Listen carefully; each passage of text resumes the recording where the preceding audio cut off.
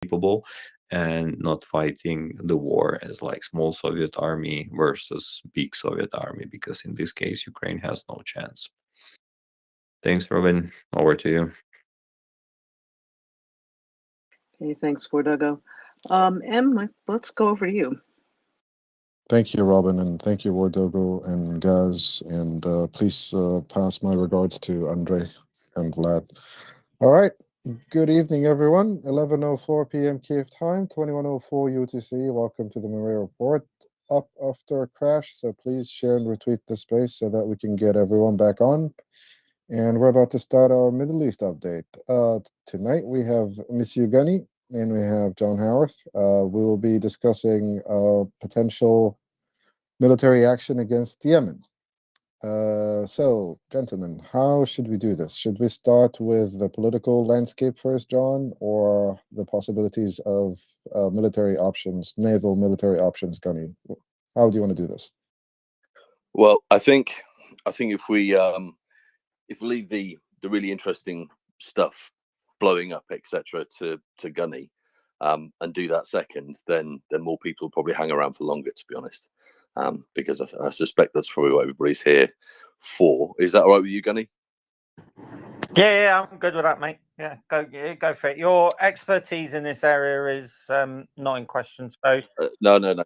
probably Don't. some sort of background to it, and maybe I was wondering if kind of a little bit of background on the Houthis and Sana'a might be sort of useful, because I think a lot of the time when we talk about the Houthis, a lot of people don't actually understand who they are, what they're about, aims and intentions. They're kind of seen as very pro-Palestinian, anti-Israeli freedom fighters, and I think it might be worth kind of explaining what they actually are.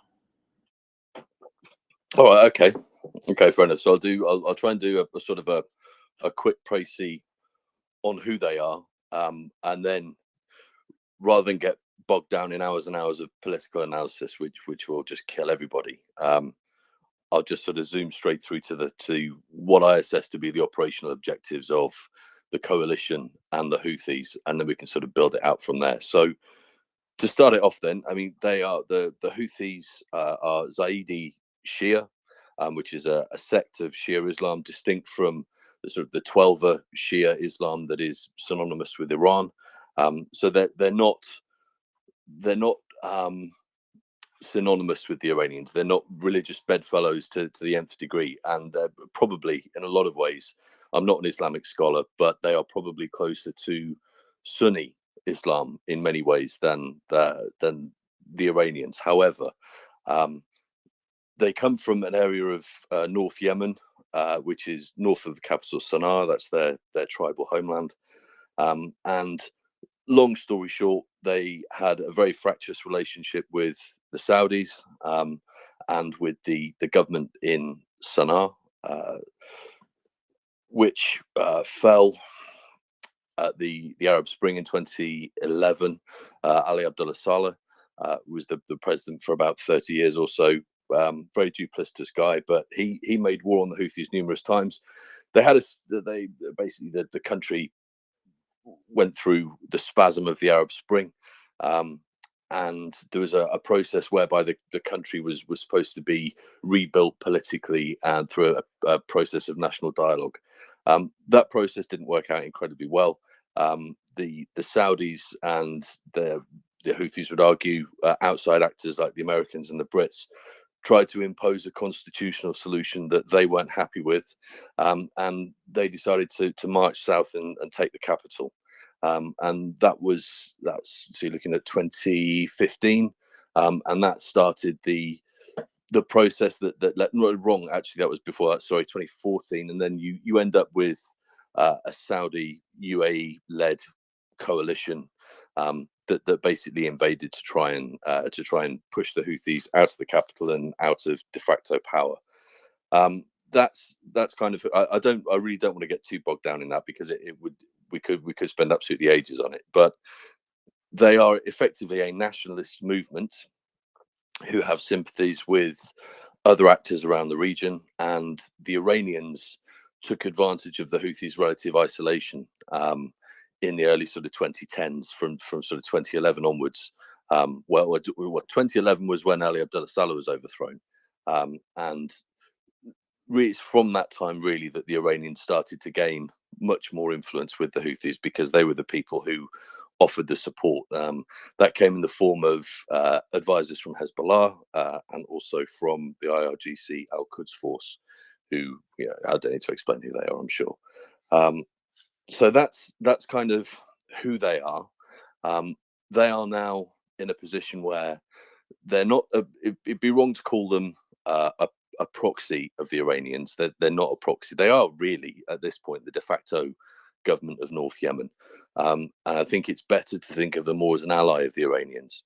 But in terms of what's going on right now with shipping in the Gulf of Aden and the Red Sea, I would say that the operational objectives of the Houthis are, and this, they frame this as being in support of Gaza and the Palestinian people and the Palestinian cause.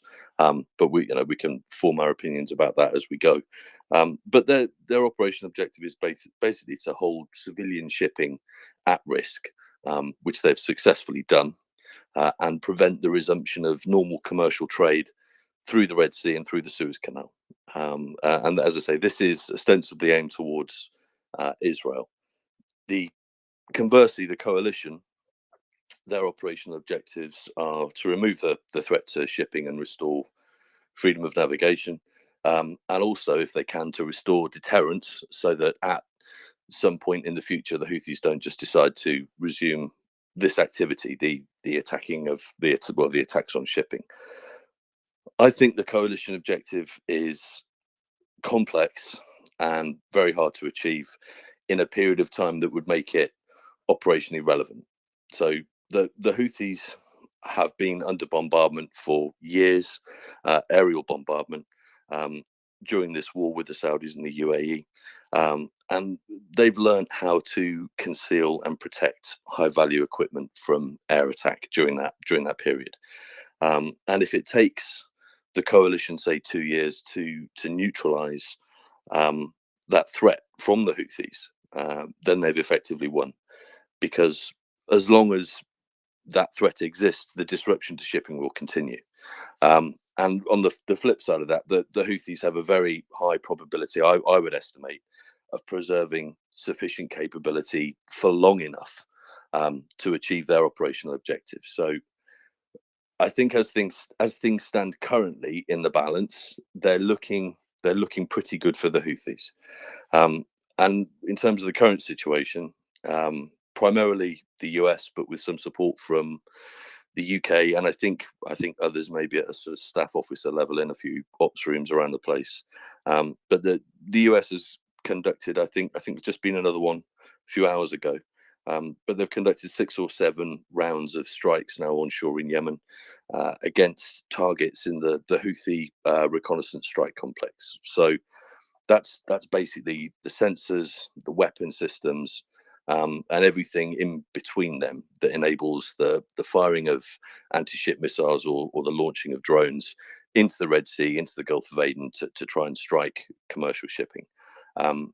Reports are that a lot of Houthi equipment has been destroyed by these strikes, but the attacks on shipping are obviously still continuing pretty much on a daily basis. I haven't checked today, but they have been pretty much daily up to this point.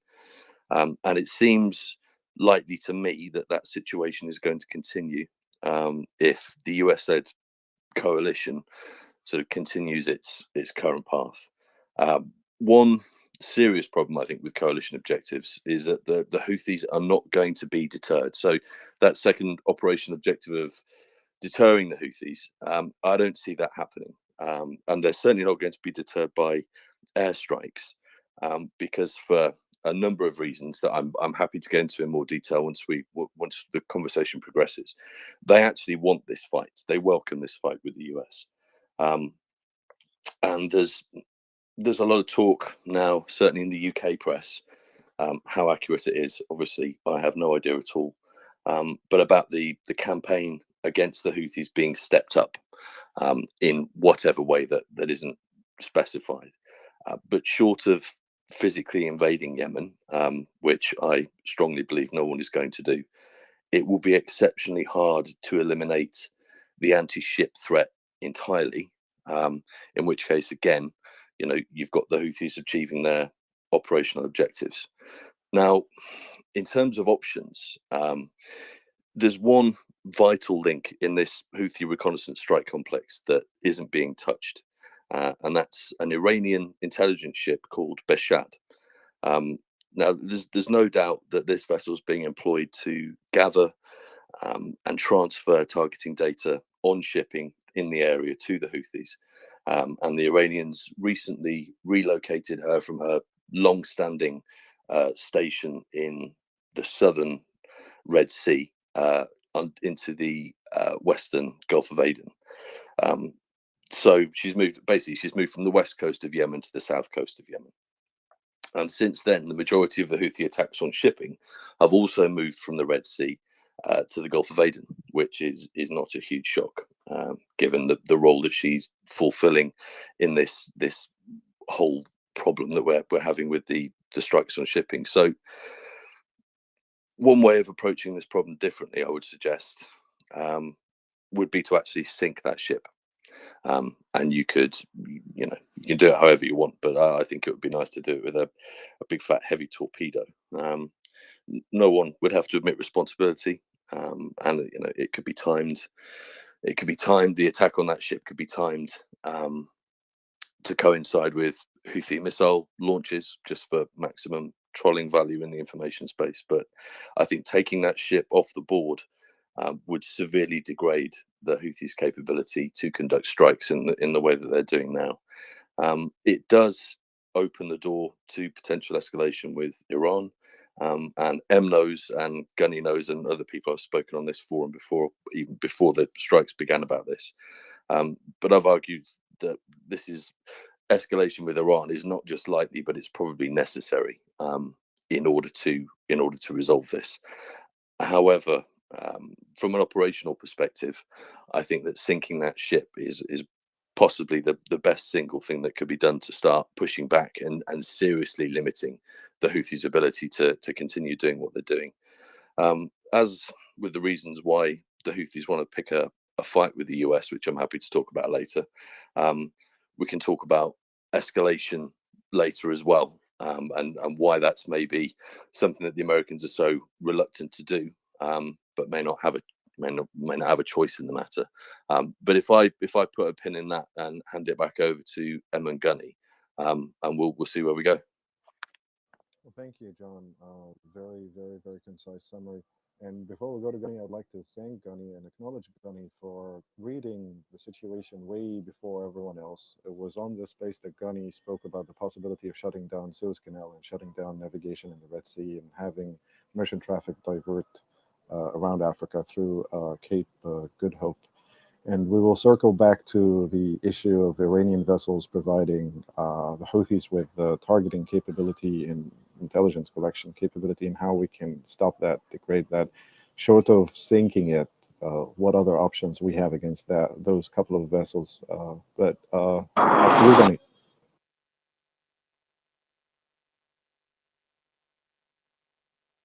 Is M talking with his head between two pillows? Because I can't hear a word he's saying. Yeah, he's very faint to me. Yeah, I just messaged Robin about this. Okay. yeah, and I was just about to message M. Yeah, M, you're sounding rather faint. Is it your headset? Maybe. mic check now. Yeah, I think that's better.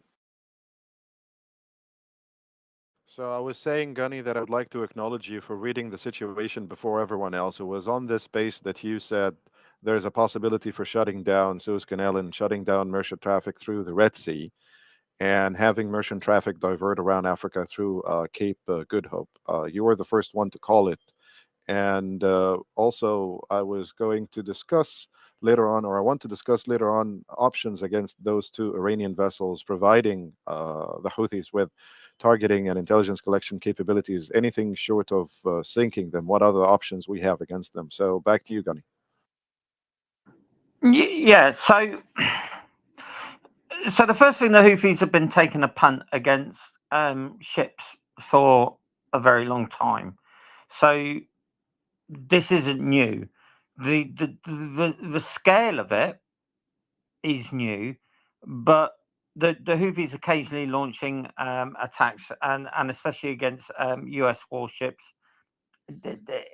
it's kind of happened before. So I don't know what the options are here. So the Houthis come out, and every tanky jumps all over it, and they say, if the IDF stop operations against the peace-loving, freedom-loving people of Gaza, who are absolute victims in this and absolutely did not do October the 7th, and are absolutely not involved in the terrorist attacks whatsoever, we will stop attacking shipping. So first of all, we know that that's absolute nonsense.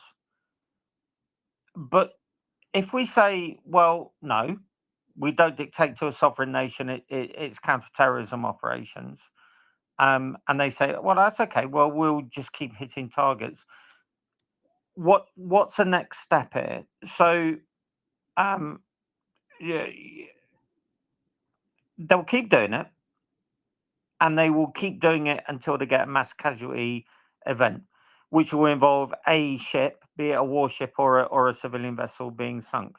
Therefore, my first question would be, if that's intent here, and they seem to be going after targets, I would argue not full on.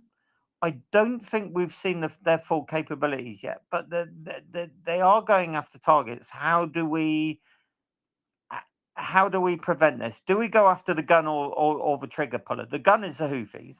The trigger puller is Iran. But how does going after Iran contain this within theatre? Because if we start sinking stuff, I don't think the Iranians are going to want to know who actually did it. I don't care. I don't think they'll care whether it was a US submarine or a French submarine or a British submarine. They're just going to throw their toys out the pram, and then we're going to see things escalating across to the Gulf, which I think we all agree that that's not a great option at the moment, certainly until we've got the stuff in theatre to deal with that. So, John, would you admit that going after an Iranian target risks escalation, or would you say, well, probably if that's the case, then the better option is for them to remain aloof from it, and for us to give the illusion that we just have to go in for Houthi targets and try and contain it that way? I'm not sure that. I'm not convinced that we couldn't really hurt them if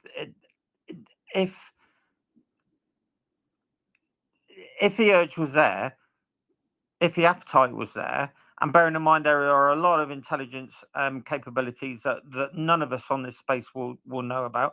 I always like to refer back to the 1990s, where when what was going on in Bosnia, the capabilities, the ISTAR capabilities, were mind-boggling back then, and probably even today. Actually, the stuff that was crossing the desk that we were looking at, our ability to look in to a theatre and to see what was going on was absolutely astonishing. And if that was sort of 20, 30 years ago, why can't we hurt them so hard that we can kind of rock them back on their heels and make them think twice about this?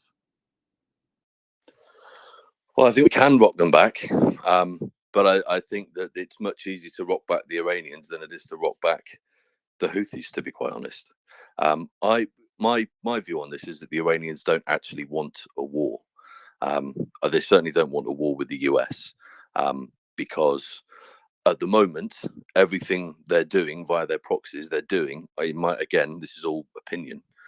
I think they're doing because they're facing a US administration that wants to put the toothpaste back in the tube.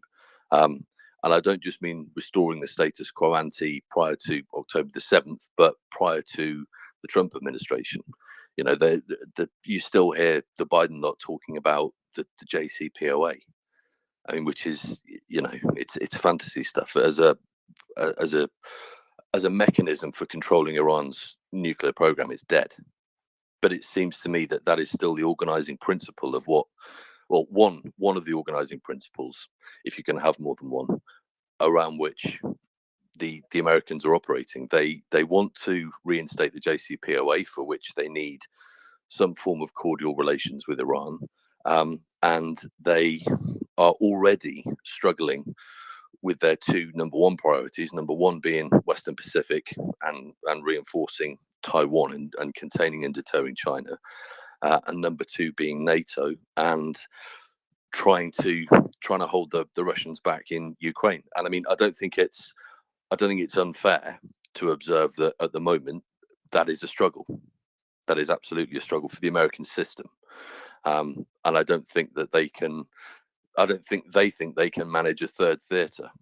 And I think the Iranians are. I think that's the Iranian assessment, and that is why they're attacking U.S. interests with impunity via their proxies across the region. I mean, we saw Al-Assad air base get hit the other day, but I mean, this stuff is going on across Iraq, across Syria. They're hitting targets in Kurdistan, and the Houthis are obviously doing what they're doing in the Red Sea and the Gulf of Aden.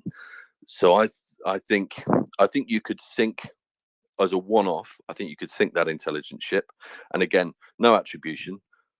But the Iranians are then in a really difficult spot because they're thinking, okay, well, what do we do here? And at the moment, we are entirely reactive.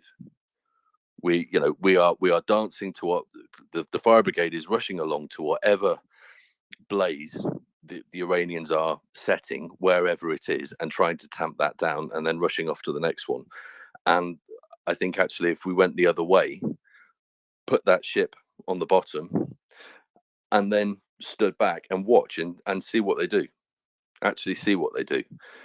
And based on where they go then, well, we can start making some decisions. But I think that just sitting back and allowing Iran to basically operate with impunity, which is what they're doing, I think is a recipe for failure. Because as I said, that the Houthis are able, in my view, they're able to keep this up for a considerable period of time. Although we don't know what their stock is in terms of anti-ship missiles, we know that the components do come in from Iran, but we don't know what the stocks are currently in the country. Public domain, we don't know. But by definition, because this stuff is smuggled into the country, and I've worked on smuggling in Yemen, I would be very surprised if any Western agency had a real handle on what was there currently in terms of stocks of anti-ship missiles. So we don't know how long it would take them to run that down. But we do know that their one-way attack drone industrial complex is now domestic inside Yemen. They can build those things themselves. And so they can basically keep this up. And it's not, all they have to do is prevent shipping owners and insurers from giving the Red Sea a clean bill of health. And all they have to do is occasionally fire a drone out, and you can drop bombs on Yemen until the cows come home, and the Saudis and the UAE have done it. But it doesn't get you the result you want because it doesn't clear the Red Sea. So that is, we're basically on, like so many other things we've done since the year 2000, we're on a slow road to strategic failure, basically. Or we can do something different. And I'm just saying that I think that there is actually less risk and more to gain in doing something different. Sinking that ship will have, I believe, an operational effect in terms of degrading that reconnaissance strike complex of the Houthis, because obviously the Iranians are feeding data into that through that ship. And from there, we can see. Don't forget, I know we turn around and say, okay, well, they can close the Straits of Hormuz. Well, we're not the only, the West aren't the only customers for product that comes out of the Gulf. The Chinese are an absolutely huge customer. That, the Chinese will not take kindly to the Iranians closing the Straits of Hormuz with mines. And if they don't mine it, and it's then a matter of them putting vessels in there, well, it may take time to position assets, but And you're more of an expert on this than me, because I've never been in the Navy. But I don't think the IRGC Navy would last particularly long if there was a concerted campaign to make it no longer exist. Anyway, I'll leave it there. Hand over to you. Back to you, Gunny. And what other options do we have against those Iranian vessels short of sinking them? Is there any way to blunt their capabilities using other capabilities, for instance? No, I'd kill it. I mean, the assumption is that this Iranian vessel is launching UAVs and that they're involved in third-party targeting. I think that's quite reasonable.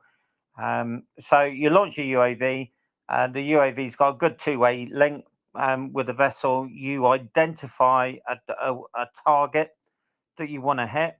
That's really easy. You just use optronics on board the aircraft. You look at it, you get your ship recognition thing out, you pull up the name even, then you go into a database, then you see who that ship belongs to, and then you decide whether you're going to kill it. And you can monitor it from, maybe 500 meters or something like that, and provide real-time targeting data, latitude, longitude, course and speed. I would say so far the attacks have been remarkably inefficient. And by that, I mean that they seem to be firing a lot of stuff. And a lot of shipping agencies, again, a cucumber up their arse about it, and they're worrying about it. I haven't seen a single merchant vessel go under yet.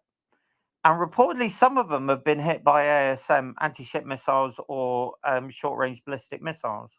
And now I've heard a lot of people say, well, merchant ships are actually very robust and are capable of dealing with this kind of thing. That's bollocks. They're not. They are not built to warfighting standards. They do not have the firefighting capability or the manpower to deal with large amounts of high explosive coming inboard at 500 knots.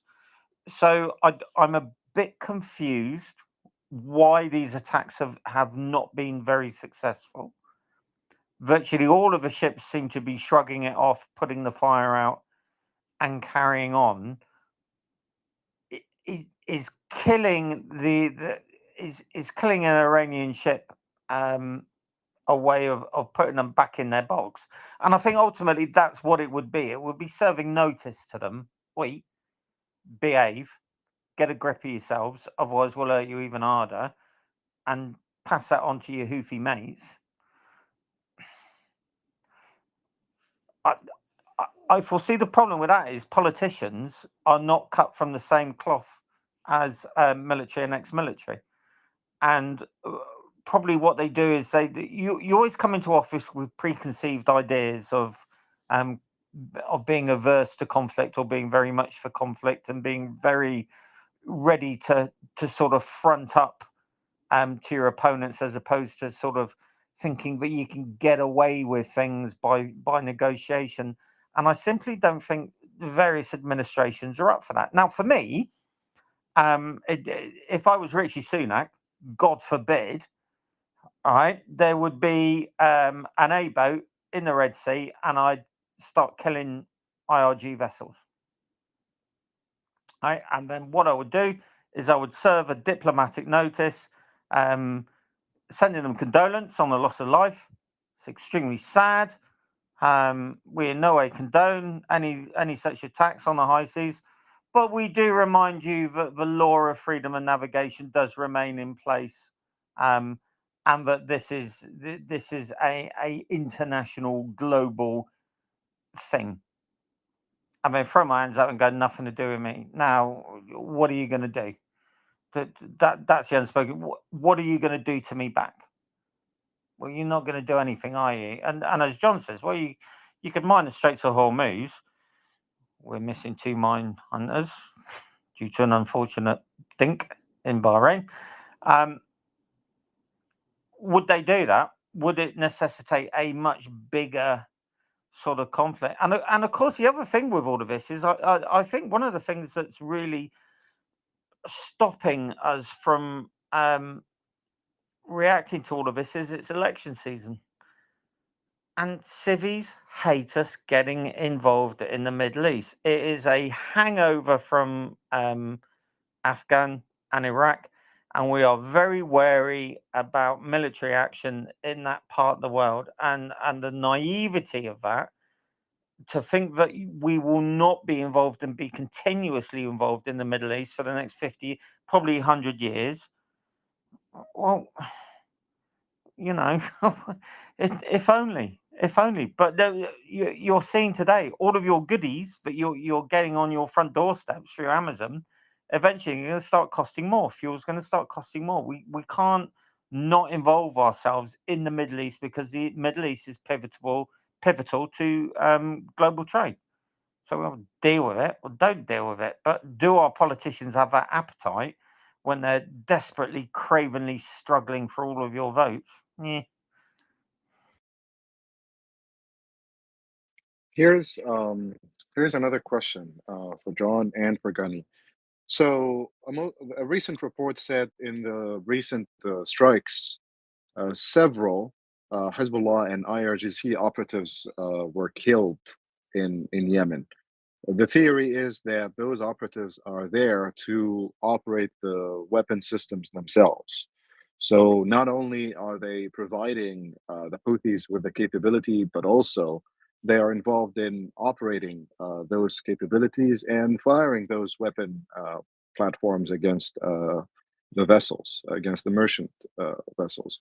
So that's the first question. What's the significance of this? The veil of plausible deniability is being lifted more and more with every passing day of this situation. That's the first question. The second question, is it possible that the warheads on those anti-ship cruise missiles, anti-ship ballistic missiles, land-based missiles, and one-way attack drones is by design chosen by the IRGC to not kill vessels, but rather cause some damage that is significant enough to scare the companies and the insurance companies to have the desired effect of destabilizing global trade and affecting the economies of Israel and Egypt, as well as the global economy, all while maintaining under the threshold of actually killing a merchant vessel. Okay. On your second point on the warheads, don't know. Wrong guy to ask. Never fired a missile. So I'll leave that one to Gunny. In terms of the Houthis, I think we need to sort of shift out of the mindset that this is just some tribal militia. When they actually came south to Sana'a, the only reason they were able to actually succeed and conquer the capital was because large parts of the national army switched sides and joined with them. So when we talk about the Houthis, we're not just talking about your guy with a mouthful of cat and an AK and flip-flops, which is, I think, the sort of the typical view. Actually, there's a hell of a lot of organized, disciplined, well-trained, professional Yemeni soldiers involved in that, and also these are guys who've got, you know, many years now experience fighting the Saudis, the UAE, and the absolute international rainbow of mercenaries that were thrust in there to fight against them. So I certainly wouldn't. My premise wouldn't be they don't know how to operate these systems. Therefore, IRGC, Hezbollah, etc., are there to support them. I think it would be interesting to try and bottom out the claim that those casualties did occur from IRGC and from Hezbollah. I don't know who reported that. I don't know who's confirmed it. But even if they were, I think they'd be on the ground very much as advisors. There may be some very specific niche technical experts in there who do have, you know, a real familiarity with some of these Iranian-made missiles, because they are obviously being shipped in pieces and assembled in country. So there may well be a supervisory advisory sort of cadre of people there who are doing that. But I don't think that they're putting people in there simply to operate the systems, because my working assumption would be that the Yemenis can do that by themselves. All right, back to you, Gunny. Marcus and Fusilier have been waiting a while, mate. So I'd go back to them and then we can talk. Yeah, sure. I will go to the hands now, but regarding the warheads, do you think that the warheads are chosen not to kill the vessels, but rather just cause enough damage to scare the shipping companies and scare the insurance companies? That's difficult to say. I'd like to know what weapon system is used, point of impact, etc. So let's say one of the ships was hit by an Iranian anti-ship missile traveling about 500 knots with a 500-pound semi-armor piercing warhead. So this is a weapon system designed to kill ships, warships, and even hurt a carrier.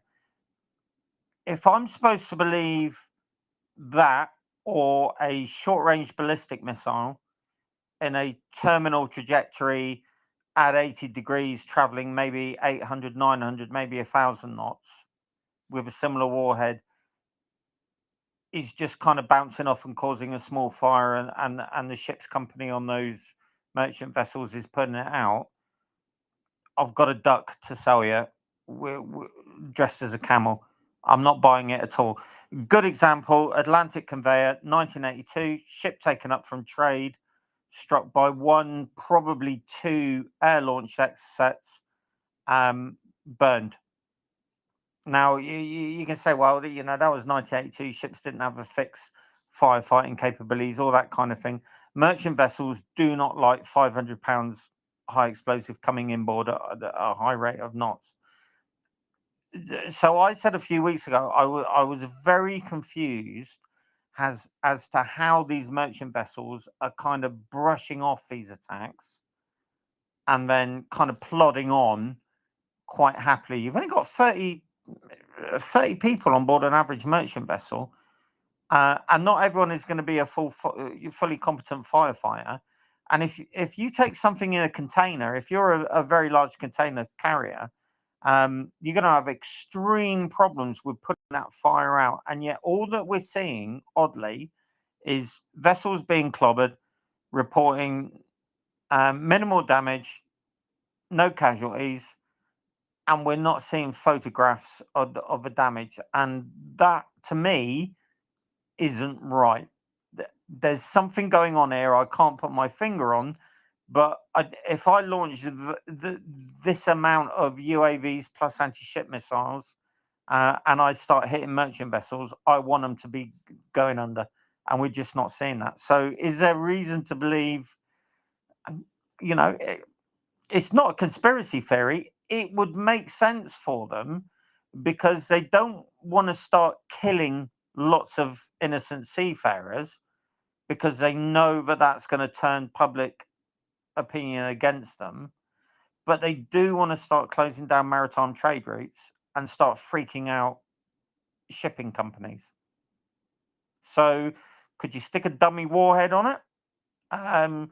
Something concrete, similar weight to an anti-ship missile, coming inboard, it's still going to make a bit of a mess, and there's still going to be a lovely big flash and bang and everything, and you're probably going to get a fire from the unspent missile propellant, but the chances are the merchant crew will be able to deal with that and put it out quite successfully. Stick 500 pounds HE SAP warhead in there, they're going to be in a lot of trouble, and we should be seeing sinking ships, to be honest. Thank you, Gunny. Let's go to Fusilier first, and then Marcus. Fusilier, go ahead, sir. So I'm really conscious that I might be raining on parades here.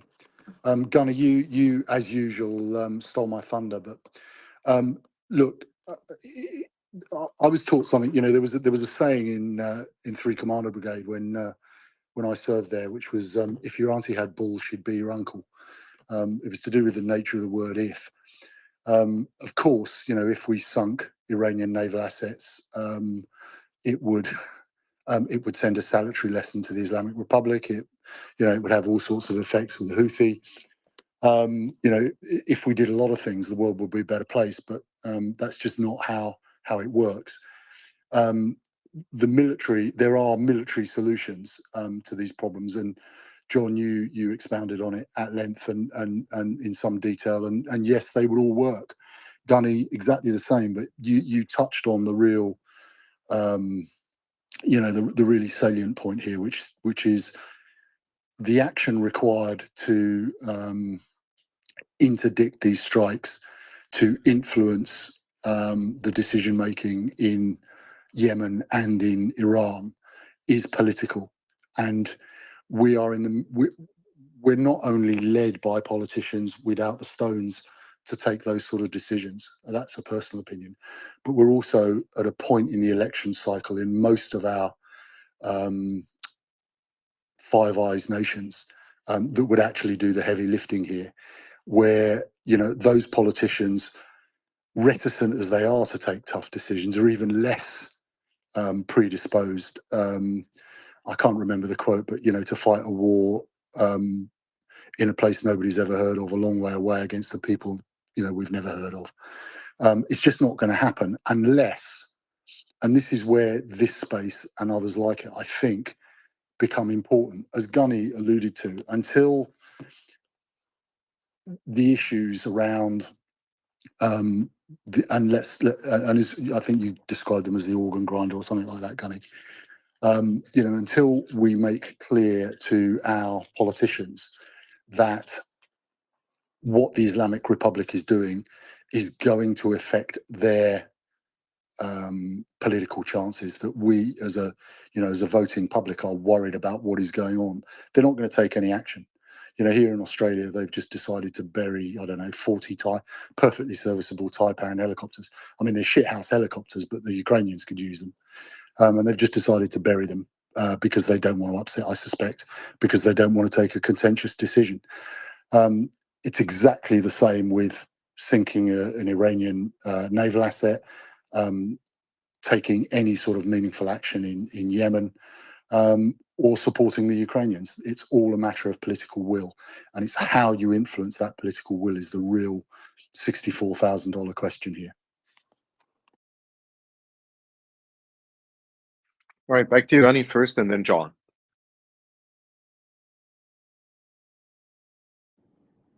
Yeah, I mean they're playing us here. That's what it feels like, and I think when you pursue a policy like this, you always look at who is going to be in the hot seat of the opposition. Who are your enemy? What are they like? Are they wary? Are they fuck you, fuckers, I'll fucking hurt you? Or are they quite conciliatory? How secure are they in their position of power?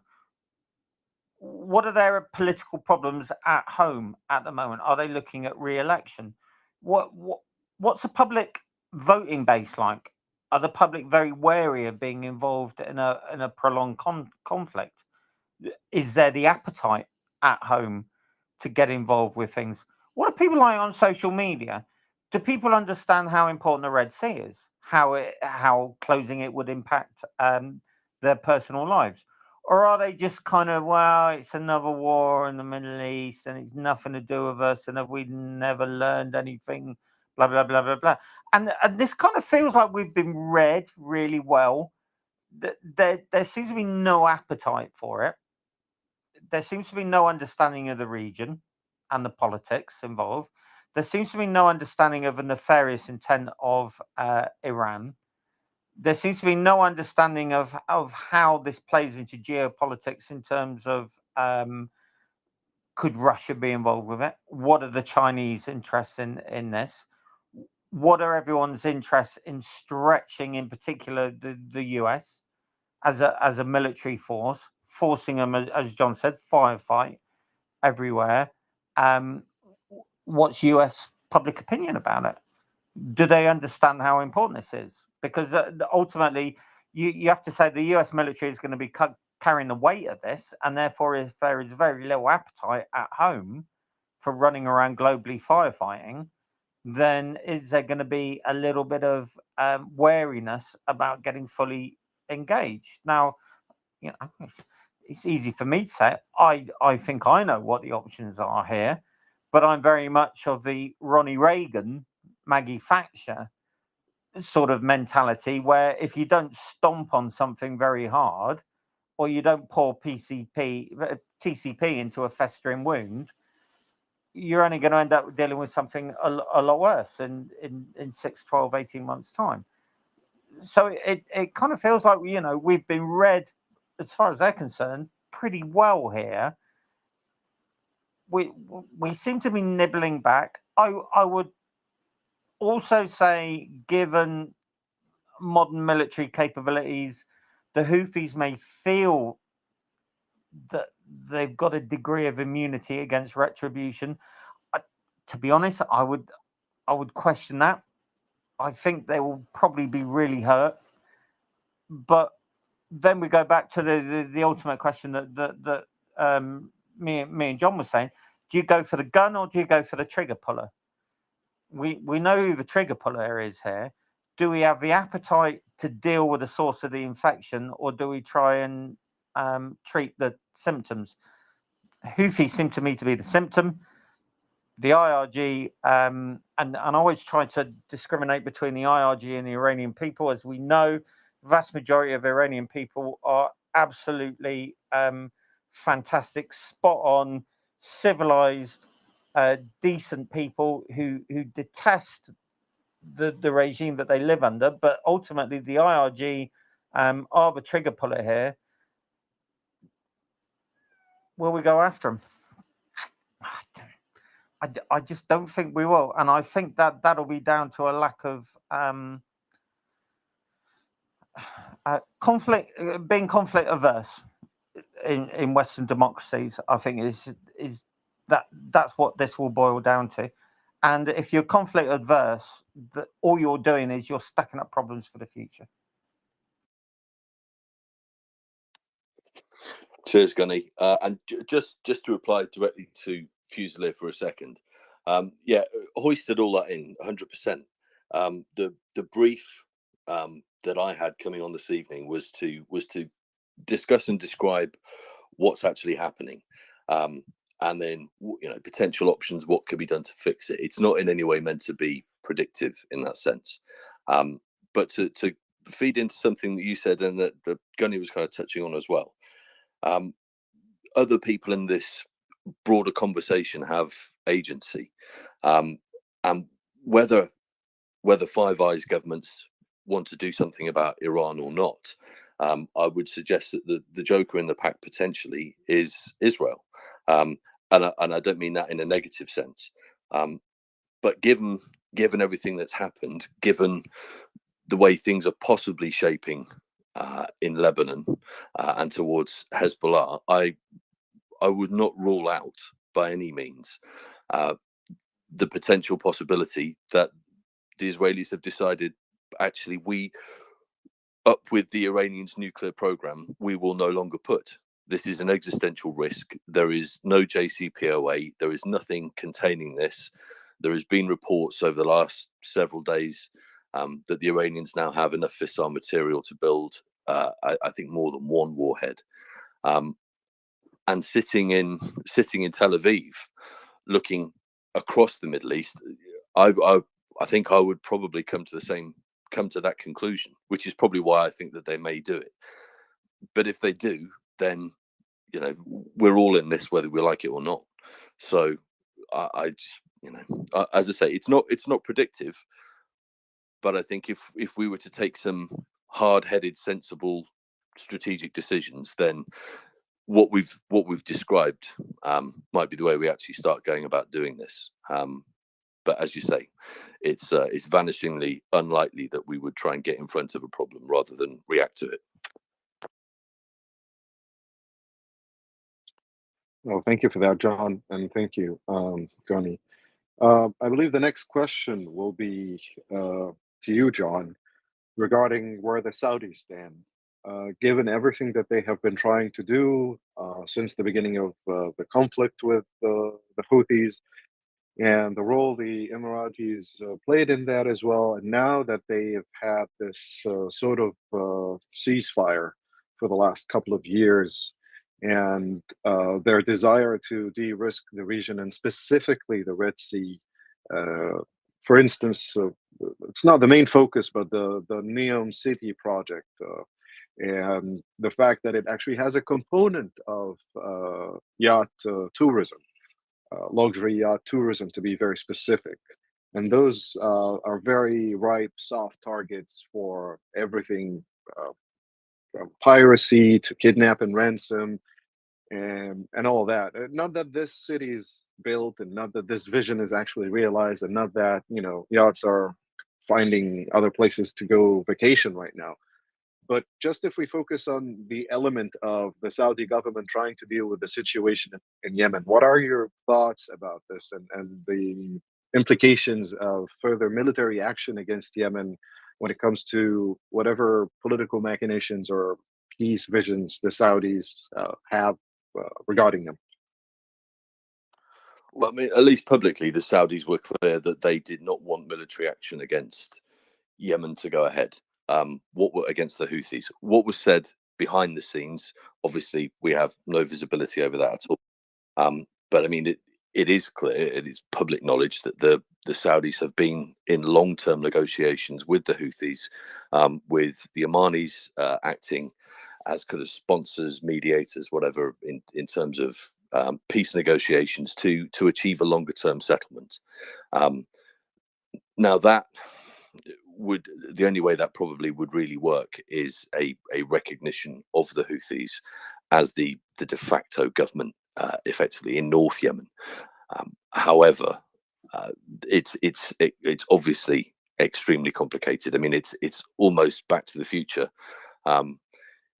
going back to the position that Yemen was in before the invasion, whereby there are various different factions within the country who all want different things. You've got separatists in the south, you've got nationalists who want in the north, who want the whole country, and the area that the Houthis control at the moment has most of the people but very few of the resources, and they're also running out of water. I think Yemen is slated to be the first country in the world that's going to run out of water because of all the cat cultivation. But regardless, the Saudis are in a position where there are various carrots that they can offer to try and guide that process through. But they needed for conflict not to be extant at that point, and this is obviously a problem. The fact that this is now happening, and if it's escalated by Western powers further, there is obviously, and if the Houthis really are hurt, as Gunny was suggesting, the US has the capability to do them some real damage. Well, at that point, do they turn those drones and cruise missiles round and start firing them at infrastructure in Saudi Arabia? That's potentially an option that they could take if they wanted to.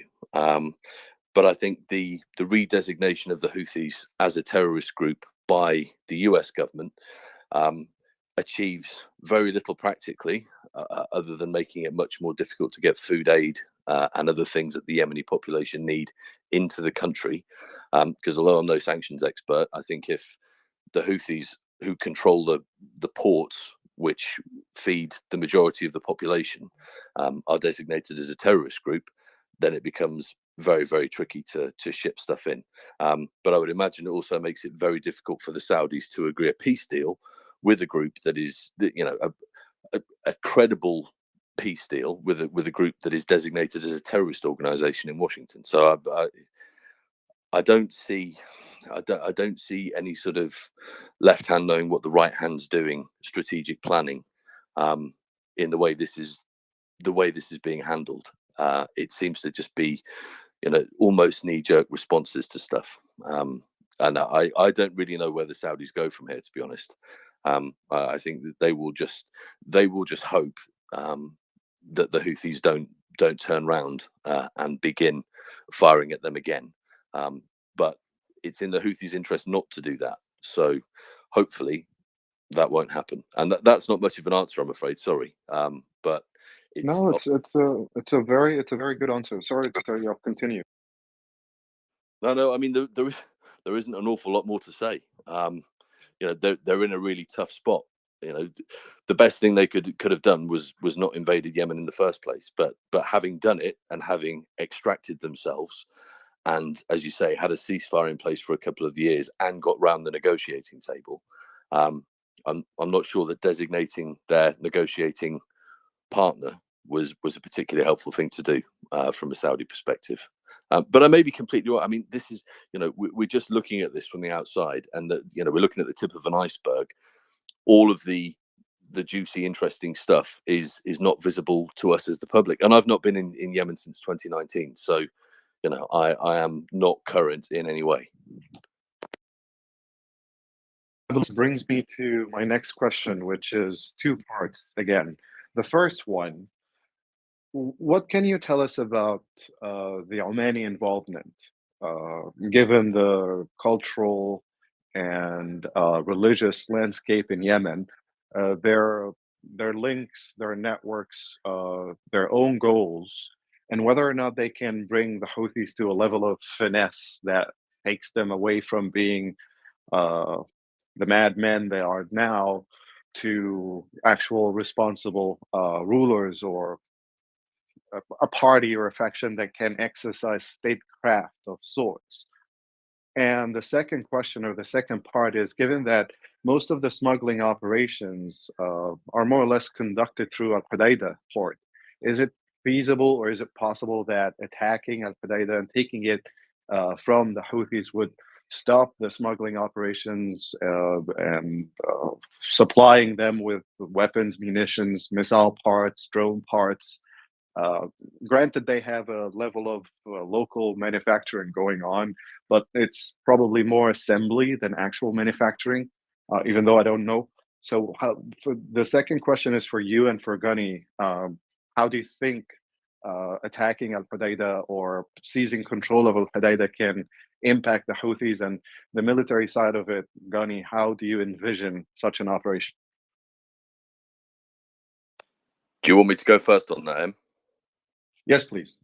All right, okay, cool. So the Omanis refused to participate in the Arab coalition that actually that assaulted the Houthis, and kept themselves out and kept open lines of communication to the Houthis. The Houthis had a delegation in Muscat throughout the conflict, and you know, Muscat was a place where people could come and meet and speak to them. So they have tried very carefully to preserve their neutral status, which at the beginning of the conflict had the UAE and the Saudis extremely angry. But I think over time the value of the Omani position was recognized.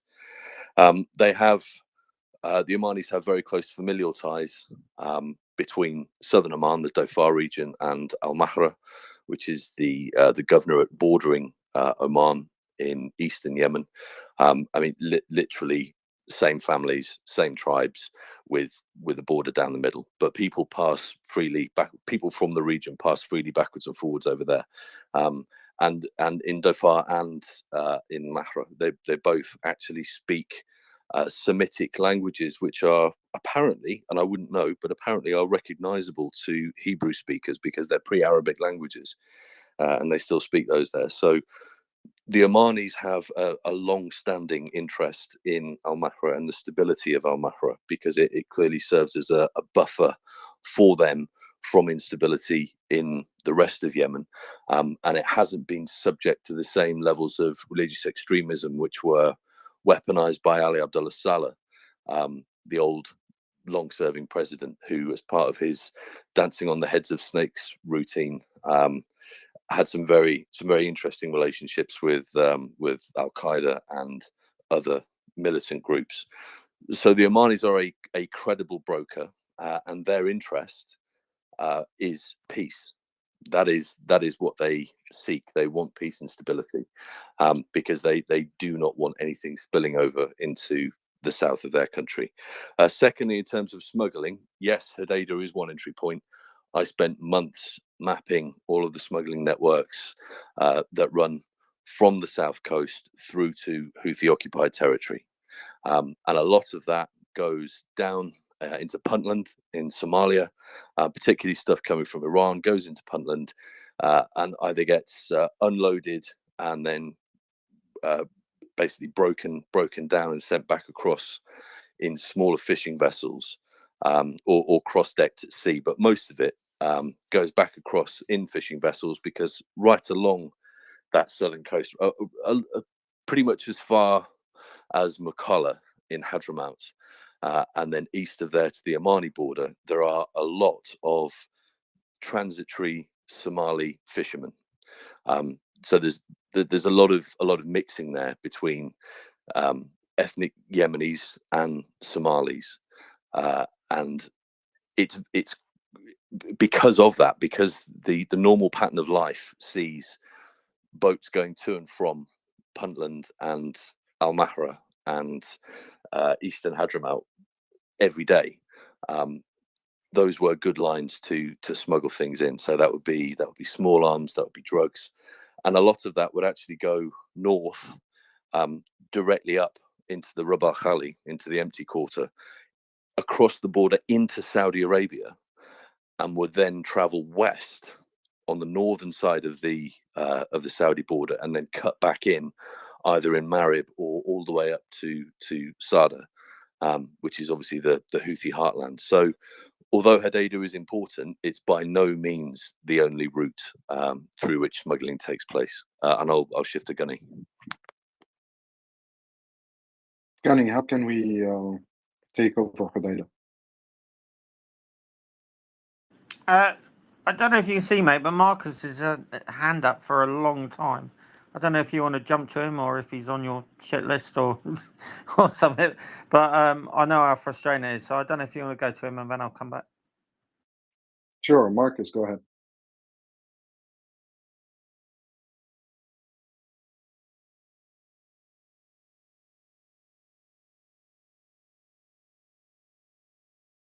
Marcus? Yeah, sorry about that. I was wondering if the terrain in Yemen was particularly conducive to avoiding the consequences of airstrikes, like if you can have giant other underground complexes, or if it's not possible to do that digging wise. First, my second question was for Gunny, is could these be pure kinetic impacts, like you said, from either be it, like you said, because it's intentional, it's a dummy warhead, or the Americans have a sophisticated EW capacity? I don't know, because I don't know, are those explosives going to go off anyways from the kinetic impact? I don't know.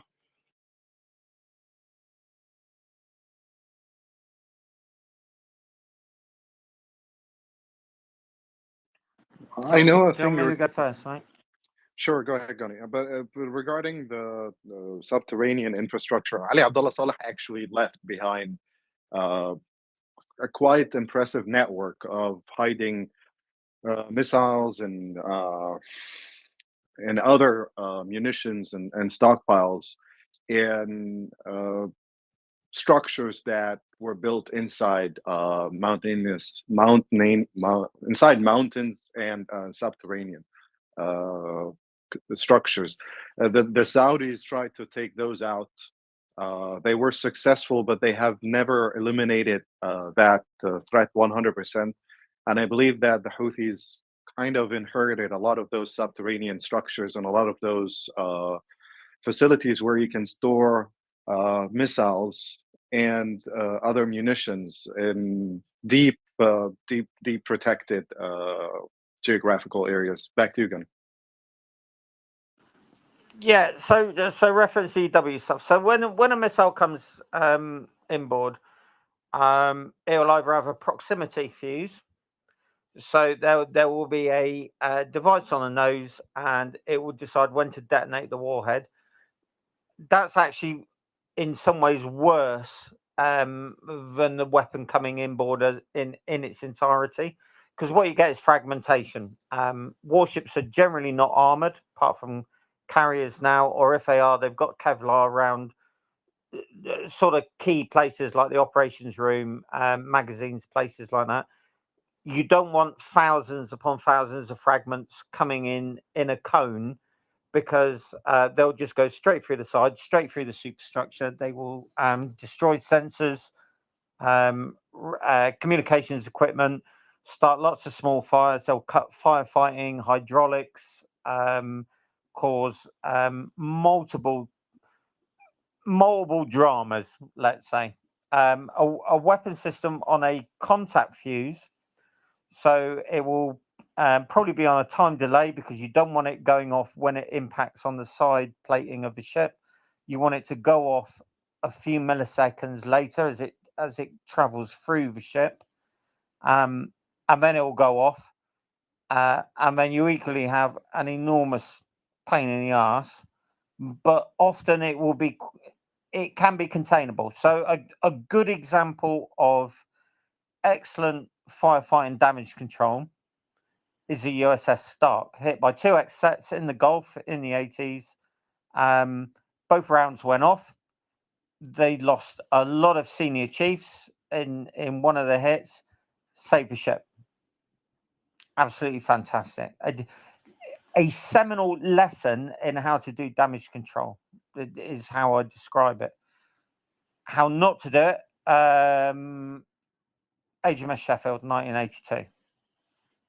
Not down to the boys on board, but down to poor ship design, inability to contain damage, smoke. And then you can look at the Moskva, a classical modern example of how not to take 2 anti-ship missiles inboard and save the ship. For various reasons, absolutely fucked that up beyond belief. And that ship was salvageable. They shouldn't have lost her. So now, is it down to EW? No, because electronic warfare is very murky. Right, alongside things like tactical data links, it's something not a lot of people know about. But you get two types of jammers. You get unit jammer on board a ship, which is designed primarily to start jamming a weapon coming towards you, and you get a force jammer. Force jammers are designed to protect you and other ships near you. A good example was maybe 670, 675 jammer on Leander class frigates. Right? Big box jammers mounted on the mast, and they were designed to protect the ship and the carrier that they were in concert with. Now, in order for that to work for merchant vessels, you would want a warship close by. And if there's a warship close by a merchant vessel that's being shot at, you will probably see the warship shooting at the missiles anyway, because you can't always tell which way those missiles or UAVs coming, what their target is. You don't sit there and go, well, it might be going for a target 6 miles ahead of us or 3 miles astern. You kill it. You kill anything that looks like an air track, that quacks like a duck and walks like a duck. So no, I don't think this is an EW thing. I think also NATO units, and it is NATO units, they will be very wary about using electronic warfare, and probably a little bit risk averse about using fire control radars, things like that, because the PLA are there and the Iranians are there. Right? It's going to be an absolute electronic warfare, signals intelligence heaven for them.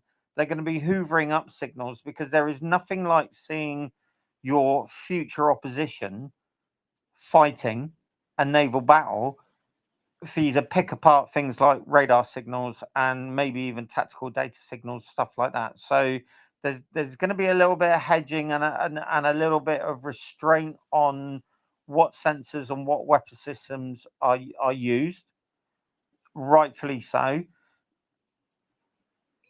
Look at that how you want, but I would say that the PLA is using this opportunity to plan ahead for major engagements in the Pacific, for the invasion of Taiwan. They are interested in the capabilities of US warships in particular, and they are, if not supporting this, they are tacitly supportive, in that it's giving them a lovely little window to see what capabilities everyone has. how?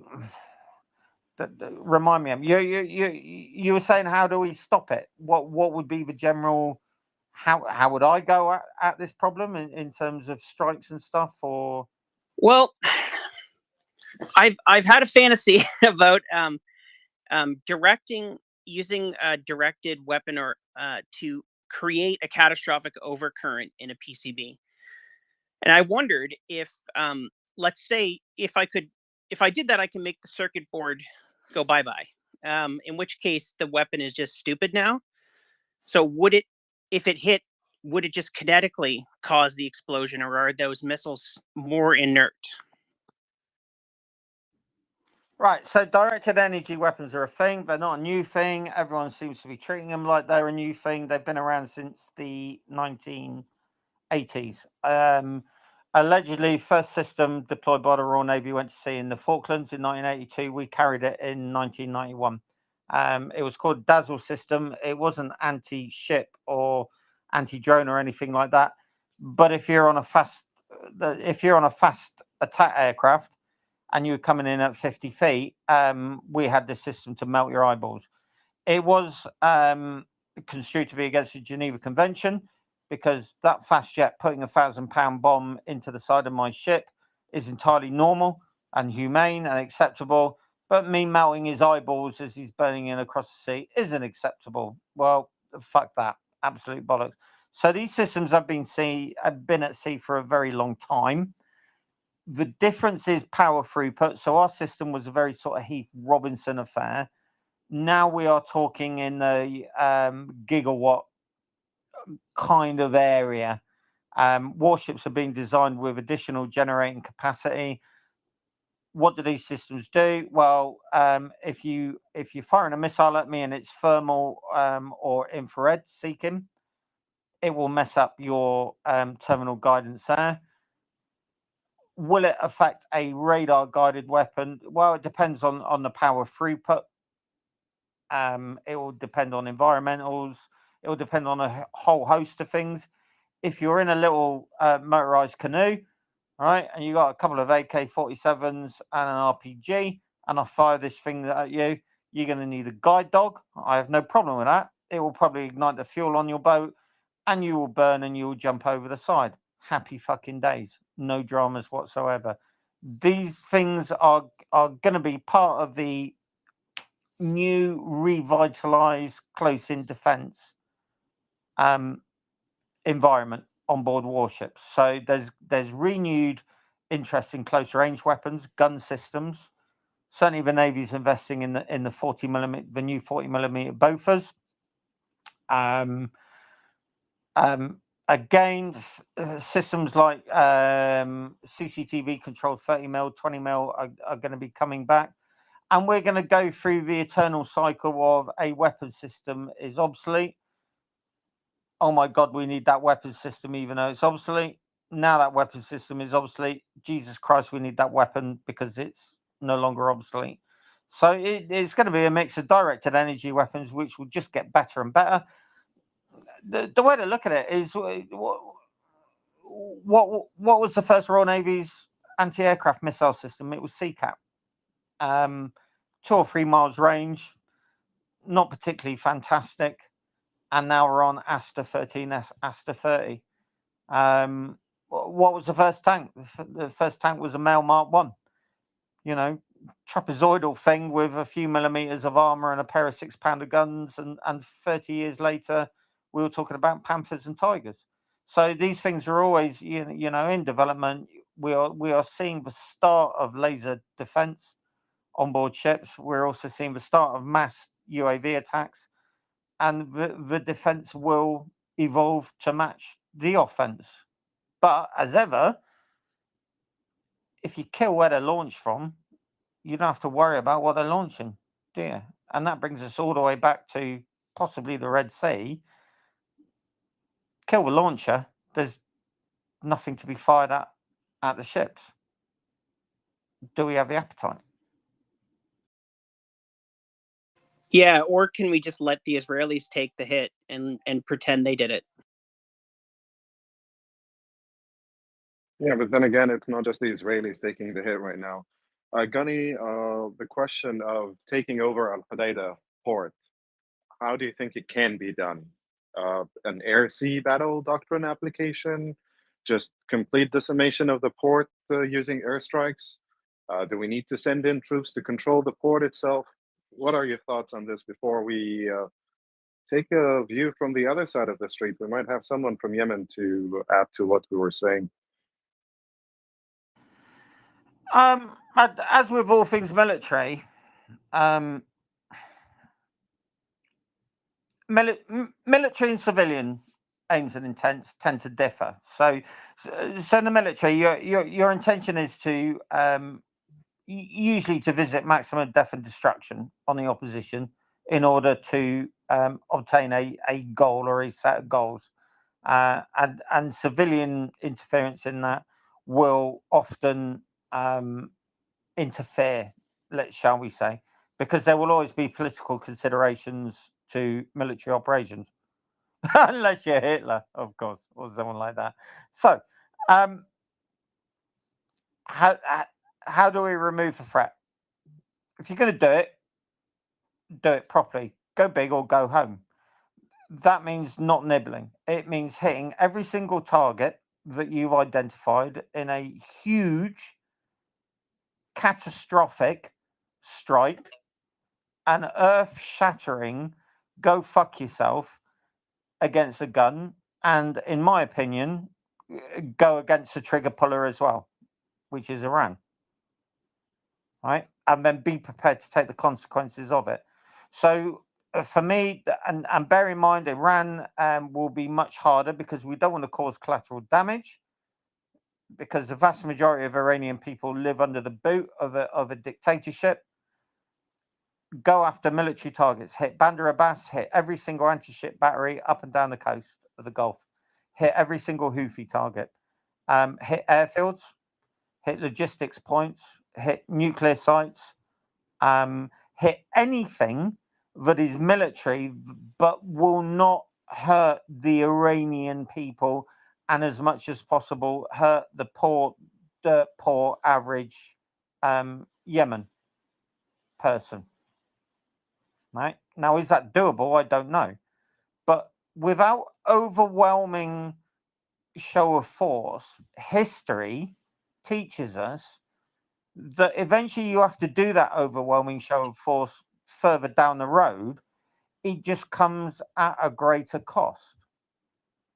Now, that's really simple for me to say because I don't know an awful lot about geopolitics. I don't know about the various contradictions within the Middle East, and I don't know how that will go down. And I don't know what the political considerations within every single NATO capital are regarding, them getting re-elected.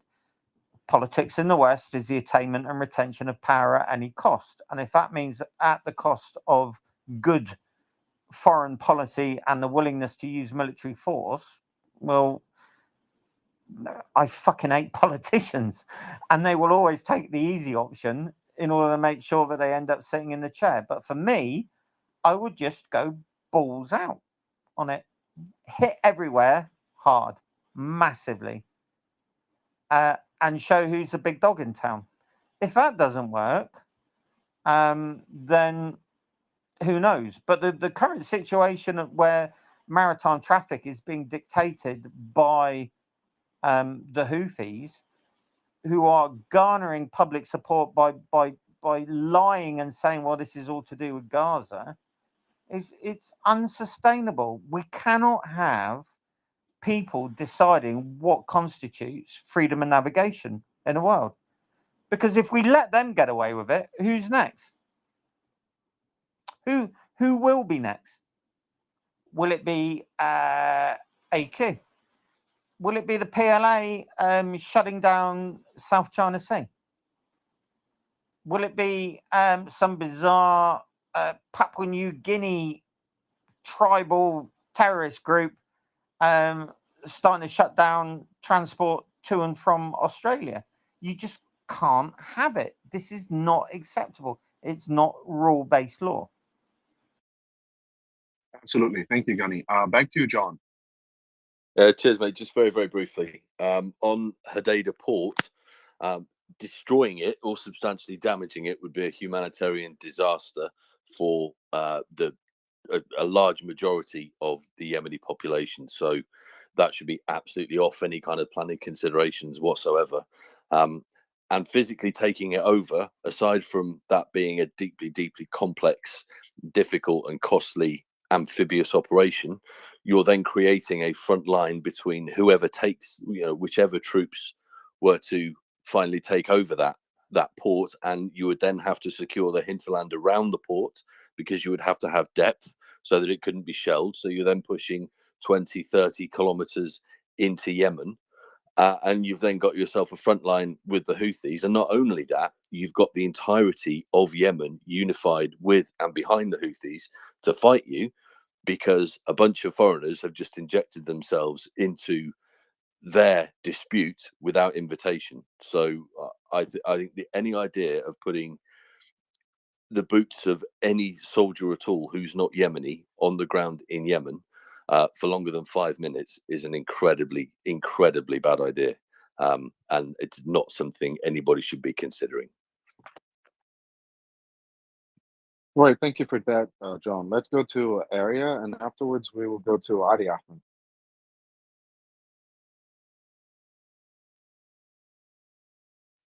Area, please go ahead. Oh, I'm sorry, I misunderstood what you were saying there. So a couple of thoughts on what was just said in reply to, I believe it was Gurney. And hello, everybody, and thank you for being with us. Robin, thank you also, both of you, for hosting. So number one, the Houthis have had years and have become probably the world's leading experts in low-cost air defense by hiding systems, by hiding training camps, by hiding armaments and dispersing it in civilian areas and over large areas.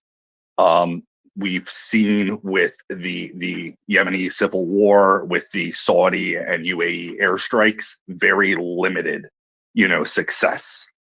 Even when they were using the more advanced American and European systems they had. So I would be very hesitant. There is a history of wars in Yemen. There have been many countries that have come in with large air forces. The way the country is, the way northern Yemen is, it makes Afghanistan look like flat land. And I'm over exaggerating there a little. It's about the same.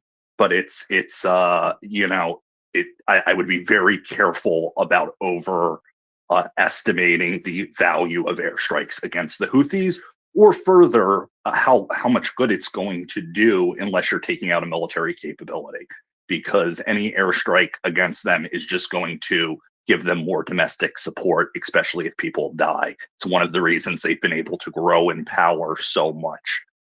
As far as what they say, their flag says it all. What is it? Death to America, death to Israel, death to the Jews, or God's curse on the Jews, victory to Allah, or something like that. So anybody claiming that this is about October 7th or oppression of the Palestinians or anything like that is lying, and giving lip service to the Houthis. As far as airstrikes, we also have to remember the cost value ratio. All it takes them to stop an international tanker is about $50,000 worth of boat and armaments on a couple of boats. It's not high tech stuff, and it's not. They've used the airplanes or the helicopter for propaganda. They've done. They have bigger stuff. But we've seen with the Somali pirates, we've seen in international shipping, through history, that you can't stop stuff like this unless you're running convoys. And those convoys can be, aircraft flying over it. That can work just as well. But it needs to be real. Just hitting their targets, they'll just get more ships from Iran.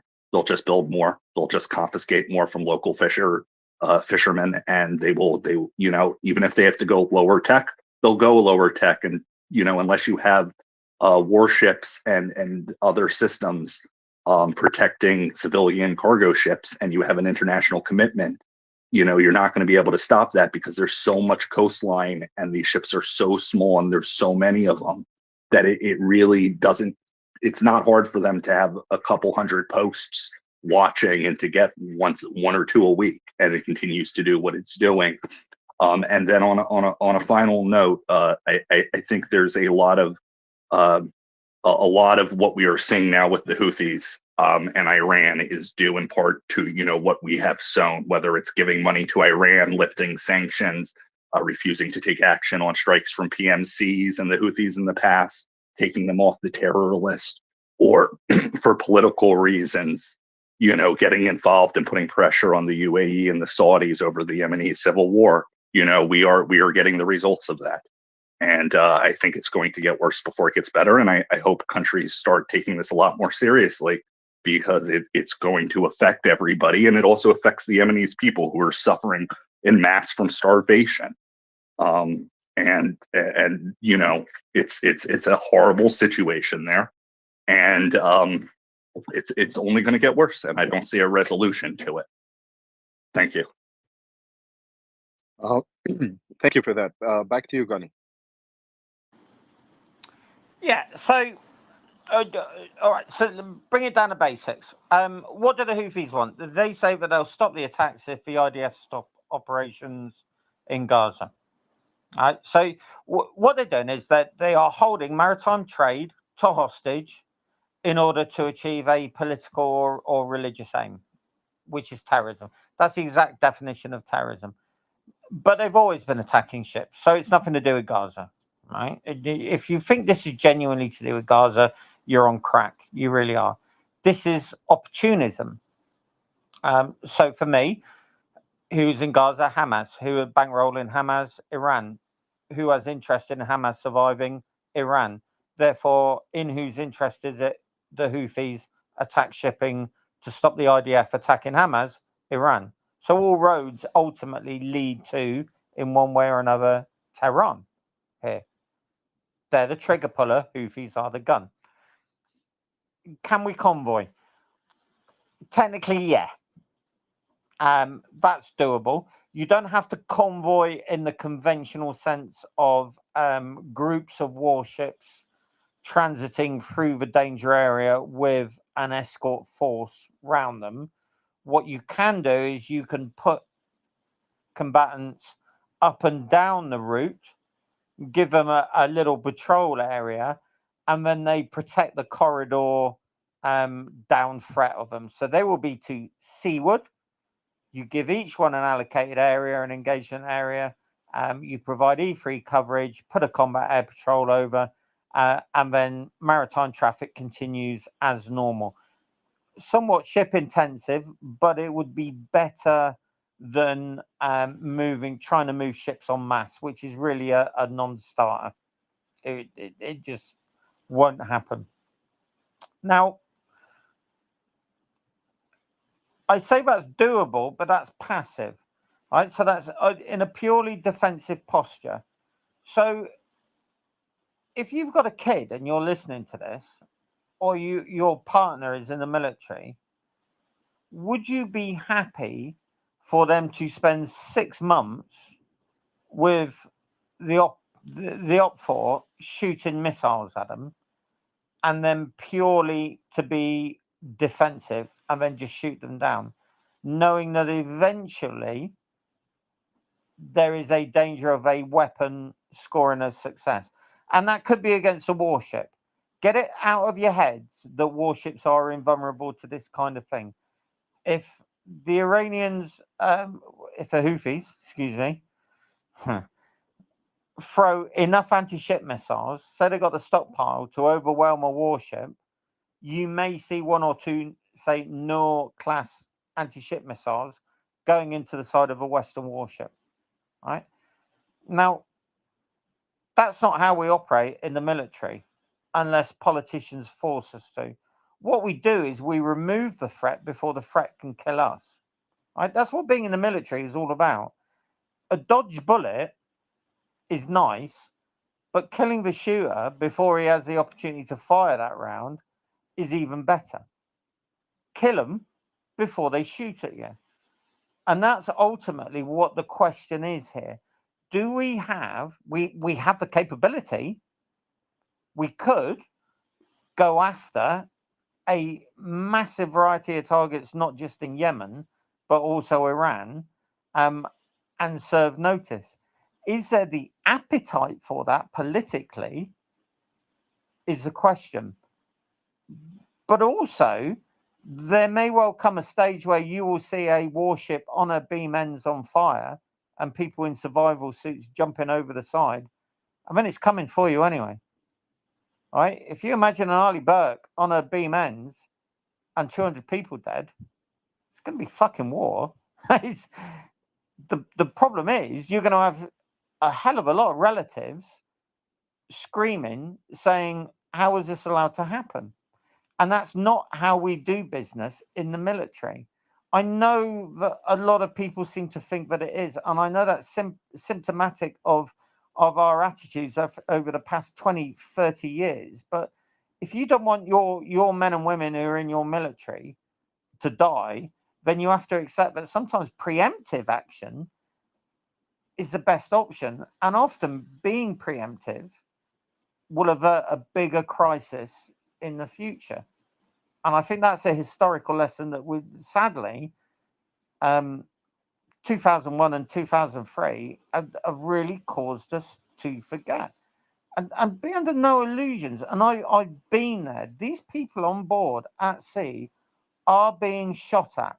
Right? And if you genuinely think that we are showing something called courageous restraint at the moment, I promise you, if you're on board USS Laboon or HMS Diamond at the moment, and you were going to action stations every 4 or 5 hours, and you were watching from the operations room these tracks coming inbound, you will be banging your head against the desk and saying, for fuck's sake, kill the launchers.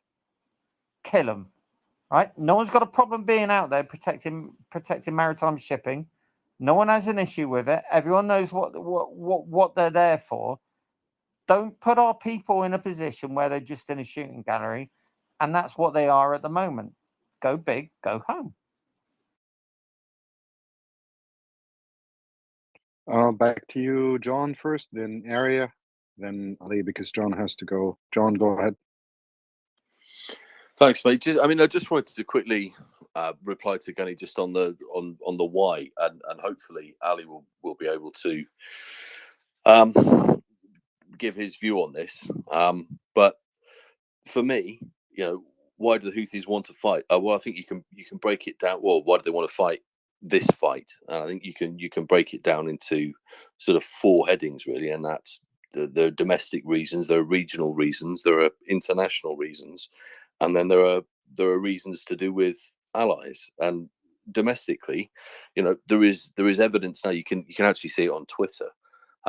There are guys, officers in the National Army who've been fighting against the Houthis who are now switching sides, and they're openly declaring their change of allegiance, and they're going across to the guys that they've been fighting with for the last sort of 8-9 years, and they're ostensibly they're doing that because of Gaza and the Palestine issue. That is the public messaging that's going out there, and it would be naive to think that doesn't have resonance in with the street in Yemen, and that there isn't a broad support for the Palestinians, and that the stand that the Houthis are taking is not affecting their popularity in a positive way, because it is domestically.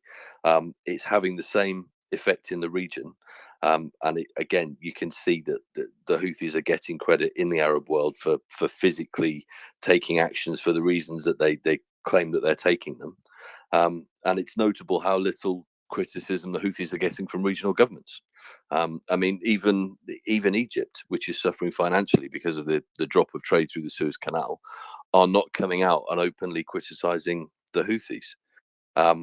Internationally, there are, particularly in what we call, what's called by some the global south, there are a lot of governments who are taking the Palestinian side of the the argument with the Israelis.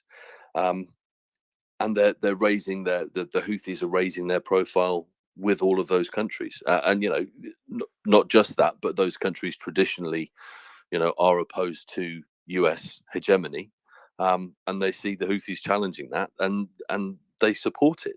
I mean, that's just a fact. And if you think about not necessarily what's going on with the Red Sea right now, but for when the world's eye moves on, the situation in Yemen will remain for Yemenis, and the Houthis do want to be the government of either the north of Yemen or the whole of Yemen if they can pull that off after this.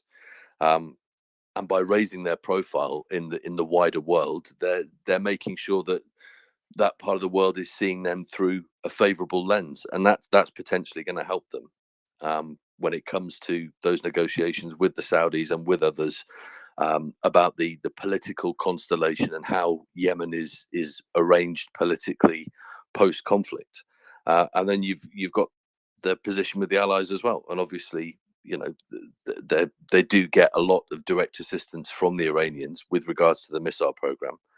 And as I say, although I think it's wrong to present the Houthis as a proxy, because they're not, I don't think it's wrong to present them now at this point as an ally of the Iranians. So they're winning on that front as well. So I mean, there's a complex set of reasons why they want this fight with the Americans, but it basically, as a movement, it works for them. As I say, Ali may shoot that down, but that's my take on it. All right, before we go to Gunny or Area, let's go to Ali first, hear what he has to say. Welcome, Ali. It's the first time to have you on the space. Thank you so much for waiting patiently. Go ahead, please. Yeah, thank you for this invitation in your space, and hello to everybody listening and partner and comments. And I'm grateful to hear all what you think about what you talk about it situation in Yemen. So the first point, what I want to talk, it is about. I heard that you talking about Al Houthi, and this is name we mention. We don't really like it because no, it's not that we don't really like it, but we are calling that is we are government. It's named Ansar Allah. This is first point, and also second point about the situation. I heard someone, I don't know who was talking about the point in Bab el Mandam and Bab el Mandab, sorry, in the Red Sea, that we shouldn't attack, cargo shipment that we are going to everywhere. So what I want to say that we are not attacked to any cargo ship who going to anywhere. Just we just said, as we said before, that we attack just the ship cargo who will going just to Israel and who has been to Israel. That's all. And this is our, I heard a lot that we talk about Iran and that we are, I don't know, that is Iran decision and that they don't know. What I want to say and what I want to confirm, that is no issue for Iran to take decision for us, because it's our decision and it's our power who do it, and it's our government who decide to do it this to against Israel, to help our brothers in Palestinian against Israel, what they do, how many people they killed there, how many war they start to do it by Palestinian without any issue.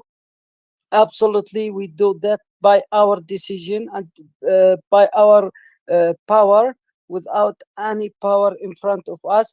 Yes, sure that we have relationship with Iran to have information about the army, about a lot of things. This is, it's issue and just talking, but Iran, it's far away from us.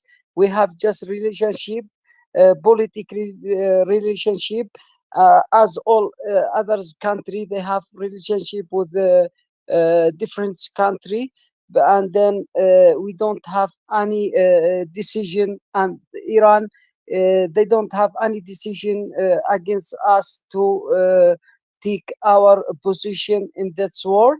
This is our position, and this is Yemeni people who decide to have the war against Israelian, and because what we say in Palestinian, it is horrible, and we can't support it. And I think there is no anybody human who can support what happened in Gaza, because we are human and they are human. They should to have them liberally, and an enemy Jewish, they should to stay far away from them, and they should to keep them quiet and let them live alone without any obligation or any pushing from enemy Jewish. That's, what I want to see is Jewish is our enemy and our enemy of Israelians, so we will not leave them alone, and we are with them until last minutes of our life, and we will not going to leave them alone, even if we have big war here in Yemen. What I want to see also, you see, from 9 years we have the war between us and Saudi and Emirates. They attack Yemen and they make explosion in Yemen, and they send many missiles. We didn't use the point of Red Sea against them, but we leave it like this until what happened in Gaza and in Palestinian. So we take this decision to help our brothers in Palestinian. And also about Thank you, Ahmad. Thank you. Just wait. Ghani would like to respond to some of the points you raised. So Ghani will go ahead, and then you can continue with your statements. Ghani, please go ahead. And Ahmed, okay. Ali, please mute your mic so that we don't get a feedback. Thank you so much. Ghani, please go ahead. Yeah. Hi, Ali. So there have been over 36 attacks on merchant vessels, and you say every single one of them was linked to Israel. So could you give me a couple of ships' names and either destinations or ship owners where they were flagged? Yeah, why not? So about the names, actually, I don't know very well the name, but I can give you the direction. We until now we already attack around 8 ship cargo. One ship cargo, it's coming from Emirates. They went to Israel, and one it was coming from Vietnam. Second one, it's coming from Vietnam. Third one, it was coming from, I think it was coming from Saudi Arabia. And number fourth, it was coming from Turkey. And the number 5, it was coming from, as I know, it was coming from I think from oh my god, I remember it, but it was coming, I think, from Yunnan, I think. Yeah. And we attacked 2 ship, army ship from US.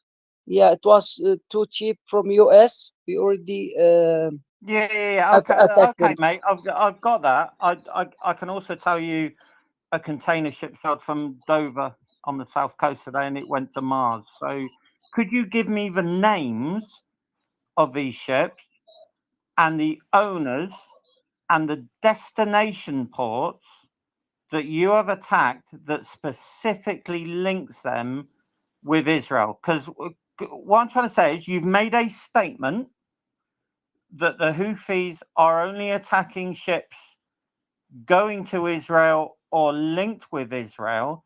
Therefore, I assume that you know names, flags, ship owner companies, all that kind of things. If you don't, that's cool. All right. But, if you do, some names so I can go against Ship Tracker and I can actually physically check their routes would be really handy. Well, Actually, as I told you before, that I don't know exactly the name of the ship, but I told you that Ansar Allah, we don't call them Houthi, but we call them that they are Ansar Allah, that we don't attack any ship cargo, just the cheap cargo who going to Israel. But anyway, I will answer to your question. I will check exactly by our army the name of the exactly all the ship that we already attacked it, and then I will send it to your to you by profile sending.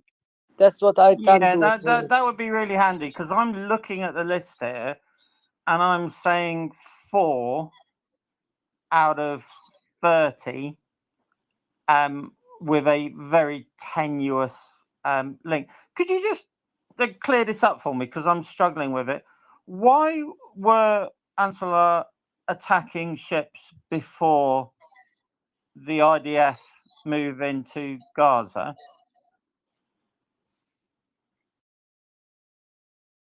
Sorry, can you repeat your question, please? Because Ali, Yeah, Ali, yeah, sure. so I'm So there have been attacks against Red Sea shipping for many years. Could you just explain to everyone why attacks against merchant vessels and American warships have been happening prior to the Israeli Defense Force moving into Gaza?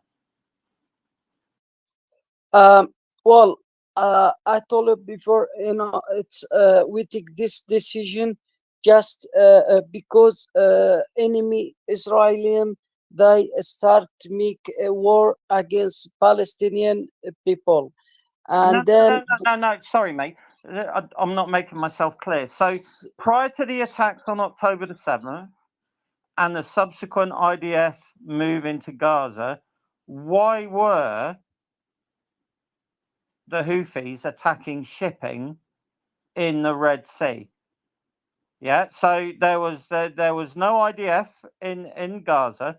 Why were they attacking ships sporadically and launching mass attacks against American warships? Is that are you are you demonstrating against the presence of Western warships in the Red Sea, or are your actions purely to move the West out of your area, which would be in accordance with the aims and intents of organizations like Al Qaeda?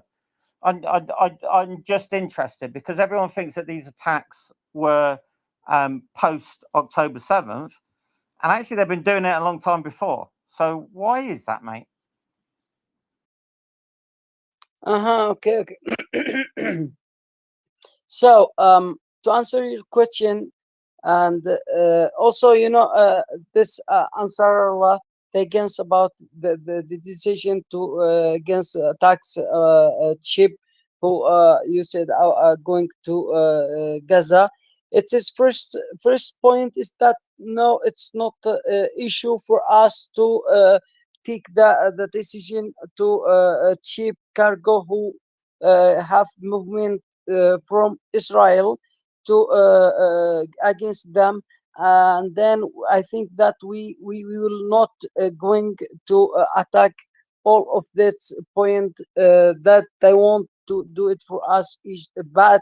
What is our soldiers army in the Red Sea doing? It's, you know, keep safe all the cargo shipment who want to make movement to any countries, just to Israel, that they are not allowed to go there.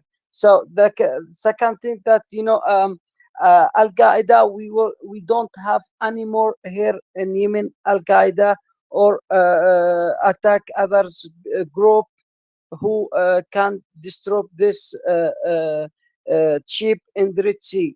It is just, you know, a Emirate group who was there, and they want to make the destination of Red Sea.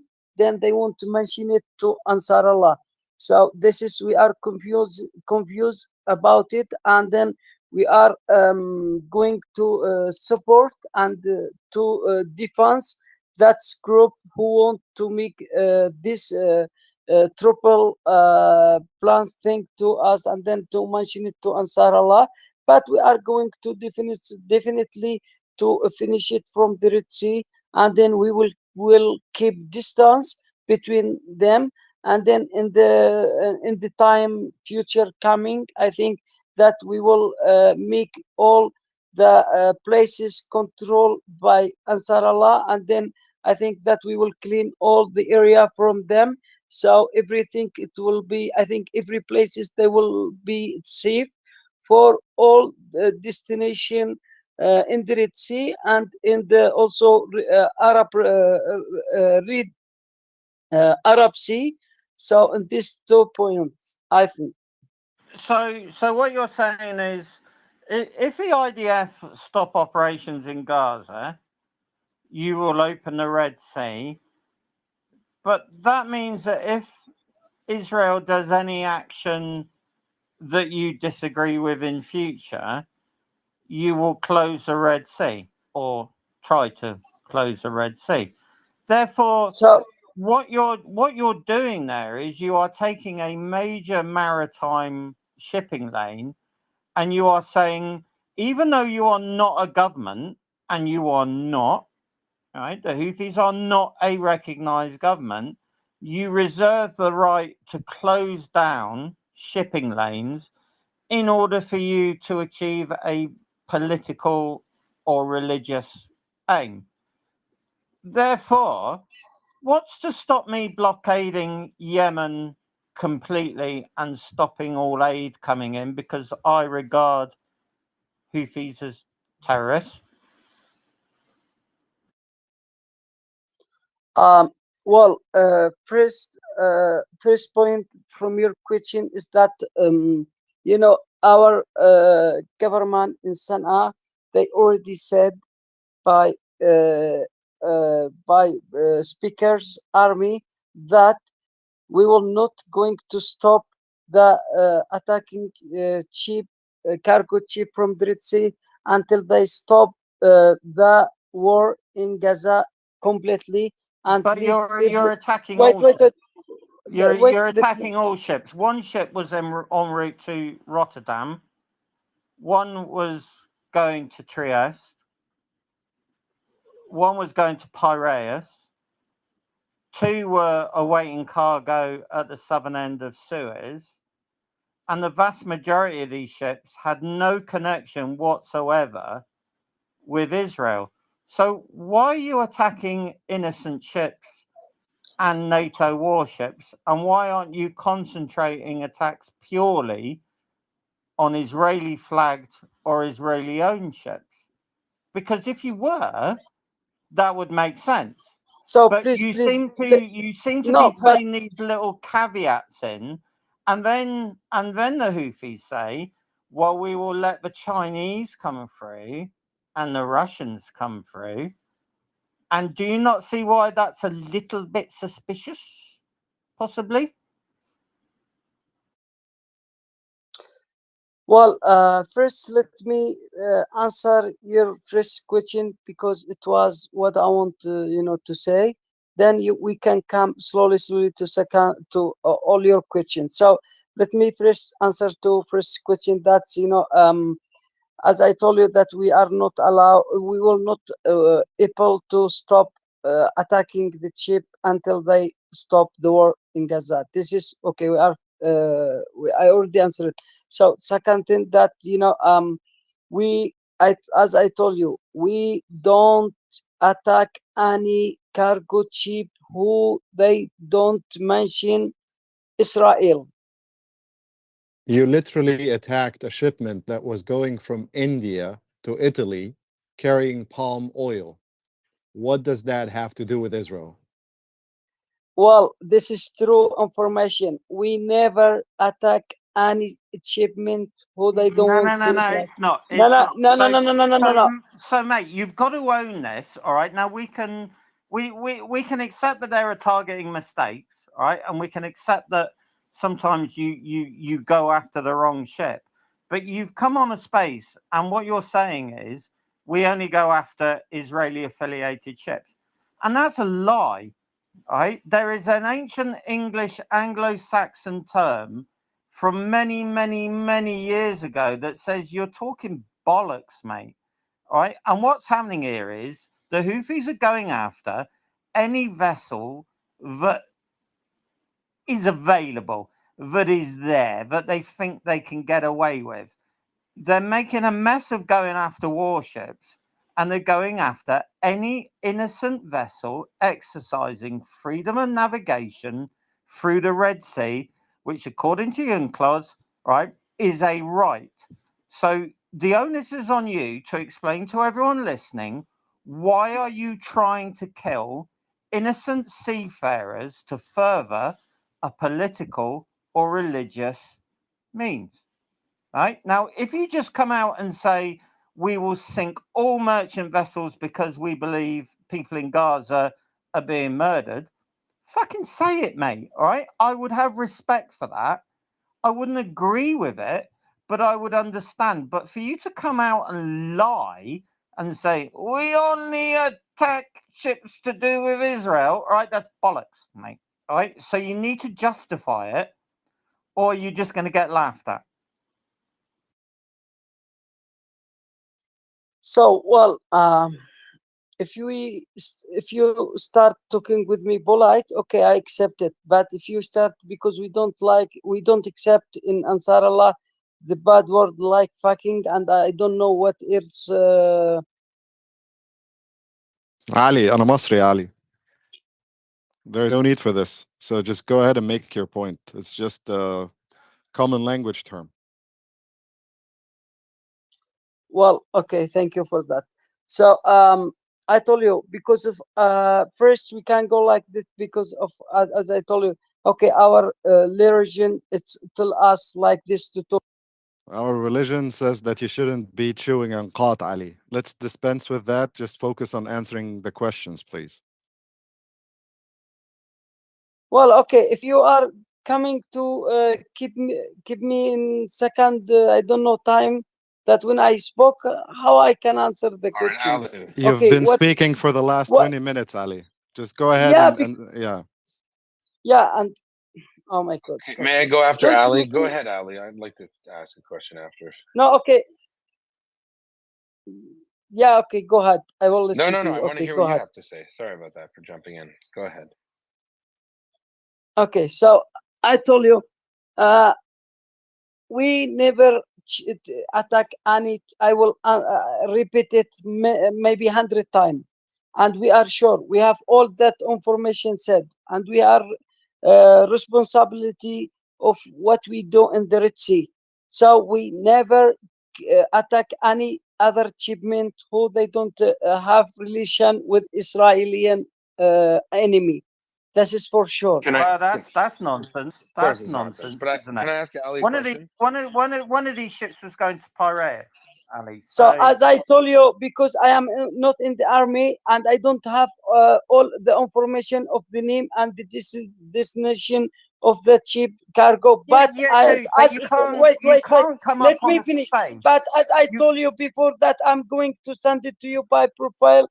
I will send you all the information without any problem like this. You will have any idea, All right, all Dude, idea. you can't come up on a space, right, and make spurious claims. That's like me saying, I run a school for garden owls at the end of my garden, right, and I'm teaching them all to grow and harvest unicorns. It makes no sense. Let me ask. What you have to do is you have to come out with evidence. If you're going to come up on a space, dude, right, and a lot of people will have sympathy for you here if you come up with evidence to say, yeah, we're just going after Israeli vessels, right?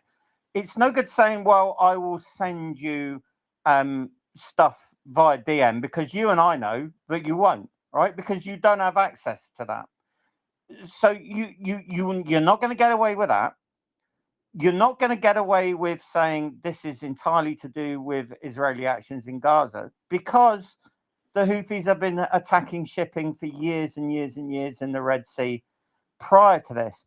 You're not going to get away with this is some when in kind of years, yes. Tell me, which humanitarian kind of thing, because everyone knows that this is an attempt, right? An attempt by an ally, all right? Let's go with John H's, an ally or a proxy, my organization, to try and stop the destruction of Hamas, who are a tool of the IRG. It is in Iran's interest that Hamas survive. It is against Iran's interest that Hamas are neutered for the foreseeable future. And that, mate, that's what it's all about. And I feel really sorry for you, dude, because ultimately the vast majority of Yemenis are like the vast majority of all of us. What do you want, mate? Do you want good schooling and a little bit of law and order and a little bit of money in your pocket and the ability to live free of violence? I suspect you do. But this isn't the way to go about it. Can I just right? dial it back? I want to ask him a question. I really want to get in here. Ali, you made a claim about so-called military or terrorist activities of the Houthis. And then when you said it, it's for sure. Now, when someone interjects like Gunny or M and says, yeah, but they're doing this, you say, well, I don't know. I don't have a knowledge of the military. So it's either you have enough knowledge to make a statement or you don't. So you say you clearly don't. So you can't say, you could say, I have no idea what they're doing. I think that's fair. You could say that you think they're doing it or they're not doing it, but you can't do both. You can't say they're doing one thing and when you're called out, say, well, I don't actually know. So, but I do have a question, for you, Ali, Ana Yahud. The Houthis have a saying, a slogan, right? What's that slogan? How does it go again? Death to who? Ali? Yes, I hear you. Do you know the slogan? No. You don't know this? Okay, and what's the slogan of the Houthis? الموت لإسرائيل الموت لأمريكا اللعنة على اليهود Okay. النصر الإسلام. Yeah, okay. What's the last part? Who is that referencing? Curse the who? Who are you cursing? I'm just curious. Sorry? Do you know? M, please. Who's the curse?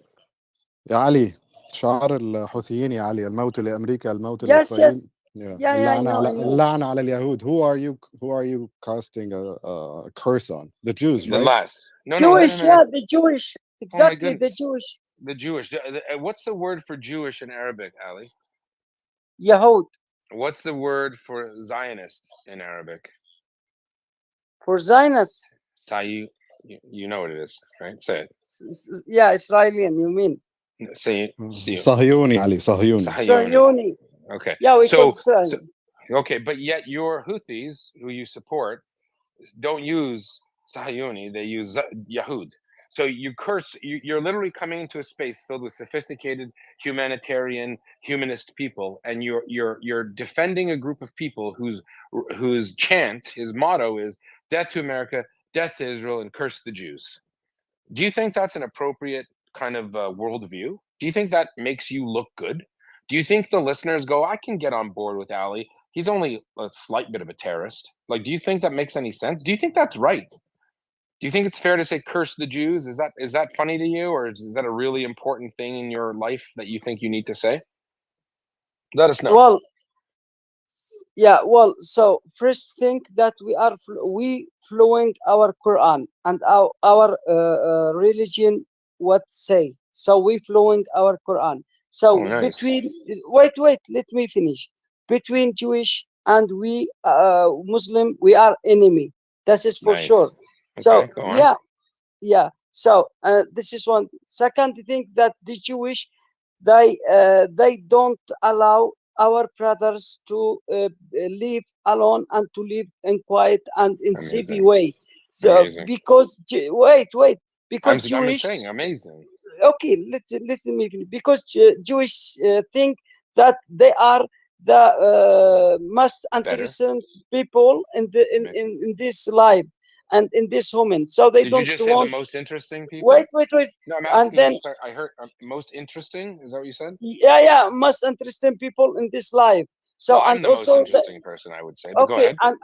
and also they think that they don't want anybody live in them charity life. So they want just them on to live, and also they hate and they give bad word to our religion, to our Islamic, to our Prophet, to everything. So they want to disrupt all. They want to disrupt all our destination Islamic. Amazing. Yeah, I got it. I got Yeah, it. So, Ali, life. would you, Ali, here's this follow-up question. Would you say you're a reasonable person? Sorry. Would you say you're a reasonable person?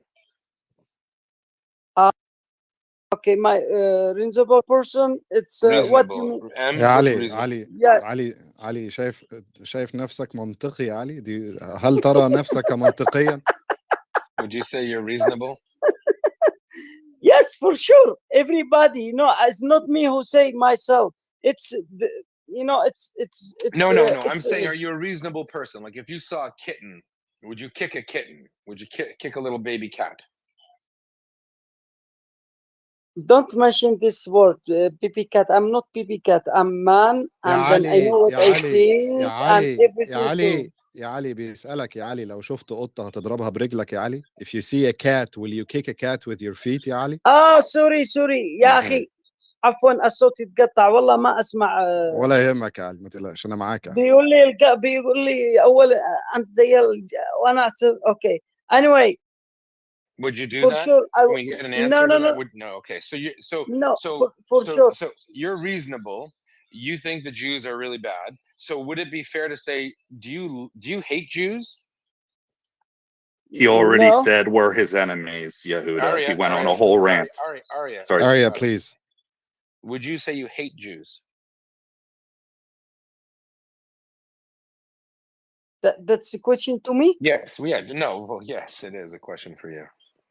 So can you repeat your question, please? Hate. Do you? Yeah, I hate. Amazing. Jews. Yeah, I hate Jewish. So let me ask you something. If you hate Jews and you want to destroy them, I assume you want Israel Jews. You don't just want Israel, you want Jews destroyed, right? All the Jews? Okay. So then would you be mad if Israel bombs Yemen into the, I don't know, the Iron Age, maybe? Like, don't you think you have it coming then? If you want to kill Jews, do you think they have a right to fight you? Well, I want to tell you one thing, that we are ready to die by any way. That's we don't fine. care. I think Israel might oblige you by that. Yeah. We don't care if died, because if we died and we are against Israel, we know where we are going. So we don't care. We are ready for that. We are ready for that. Where do you go? Okay. No, it's not that. No. Allah, He doesn't say that, because we know very well Quran, what He say. So, we are able to fight with Israel and America and UK for I don't know, for 20 years. We don't care. Just leave our brother Palestinian alone. Okay. So let me just say, you talked about the Quran alone. You talked and about I the want Quran. you wait. Let me finish. I want take a breath. Take a breath. Okay, hold on, please. Let me. Okay. Hey there. I'm going to ask you, Ali, to shut down. You're talking now, and let Yehuda finish. And take turns. I got it. I'm good. I'm good, James. Thanks so much. Ali, do you, the Quran, you talk about the Quran a lot. You know, the Quran talks about al-Kitab, and the Jews are the people of the book. And you know that the Quran talks in many places very highly of the Jewish people. It even talks about Moses, Nabi Musa, salam, right? And talks about the land of Israel, the Banu Israel. It didn't say Bani Israel, yeah. Bani Israel, yeah. I know. So those are the Jews. What and he took. Do you know where Prophet Musa, peace be upon him, of course, do you know where he took the Jews after taking them from Egypt? It wasn't Brooklyn. This is what you think wrong. This is the wrong way what you are thinking about it. This is not do me a true. favor, Ali. Where did he take them? This is not true. You think that he take it to Palestinian, yeah? No. It's called Israel. It's in the Quran. It says Israel. It doesn't say Palestine. It actually says Israel in the Quran. So do me a favor, Ali. Thank you very much. We've gotten as much out of you as I think we can. If you want to just mute your mic for a second, let's make it very clear. There are people. Please mute the mic. There are people that seek to divide Jewish and Muslim people by pretending to know about Islam. Now, I'm not an Islamic scholar. I didn't grow up in an Arabic country. Yet I seem to know a lot more about the Quran than Ali does. Yet Ali uses the Quran as a cudgel in which to attack Jews and frankly embarrass his great faith, embarrass his prophet, embarrass the Muslim world, because he says things are palpably not true. He doesn't know his own Quran. He's being schooled by a Jewish guy in the Quran. That's embarrassing. Now, I want to tip my hat to M for not losing his marbles, because I'm sure he feels a lot more upset about this than I do. But this is what terrorism is. This is the face of terrorism. Unadulterated. Please mute your mic. You mute the are mic. you could علي سورة المائدة يا علي Yeah. الآية we're talking 21 يا علي 20 ادخلوا and الأرض 21. ادخلوا الأرض المقدسة التي كتب الله لكم يا علي. يا علي حرام عليك يا علي. Haram alik for sure. But anyway, we have a lot of hands up. Let's go to Fusilier first, then Area, then Marcus. Yeah. Ali, stay with us. You're the star of the show Hold on. now. But Em, let me Go just ahead, say this. Yoda. He does not represent Islam. That's what I want the audience to know. This isn't an Islam bashing session. This is a particular person with a worldview who corrupts his own faith in order to say the most racist. Now, the funny thing is they don't have TikTok or YouTube or media in Yemen, so they didn't get the memo that you're not supposed to say Jews. You're supposed to say Zionists. He's still on the No, Jewish I want thing. to answer. So You know, thank I you want very to much. answer No, you, and I over have to you, Em. big answer, but I think they make me in silent, so I Yeah, you couldn't. can You know, make it in silence. Yeah, you can do it Ali, in silence. Ali, stay. Yeah. He means I'm muting his mic. Ali, wait. You can stay. You'll have all the time you need to answer. Okay, but yeah, Yes, wait, I want to Ali. answer, but Ali, wait. Just wait, Ali. ما تقلقش. أنا معك. Fusilier first. Can't everyone be atheists like me? Honestly, it's a lot easier. Just chill. Yeah. Well, Quiet religion atheist. doesn't say anything about attacking innocent seafarers, but that's a different story. Fusilier, please go ahead, sir. So my question's actually for Ali, and I interesting, give him his dues. He's come on this space, so let's talk reasonably to him. He doesn't want us to swear or anything else. Ali, wassalamu alaikum, shlonik. I've got some questions for you, and I really, just because I'm interested in somebody with a very different view from mine, I'd like to ask you some questions, sort of man to man. Are you okay with that? I'm not sure man to man is an expression he knows. Ali, did you hear Fusilier's question? Oh no. Sorry, I was not. Can you answer? Sorry, can you repeat? Sure. He wants to talk to you. Salam alaikum. I'd like to ask you some questions, Ali. Wa alaikum assalam wa rahmatullahi wa barakatuh. Tfaddal. Shukran jazeera. I'd like to ask you some questions man to man. So I'm assuming you're a married man with family, yes? Yeah, of course, As I'm am I. married and I have family. Yeah. As am I. On October the 6th in Gaza, were there any Israeli soldiers in Gaza on October the 6th? يا علي يوم أكتوبر 6 كان في جنود من جيش الدفاع جوه غزة يا علي. Answer in English, please. So Ali, I'll Yes. Okay. Go ahead. Give me your question, please. يا علي يوم Yes, 6 I know. It's 5th of October. If there is police inside of Gaza, that's your question. لا مش بوليس No, يا علي. يا علي يوم 6 أكتوبر. Army. Okay, army. Askari. Yeah, army. I know army. So I told you one thing. For how long that they killed Palestinian people? From how long time? Just tell me, answer me. Just answer the first question, Ali. Let's start. We'll start somewhere else. Ali, if somebody came into your house. Okay, wait, please. Ali, shway. Let me just finish my question. If somebody came into your house, and they abused your wife and killed her and took your children and they went somewhere else, what would you as a man tell me honestly? Of course I will defend. okay, I will defend myself, and I will defend my family, and for sure I will kill him. This is for sure. So I don't understand why you would condemn the Israelis who did exactly what you would do. On October the 6th, there was no Israeli army in Gaza. The Okay, Gazan this people is were in good. Gaza, the Israelis were in Israel. The Hamas went to Israel into a house like yours and mine, and they killed and abused their wives, and they took their children.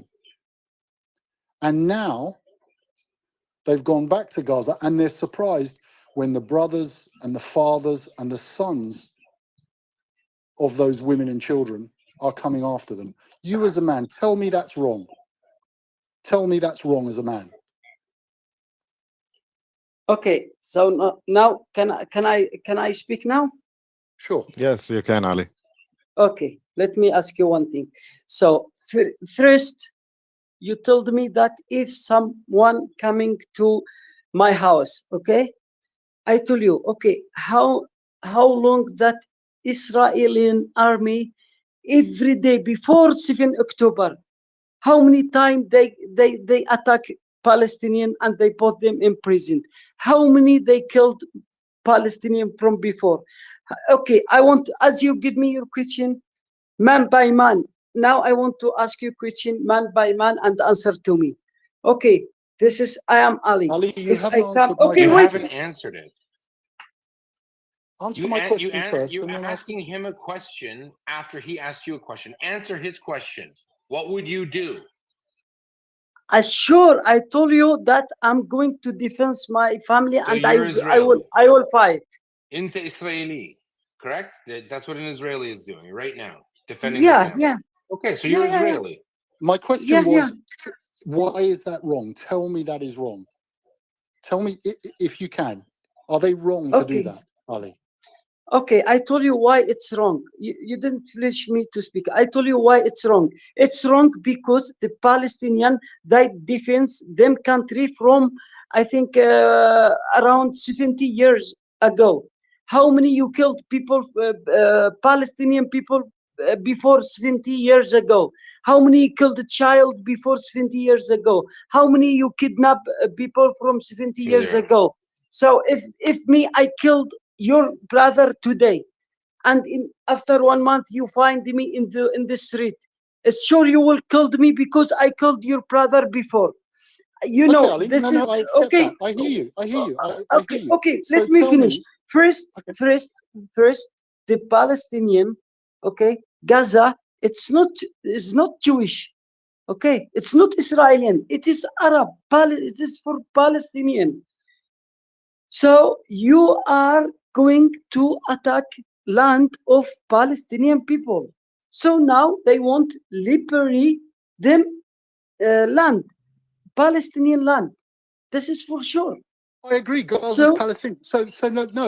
I've heard you. Now let me speak. So even if one accepts that there's been a war going on for 70 years, that Palestinians, Arabs have been killed by Israelis, Arab children have been killed by Israelis, but tell me, man to man, you think it's right that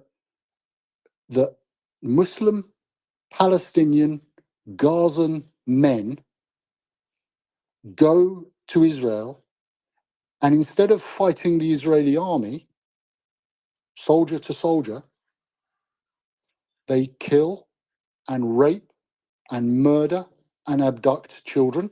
Is that what a man does when he fights for his family? You think that's right? You think that's acceptable? That's what a man does? Tell me, you think that's the way to fight a war? Well, I told you that first Palestinian, or they didn't kill a child. Okay, They certainly and did. Sorry, It's They on certainly video. did. Ali, they did. They did. They killed 1,200 men, women, and children, old people. They raped women consistently. That's very haram, Ali. No, And no, you're no, no. They supporting it. didn't They kill. No, videos no, of no. They didn't. themselves doing it. Okay, Okay, Ali, even they took okay, videos. okay, it's Come a on. mistake. Let us say this mistake. Okay, this is mistake. Okay, let us I say. think, ladies and gentlemen, we're going off track here. The whole point of this space was Red Sea, maritime warfare, the Houthis, and we're kind of going into Gaza. I think there's plenty of spaces and plenty of opportunities to talk about that. I don't know, but I'm fundamentally uncomfortable with giving someone a platform who fair enough. thinks that October the 7th was in some way justified, and I think we should kind of revert back the discussion to maritime warfare. And hey, fuck it, if you want to talk about Royal Navy MCMVs running into each other in Bahrain, I'm cool with that. But Yeah, fair enough. I really Gunny's got a I point. really don't want to talk to someone who seems to think that, he's what right. happened on October Yeah, the yeah. 7th was I think you know what? I think if he had the command of the language as Fusilier has, this would be a lot smoother. But I think the reality is, Ali, you're a racist. Let's be honest. You hate Jews. You want to kill Jews, and you have no history. You have no knowledge of the history of the region. Frankly, you don't know what you're talking about, and it's kind of embarrassing. And I think it's painful to listen to. So maybe we can all agree as a panel that we should wish Ali a healthy, speedy recovery. May you live to be 120. And may you learn about the world around you and not hate people. I don't hate you. I'm Jewish. I don't hate you. I don't hate Islam. I don't hate your prophet. You might be surprised to find out I don't care what you want to believe. And I don't care what you do. But the minute you curse me and try to kill me, you're going to find that you're probably going to end up in a bit of trouble and perhaps a world of hurt, Ali. So good luck to you. Allah Amak. We'll talk to you later. I think that's fair. James had the right point. Fusilier, Gunny, we want to talk about. I'm curious to ask Gunny about these super scary speedboats that the Houthis have. What do they mean? Are these suicide things? They have guns on them. They have machine guns on them. What are they doing? What are they going to do? Do They're they think truly those are going to? terrifying. They're They're terrifying. You know, scary, the but paint they have scheme. camouflage. That Hello. that paint scheme is amazing. That is, I mean, I don't know. Maybe someone thinks a sand dune is flying at them in the ocean. Maybe that's really good camouflage. I'd love to hear from Gunny, but you're right. Sorry to the audience. Look, when I hear this kind of stuff, I get excited because I think it's a teaching moment. Usually, we don't get this level of unsophistication in the racist people that come up. We don't usually get that level. Usually, it's couched a lot more, conveniently. I think what I wanted to point out is that this is not a religious battle. These are unfortunately uneducated people who have a lot of hate in their hearts. They use religion improperly and incorrectly, and I definitely wouldn't want anyone to think that this man represents Islam. I don't think this man represents himself, and so I think I really want to do that to our host M, who has to tolerate a lot of this stuff. I know that if it was me and it was a Jewish person talking like this, I don't think I could handle it. I'd lose my mind. M is a far more patient individual than myself. So big tip of the hat again to M. If you're not following M, please do. Very sophisticated. Got articles in Newsweek, pretty awesome. And God, we love him. And then obviously, then we have other really smart people on the panel. James, Marcus, and Fusilier, obviously. Not Gunny. He's just Gunny's from the school of hard knocks. He knows everything. But for all the wrong reasons, sadly. Gunny, tell us, simple, what do you call us? Landlubbers with two B's. What are those boats? What do they mean? And this is an honest question. Are these patrol? Like, they look like cigarette boats. I don't know if, like, from Miami Vice in the 80s. What are they doing? Or do they load them up with explosives and try to drive them into a destroyer, a Royal Navy frigate? What's going on? Started to take over there, but James and Em, if you don't mind, I'd love if Gunny would answer that question for us. Okay, so small fast boats, these are a big threat to warships. Formerly known as a bog hammer threat. This was a big thing in the 80s and the early 90s. They were named after a class of very small, fast craft that you can stick something like a heavy machine gun on, maybe a mobile rocket launcher, only a small one, 60, 80, 120 millimeters. Put a couple of maniacs in it with RPGs and AK-47s. What's the problem with them? First of all, low radar cross section. Now, I don't know what radar on modern warships is like, but let's say on the old 1007 radar, we would struggle to pick up a fiberglass fast moving track in the Gulf outside of 3, maybe 4 miles at a push. All right. Now, imagine 15, 20 of them coming at you. You've only got, and this was in the good old days when the ships I was on had 2 20mm port side, 2 starboard, and a pair of general purpose machine guns. So an engagement one side, you're only going to be shooting at maybe 4 of these vessels out of 15, 20, 25. Because they're at 3 miles, you might get the big gun on, the 4.5 Mark 8, but you're not going to be getting a radar lock on them. So you're going to be firing the gun in what we used to call local control, which would be off a director aiming sight. So he's bang, bang, bang, bang, and they are closing at 30, maybe 40 knots. Once they get inside of a mile, they're going to start shooting at you. And that's a lot of 12.7, 120mm rockets, RPG-7s, etc. coming inboard. And that's going to hurt you. That's why these things are a threat. Oh, how many do they have? I saw 5. I actually looked at the video quite methodically because I wanted to see, and it looked like, it's not like the North Koreans, they have 100 of them. So 5 of them. What do you mean 20 coming at you? No one knows how many they've got, the same as no one knows how many anti-ship missiles, how many short-range ballistic missiles they've got. No one knows how many UAVs they've got, etc., etc., etc. But these are, imagine an extremely small fiberglass boat with a couple of outboards on it. You can stick a dushka on the front, and you've got something that's going to be punching holes through the side of a ship. So the problem here is as much detection as it is your ability to shoot at them, kill them, and then shift target. All right. Another dumb question, Gunny. Those boats are made out of fiberglass. They look pretty big, pretty long, fast boats, I guess. How did they get them? I mean, they can't make them. Is Iran sending them by some freighter and they offload them? How do they get there? Mate, if I can get Iranian anti-ship missiles in theatre, I can probably get some fiberglass fast boats in, can't I? Anything's so much available. bigger, though. Okay. No, Can you sail it? they're not Can really. You, can I mean, you sail one of those fast boats from Iran? Can you just drive it? A Nor missile is 1, 2, 3, maybe 3.5, 4 meters long. Now, if you've been through the Straits of Hormuz, you'll know that there is a very lively cross-channel business, shall we say, in goodies, one way or the other. The only reason I know that is because I've been through it multiple times, and at night, it's pretty lively from stuff going from Iran across the straits and back again. So you can move anything anywhere if there is an urge to do it. You'll be able to move them by air, and that's the problem with these things. Everyone is kind of underestimating their capabilities. I'm surprised the mine threat hasn't come up yet. We know that they've got the capability. We know that they've advertised it, and we know that they've shown the world stage that they have mines. Now, for me, that would be a fast way to actually shut off the Red Sea. And that's why I'm a bit confused, because if it was me, and I'm a ruthless fucker mind, I would pack a few dhows with moored and free floating contact mines.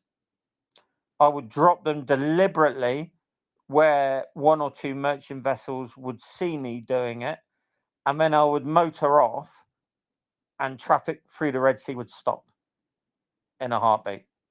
Nobody is going to run through anywhere. No shipping company will run a merchant vessel through somewhere where a skipper has said, I saw a dhow and they were dropping these fuck off big black things with horns on them. And I can see a couple floating and the rest of them disappeared. Because that means more than 3 floating contact mines. And that means that the Red Sea will be shut. Why they haven't done that? Well, you could go back to M's point earlier about why are we seeing anti-ship missiles hitting targets and not sinking them. It's not hard to sink a merchant vessel with an anti-ship missile. Yeah, Hands up. Anyone seen a merchant vessel going under? Well, you should have done. The law of averages says if you get £500 or even a Nor 1, Nor 2 has maybe £350 of high explosive on it, that should be ships going under. And that's not happening. So they're not, either they're shooting stuff that's not loaded for fun, or they've been incredibly unlucky, or they are aware that the implicit threat will work better for them if they don't kill innocent seafarers. And to be honest, I'm kind of erring towards the last one. I think that they're punching sensible here. They know that killing a ship and killing lots of people won't help, but they also appreciate the implied threat, like any minefield. And as you will know, Yehuda and John and Fusilier and Beard and anyone, what do I do with a field if I want it to slow you? I stick a fuck off wooden sign on it saying warning minefield. You have to assume it's a minefield. Doesn't matter if there's mines in there. You will assume it's a minefield. And I think that's what they're doing there. There is implied threat and there is actual capability threat. And I think they might be holding fire on there at the moment. Amazing. Thank you for that. I for some reason want to think that you're being overly generous to their capabilities, but obviously it's better to overestimate than underestimate, right? Especially, Well, no, I mean, there are various dangers. So if you take an anti-ship missile, okay, so I want to shoot an anti-ship missile, Yehuda. So you're a warship, right? USS Yehuda. Mind boggles. Can't imagine what went on there. All right. Royal Navy, HMS Yehuda, buddy. All right, HMS Yehuda. Okay. And you're out there somewhere, but I don't know where you are exactly. All right. And I want to shoot a missile at you. Now, I've got a couple of options. What I can do is I can ask my IRG friends to put a UAV up. All right. And they will go and they will sweep the area. 2 UAVs, 3 UAVs, 4 UAVs. All right. And they will find you on the optics. And they will give me a latitude and a longitude and an approximate course and speed. I can fire a missile into where I think you will be in 8 minutes. I can cold launch it, and I can say to that missile, go active at this position and kill what you see. All right. Now that's a problem because it's a cold launch. So there is no indication to me that I'm being shot at until that weapon system goes active, unless I detect it on radar, either my radar or the airborne early warning aircraft or something like that. All right. The other option is that I've got in my missile battery, I've got an active radar, so a surface search radar, and I light you up. So I go active and I go, there's a USS Yehuda, HMS Yehuda, right? He's at 275 at 65 miles. He's on a course of 005 at 18 knots, launched a missile. Now that's a problem because the minute that I light my radar off, everyone on every coalition warship and aircraft will see me illuminating you, and I'm going to get a JDAM up my chuff before I know what's happening. So that's something that I desperately need to avoid. So ideally, I need to fire a missile, cold launch it without any indication that my battery is there, and then for that weapon to go live. And that's probably what happened with the Moskva. So it's not a new maritime warfare concept. It's something actually the Russians were really on top of in the Cold War about going after US carrier groups. Illuminate using a third party and then fire off all your weapons at it, and then they go active at the later stage, and then you kill it. Now, luckily, no one's had any joy because SPY-1 Aegis system is phenomenally capable. 1046 and Samsung radar on HMS Diamond, even better. But it's only a matter of time, and it becomes a question of how many weapons do you launch in an overwhelming attack, which is not, again, not a new concept. The Russians kind of built this into Northern Fleet tactics, especially to overwhelm a carrier group with sheer numbers of missiles, and then they'll be able to start sinking stuff. Have they done it yet? No. Does that mean they're not capable of doing it? Well, I would respectfully say that if it's your son, daughter, husband, or wife on board that ship, do you want to take that chance? Have we seen the full sort of spectrum of their capabilities? Maybe. Maybe Iranian kit is shit. But would you put your life on it? Anyone here fancy being on board a warship out there being shot at? And if you did, would you rather that we started spanking stuff ashore to make sure no one can shoot at you? Yeah, good points. James M. I'm not sure if you Yeah, want to grab the hands. Yeah, we should grab the hands. And there are unconfirmed reports right now that the Houthis are actually deploying sea mines along the coast of their territories. Several ports were mentioned, but we'll get back to that towards the end. Area first, then Marcus, then Delta, Juliet. Area, please go ahead. So a couple of things, and I'm going to go back to Gunny and John, and then one thing in regards to the Houthis. Gunny, before Ali popped on and we got into that debacle, you were responding to me and saying that we should strike them and that, we shouldn't just be passive. I wasn't saying that we should be passive. I've been saying for years we should be hitting them. I was saying that we need to be reasonable and not be lying to ourselves or the public about what we can actually do and target, and that we should be prioritizing targets that make a difference. In regards to what John said, John made several statements about the Houthis not wanting to expand, further, and that this having to do with, Israel and Palestine. And then Ali then went into that and said that too. That's not true. The Houthis ethnically cleansed the remaining 150 Jews. Ali claims to know the Quran. Ali literally abrogates Quran, Hadith, and Sharia law. Under even the most stringent forms of Islam, Jews are allowed to live as dhimmi. Okay, Yemen ethnically cleansed their remaining Jews. He said it repeatedly. The Jews are the enemies. This has nothing to do with the Palestinians. He makes claims of it's about the humanity and the suffering, and we're trying to help them. No, it's not. And then the final note is, about people and what hate and hating people for what previous generations did. Right? I don't hate Ali. I don't hate Muslims. I don't hate Islam. Okay. I don't hate Yemenites. At the same time, it's important to remember there were multiple massacres of Jews in Yemen in the 1900s. There were forced starvation where tens of thousands of Jews were killed.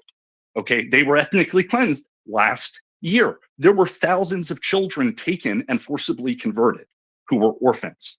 Okay, there was mass degradation and it was very bad. But Jews don't hate Yemenites, and it's just very hard to listen. And I appreciate Yehuda, getting him to clarify those things. To listen to these claims from people who will tell you flat out, I hate Jews and I hate all the Jews, and this is about the Jews. And then at the same time, they're going to claim, no, it's defensive and it's because of the aggression against us. Thank you.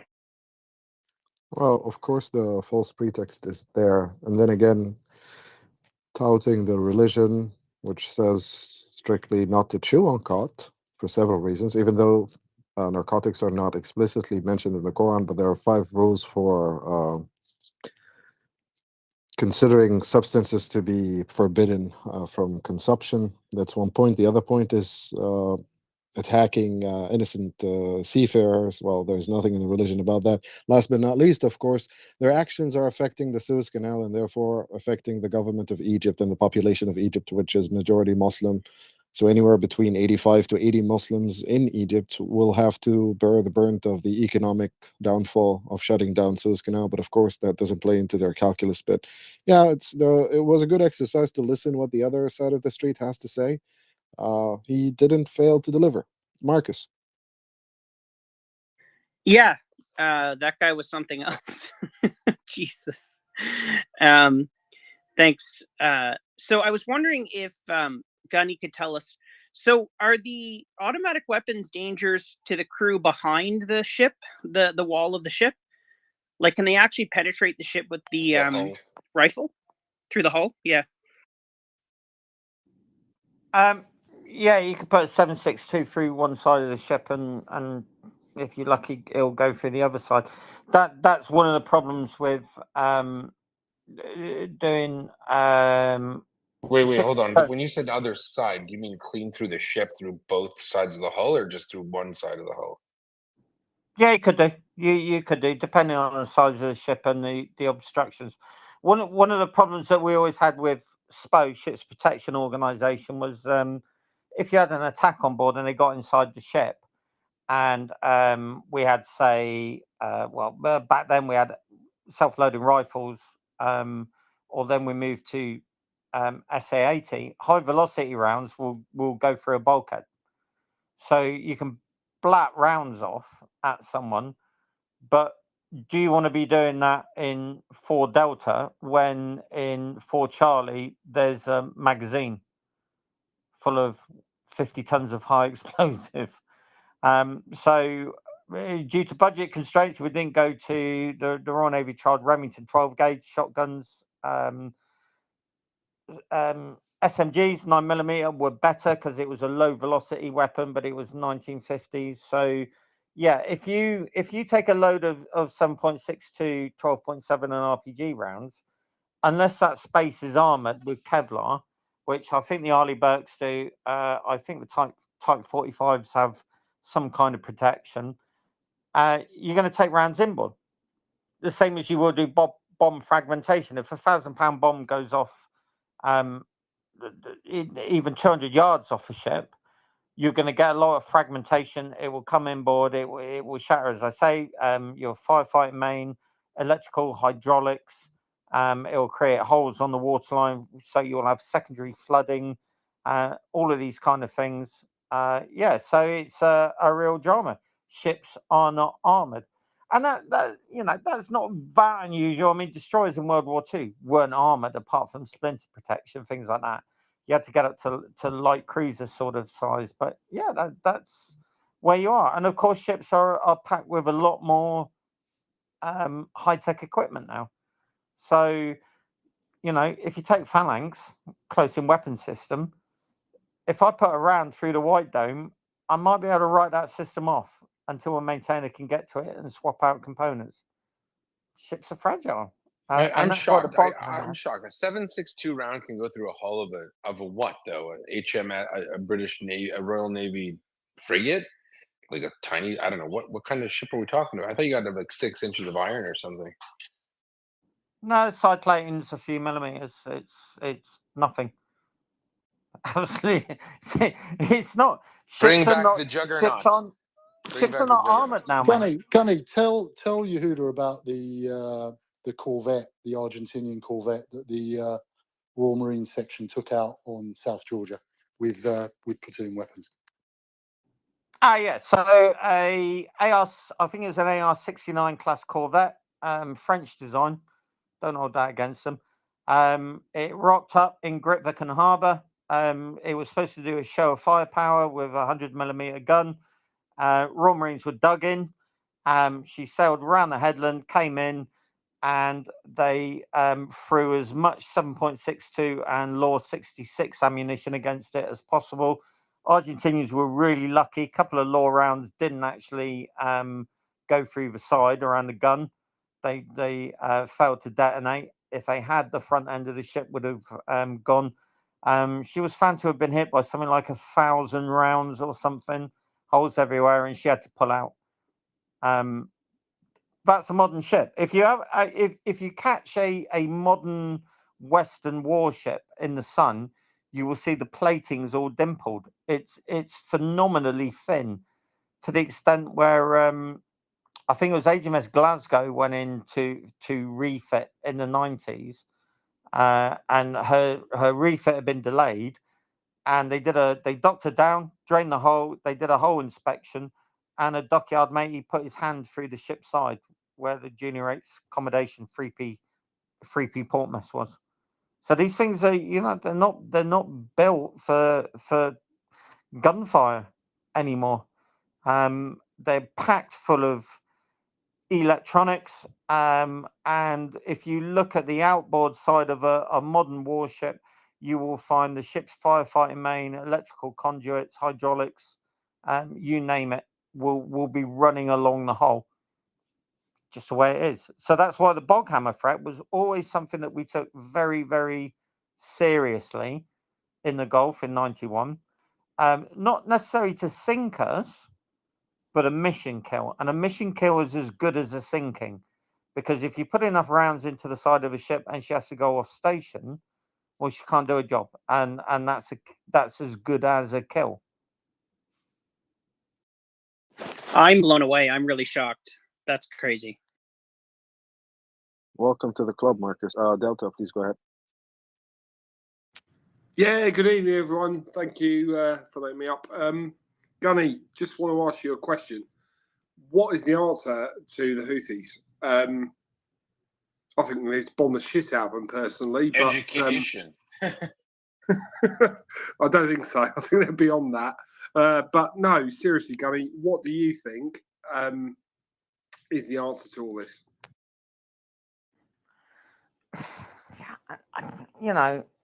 I don't know what the political considerations are here. I don't know what's going on in back channels between various countries, Iran, and this organization. I believe in extremis the application of extreme violence.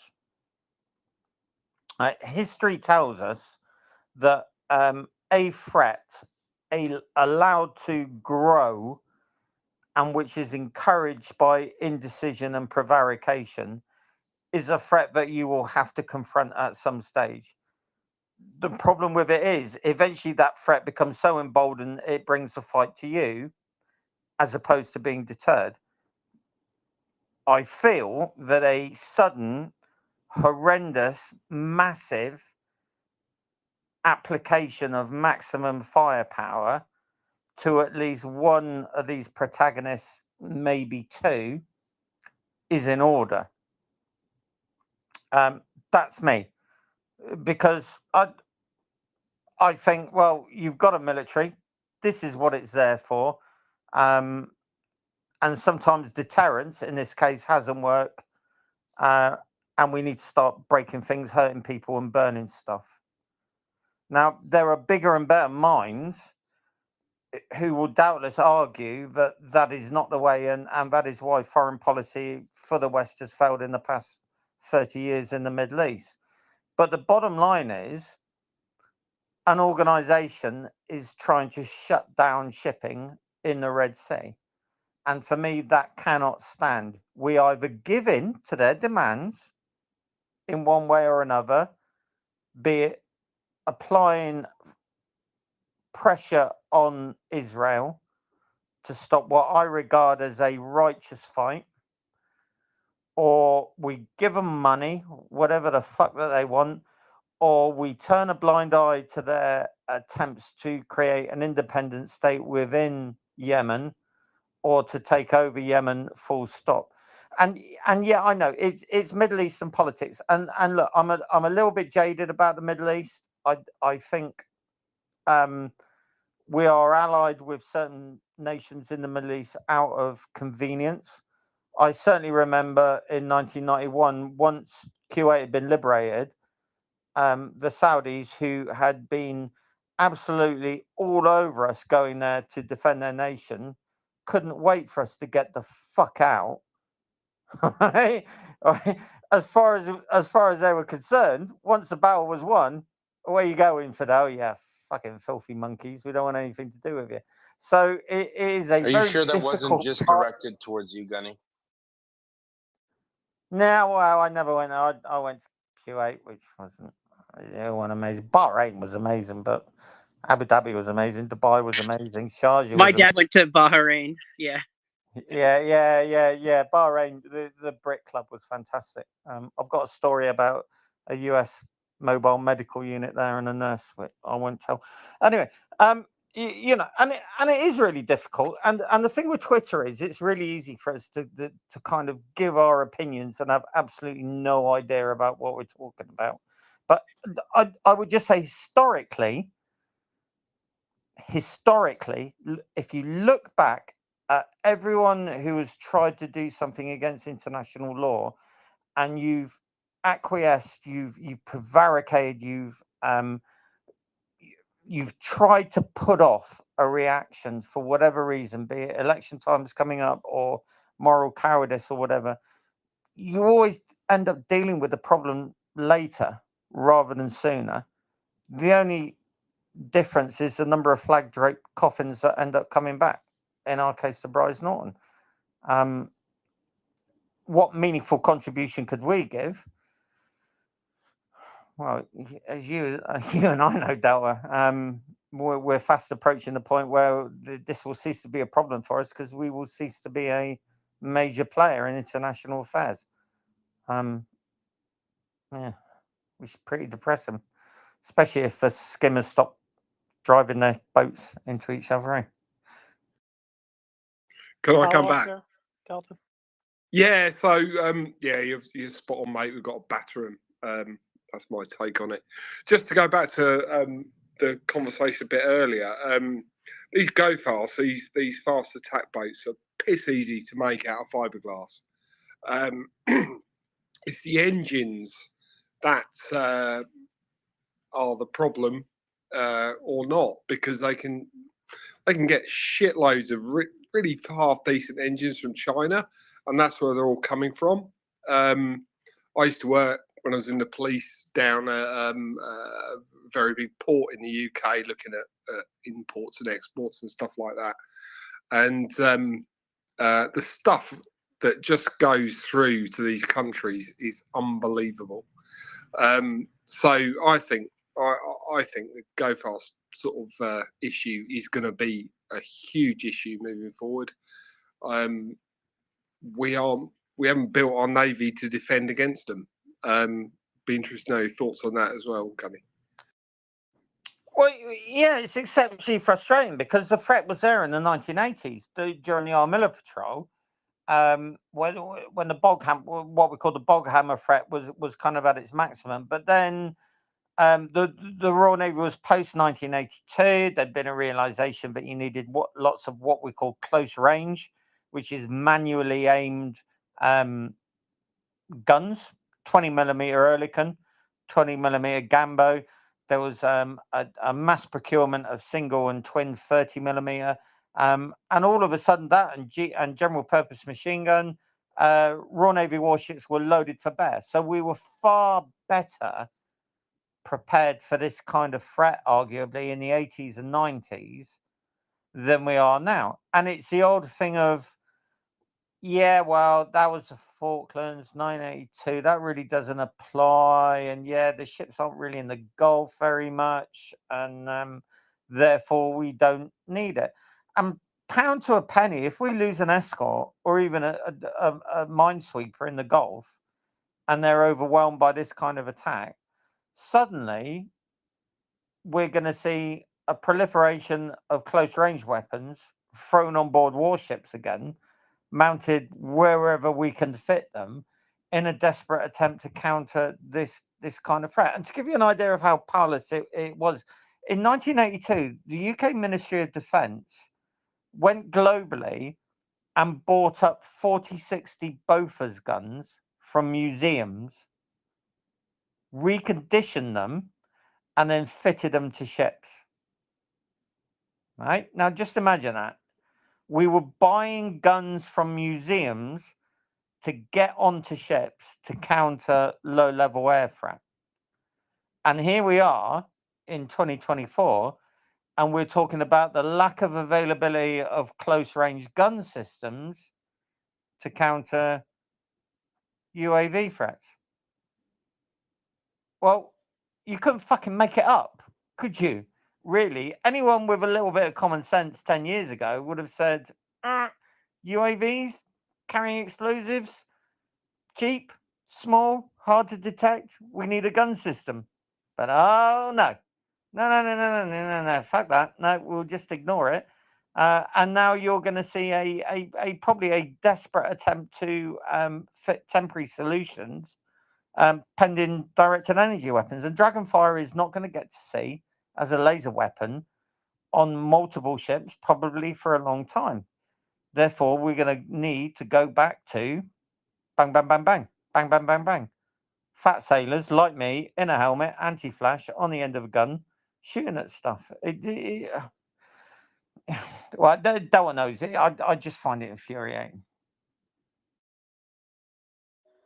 Thank you, Gunny. Appreciate that. Arya, go ahead. Welcome. Hello again. So Gunny, I apologize. My knowledge of naval warfare ends somewhere shortly after World War II, of any level of depth. I understand that international will may not be there, but from a possibility standpoint and a strategic standpoint, would it make sense to do something like a blockade where you have, aircraft carrier and naval vessels and smaller ships and watching the entire coast, and anything, going past 20 miles out is getting blown up, over, sending ships individually and doing convoys, or, the version of convoys you were talking about before. So I was wondering if anything like a naval blockade and only allowing, food aid and stuff in would have any possibility of being a plausible option. So a naval blockade would extend through the Red Sea all the way around Gulf of Aden, all the way around to the border with Oman. So a naval blockade is actually quite hard to do.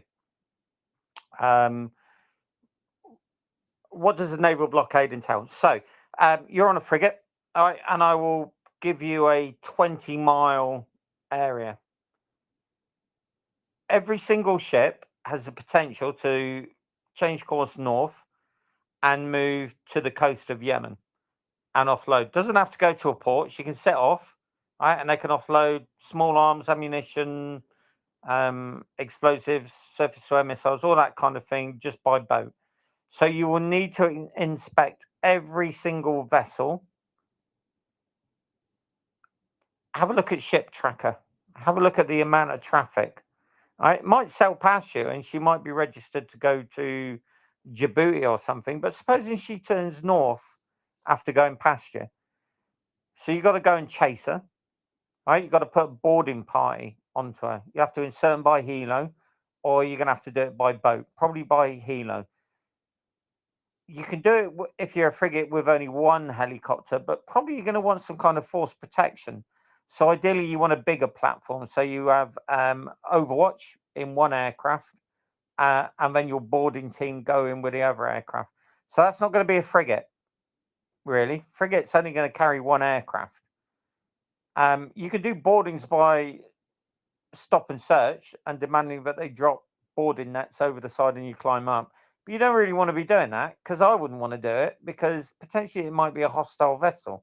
And I don't want to be climbing up the side of a hostile vessel at night at 2 o'clock in the morning with my weapon slung around my back, when there might be a couple of IRG guys at the top who are either going to shoot me or just cut the ropes. All right. Now multiply that. So I'll give you 30 vessels to search in 24 hours. And then stick another frigate in, and then another destroyer, and then another frigate, and then another destroyer. Think about force protection.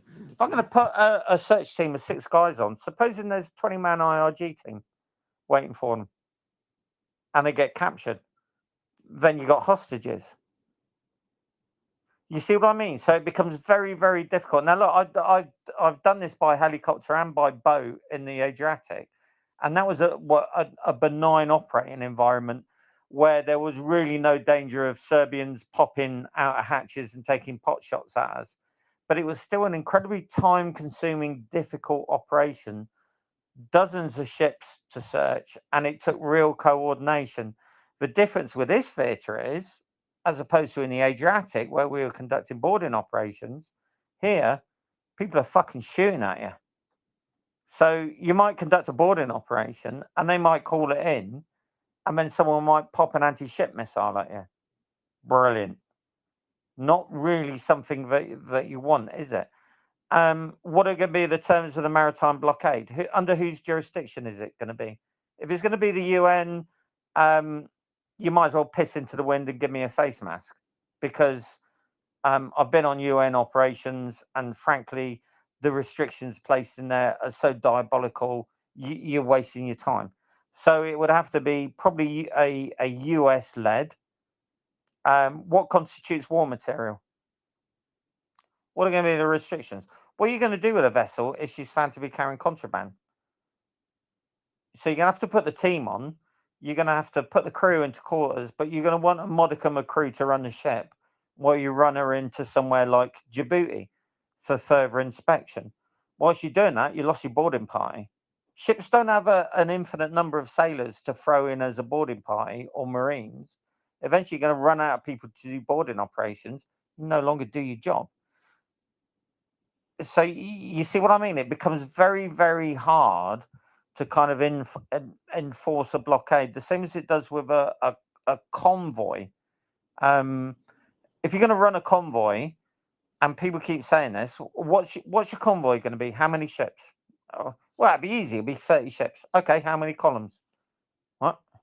Well, how many columns? You're going to run a convoy. You're going to have columns. You're going to have one long column, 30 ships? Yeah. Well, that column's going to be 15, 20 miles. So you're going to need a lot of escorts. Do you want to run columns maybe 3 abreast? Well, yeah. So you want merchant vessels to maneuver as a convoy, all right, react to potential missile threats, and then have that bubble around them on a 360. Because the threat isn't just from Yemen, it's from Somalia as well. So you'll need a 360 bubble. So if you give me 30 merchant vessels in a column, that's going to stretch for dozens of miles. If you give me 3 columns of them, that's going to be a very substantial group, which I'm going to need to provide 360 protection to. Not only air defense, but I'm going to maybe need to start thinking about mine threat and an anti-surface threat as well. So I need vessels not only to counter air, but also to react to fast vessels coming in. So maybe a mixture of frigates, destroyers, US Coast Guard vessels that can interdict fast-moving vessels quickly. And then I want E3s over, and I want a combat air patrol over. And I need to run them not just past Yemen, but out of the missile threat zone of Yemen. But I've got dozens and dozens and dozens of these ships. So that means I'm going to bottleneck them, because I can only run X number of convoys at Y number of times. So my escort group will run up through the Red Sea, get the convoy through, and then I will pick up a southbound convoy. I might have another escort group in the south that's going to do the same. But I'm talking a lot of vessels, and people are still going to be shooting at me. Now, that's a lot of escorts, right? And it's a lot of escorts needed when NATO and especially the US have got other priorities elsewhere. How do you mitigate the threat? Well, the Royal Navy and the US Navy are like the British Army and the US Army. If you're dead, you can't shoot at me. Kill it before it can shoot at me. Kill everyone, and they can't shoot stuff at you. And that's essentially what we're talking about here. Is there the appetite for us to kill very large numbers of people in order to safeguard maritime trade? I would argue, yes, they should be. FAFO. But I also understand that I have a fraction of the picture, and my warmongering, bloodlusting, kill everything, burn everyone attitude might not be really good in this situation. So yeah, I don't know. I know where I'm leaning. You can probably tell, but So obviously, I'm not a naval expert, but this is an idea off the top of my head before I withdraw into my igloo as a penguin. Is there a possibility to establish a denied area, a mix of passive and active protection, frigates with countermeasures against anti-ship cruise missiles, against anti-ship ballistic missiles, against land-based missiles, and against drones, and at the same time covered by air forces or drones that can actively detect threats and take them out before they fire. So I create this protective bubble throughout the danger zone, which means that I will have to deploy enough assets to cover that danger zone. So instead of running convoys, more or less the assets deployed will be stationary, given the weapon systems they are carrying, supplemented by air sorties, be it AWACS and aircrafts or drones, anything that is low cost but not low tech, and take out the threats before they fire and respond to the threats that have been already fired. Is this possible in the naval realm or domain? Yeah, it's it's called killing everything ashore that's a threat. That's it. If there's a barrier-free NOR anti-ship missiles in a village in Yemen, on the coast, kill or no kill? What would you say? They're actually in amongst the buildings. All right. With that said, and it's 2 a.m. here, so I will have to go to sleep. Thank you so much, everyone, for being with us the last 3 hours. Gunny's still here. James and Robin will be taking it forward. The conversation continues. And thank you, Gunny, for being with us for the last 3 hours as well. I owe you one big time, brother. And You made me a Muppet. Why would you even do that? Is this some personal slight? I thought you liked that. It was on a previous flashcard with Axel. I didn't know. I'm sorry. We'll use your favorite avatar the next time. I apologize. And why does your voice always go high pitched when you're defensive? Were you like this on the net in contact? Did you start like sounding really Barbie when things were going wrong? Oh no, I didn't mean to, Gunny. Oh no, Gunny, I didn't mean to. I thought you'd really like it. It's because of the new AirPods. Everyone's been complaining about their audio quality, so I have been trying to increase my voice. I apologize, Gunny, for my bad pitch. Your multiple followers on here, and they know they are going to be really disappointed. They're used to your manly voice, and suddenly you sound like a hamster having an orgasm, mate. So. Do you know of such things, Gunny? Do you know of such things? It's Anyway, the Abuse M show. This is our new show. I'm glad you could stick with us this long. If you want to go to sleep, you are certainly entitled to. Your shift is definitely over.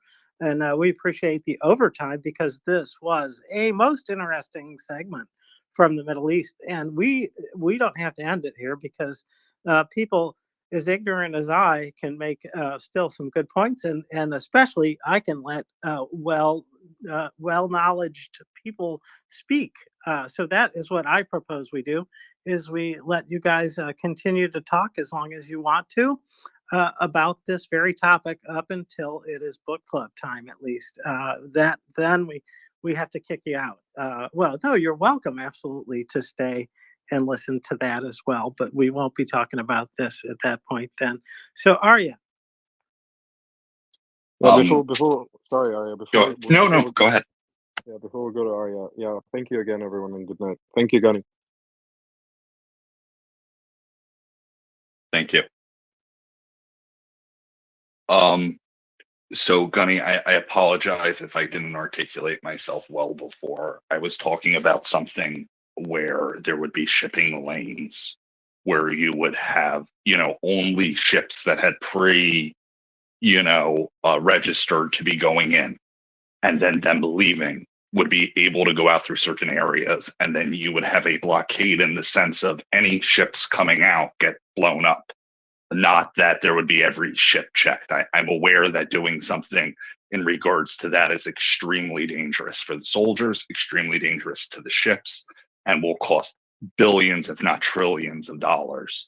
So my question was more aligned to, could we put small ships, drones, various systems along the coast? And I don't think it would need to be the entire coast, right? The Houthis don't control the south.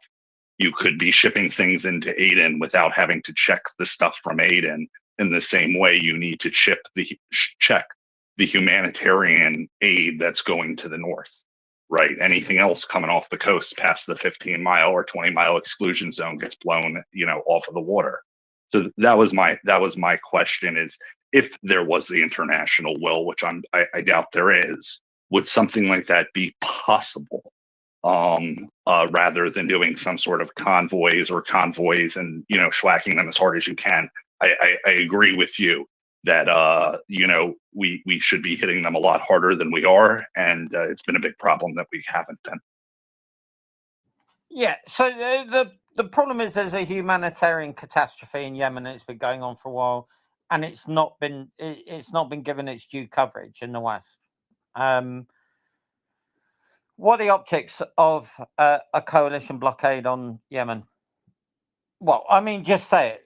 Yemen blockaded by the coalition, right? The optics of it are appalling. It doesn't matter if you're letting in humanitarian aid.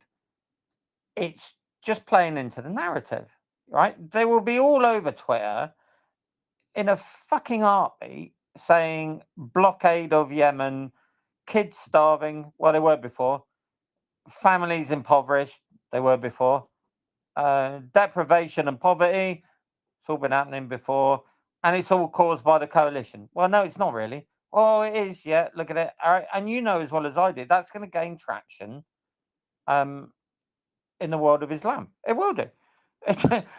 Nothing that we do is going to garner support here. The big problem here, if we and we have to go back to the Red Sea, is it's, and we always get bogged down in the details of it. Is there freedom of navigation in the Red Sea? Yes. Are there maritime trade links through the Red Sea? Yes. Is there a government of Yemen and an opposition called the Houthis and al-Salah, whatever? Yes. Is the opposition legally able to close down territorial waters and waters into the economic exclusion zone? No. Can any country close down freedom of navigation legally? No. Are they shooting at innocent seafarers? Yes. Are they shooting at warships? Yes. What are we going to do about it? And this is the basic question. Are there multiple considerations geopolitical to take into account? Yes. Could we convoy? Debatable, difficult to do, time consuming, and resource heavy, very, very heavy. And do you think that it is your respective navies' jobs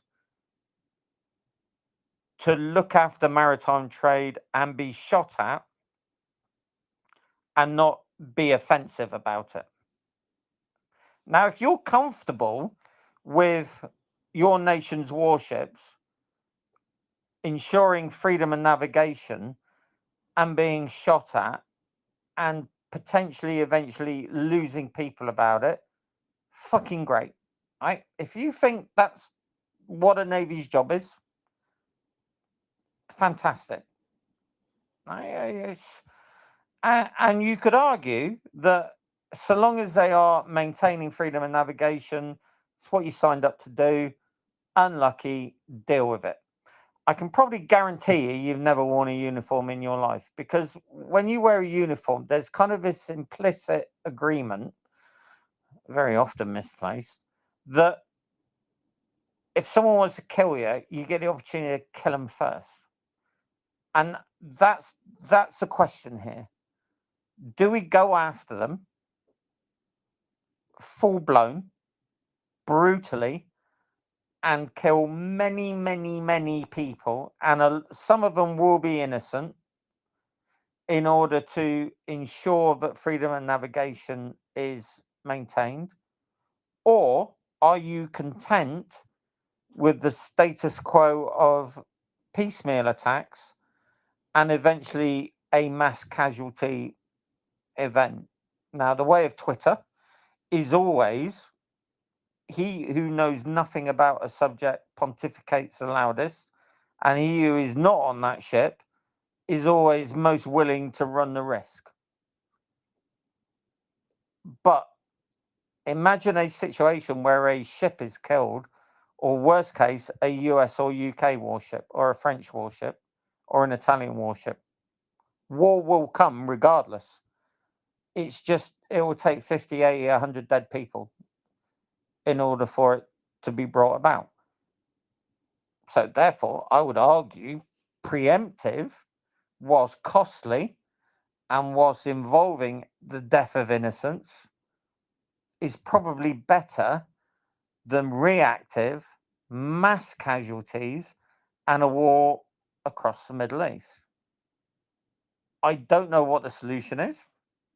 For anyone who thinks, well, you're saying that and it's all great for you, you've never worn uniform, celebrate the first year anniversary in the Royal Navy in a minefield being shot at. So unfucking lucky. That's what you sign up for.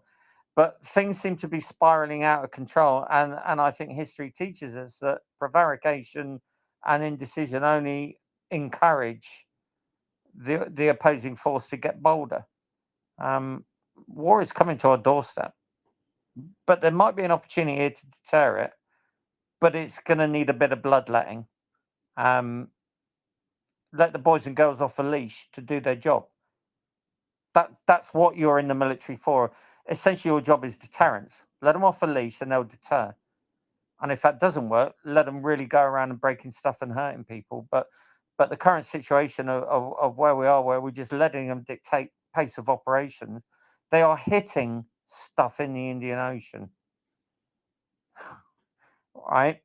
They are attacking ships in the Indian Ocean, in the Gulf of Oman, in the Gulf of Aden, and in the Red Sea. They are trying to stop all of you get your goods, and they are trying to bring you to heel in order to further what is in this case a political aim, which is to stop the Israelis from pursuing a campaign in Gaza. Now, if you want to stand for that and you're happy with it, cool. But I would argue no one should dictate to us foreign policy, and definitely not a bunch of people who are trying to usurp what was a democratically elected government. I appreciate that, Gunny. May I ask you a question? Well, I just will. First, I agree with the military situation as you describe it, that preemptive strike would do the job politically. I thought that the October 7th event, I call it genocide, was enough to harden everybody to Israel's side. And thereafter, Israel would be seen as this ultimate victim. But nobody explained genocide to the world at this point, which I think was a strategic failure. Now we're in a situation where a good many American youth think that it was a justified response, like that guy that was on earlier, Ali, who thinks it's a justified response. How do we get out of that conundrum?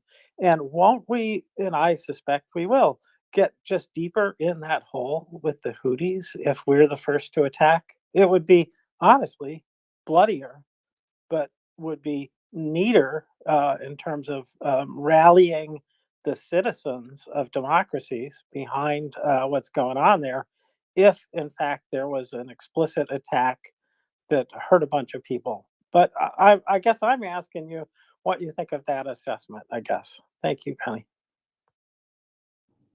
Well, yeah, but then you kind of moving from the Red Sea into the general world of what was that tweet earlier? Someone tweeted that a while ago we thought lack of information was a reason for ignorance, and then the internet came along, or something along those lines. And that's completely untrue. So, all right, so a large number of a population think that October the 7th was justified. Right.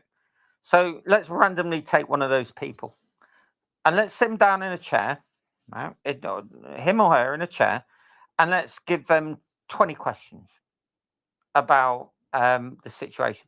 Or let's pluck someone out of a protest in London, right? Let's put them in a chair and let's say, right, I've got 20 questions for you. You got your little placard, and you're clearly in favor of Hamas.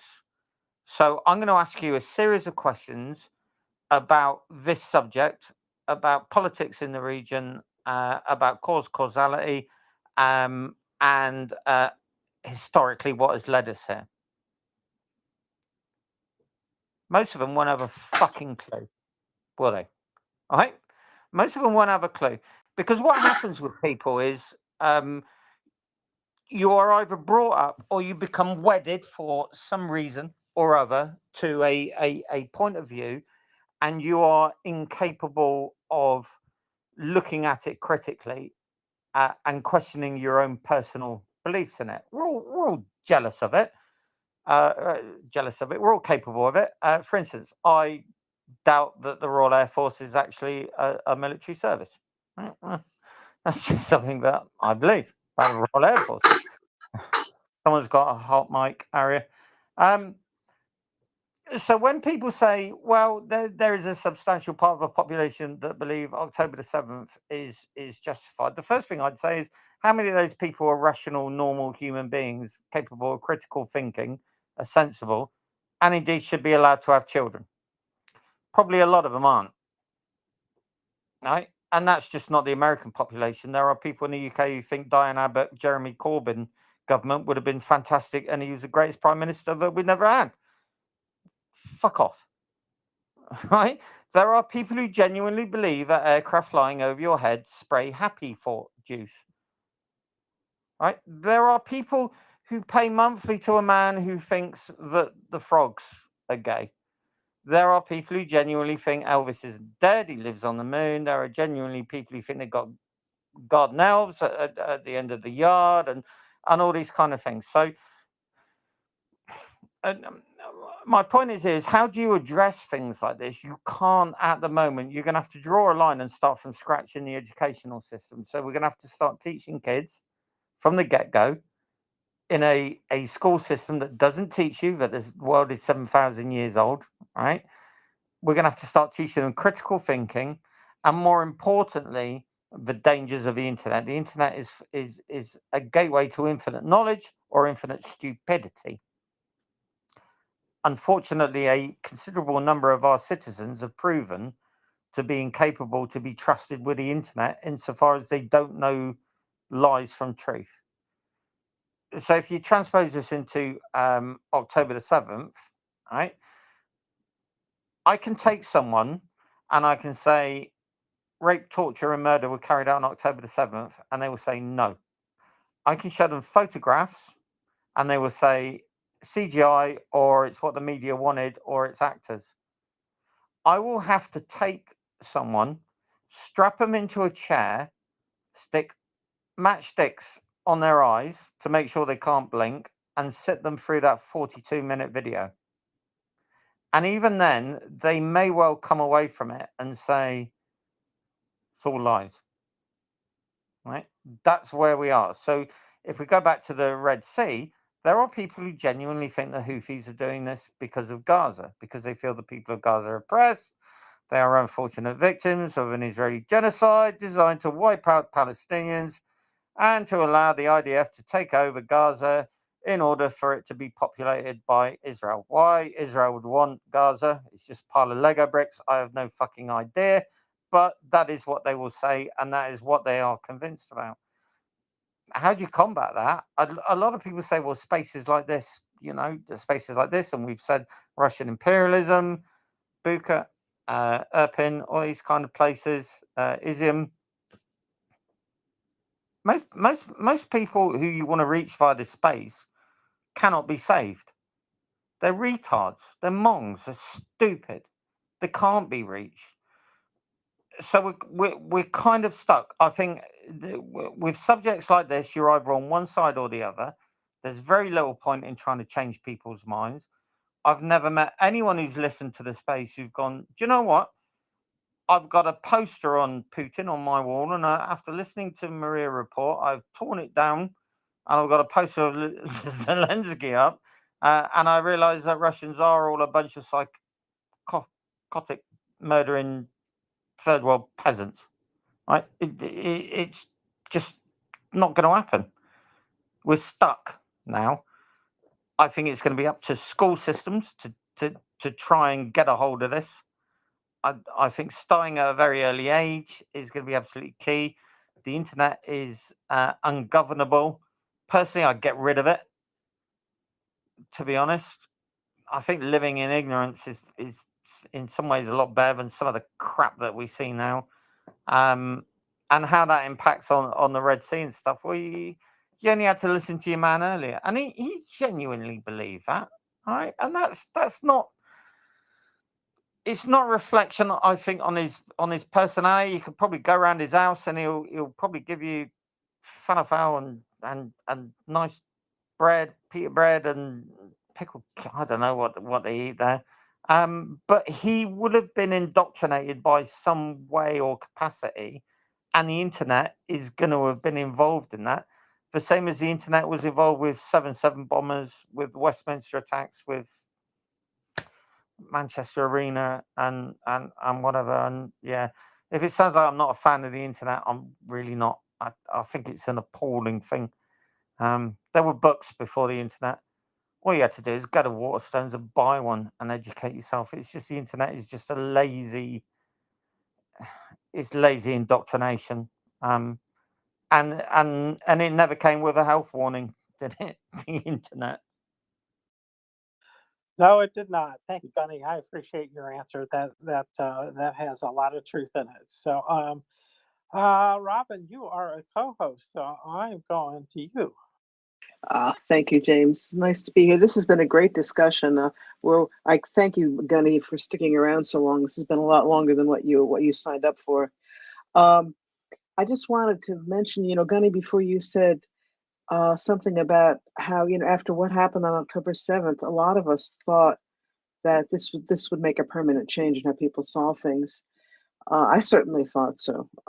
I thought that Israel would be given the support it needs to take care of Hamas, to make sure that they were never in a position to do this again. Was very disturbed to see just today. It's reporting. I see. It's reporting in the Israel National News, but they're citing the Wall Street Journal, that there are diplomats involved in mediating the talks that U.S., Egypt, and Qatar are urging Israel and Hamas to join a phased diplomatic process.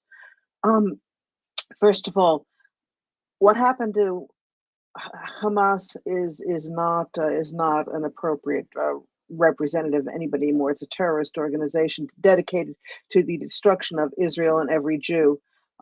Suddenly, or not suddenly, but we've all slipped back into the old arguments again. Now Israel's being pressured by the U.S. It says the U.S. and certainly the EU also. It doesn't mention them here, but I saw that reference to that, to negotiate with this terrorist organization dedicated to its destruction, who has the blood of thousands of innocent Israelis on its hands just from the last few months. I find it extremely disheartening. I mean, you can find all sorts of things to hang it on, not the least of which is Bibi Netanyahu, who has not exactly represented his country well in some of this. But it just seems as though things never change, and I'm feeling very down about it today. I just wanted to bring that up. Maybe if you have a response, Gunny, or anyone else. Thanks. Yeah. So, all right, you're let's say you're Joe Biden or you're Richie Sunak, right?